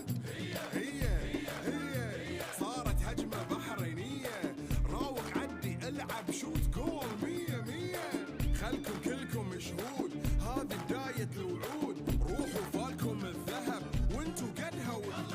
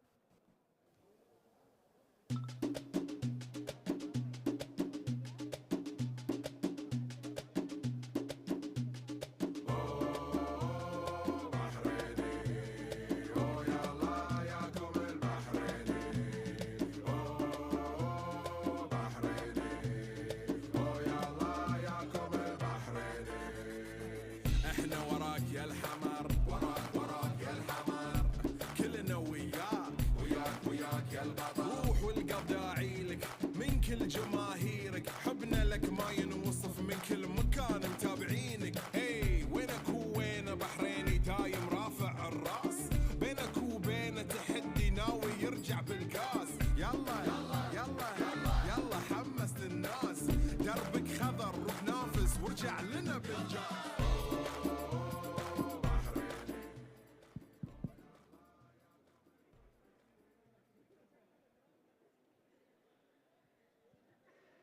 السيدات والسادة، نرحب بكم في هذا المساء حيث تحتفل اللجنة البارالمبية البحرينية بتكريم أبطال وبطلات المنتخب البحريني البارالمبي تقديراً لما حققوه من إنجاز مشرف بحصادهم على 36 ميدالية ملونة في دورة ألعاب غرب آسيا البارالمبية الخامسة، مؤكدين بذلك ريادة المملكة البحرين في رياضة ذوي العزيمة. ندعو سعادة الشيخ محمد بن دعيال خليفة رئيس اللجنة البارالمبية البحرينية لتكريم اللاعبين.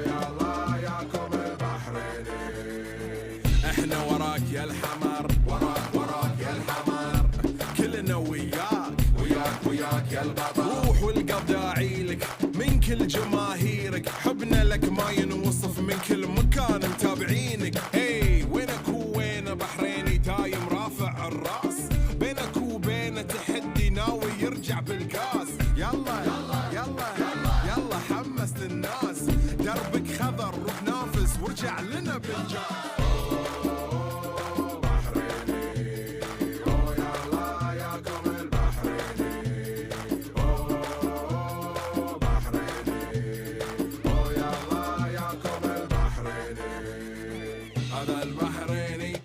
تغلبونه لنا هو نور عيني ما نقدر بدونه. شوفه يلعب كوره، يتعب على روحه كله عشان جمهوره. هي صارت هجمه بحرينيه، راوغ عدي العب شوت جول 100. خلكم كلكم شهود هذه بدايه الوعود، روحوا فالكم الذهب وانتو قدها وجود.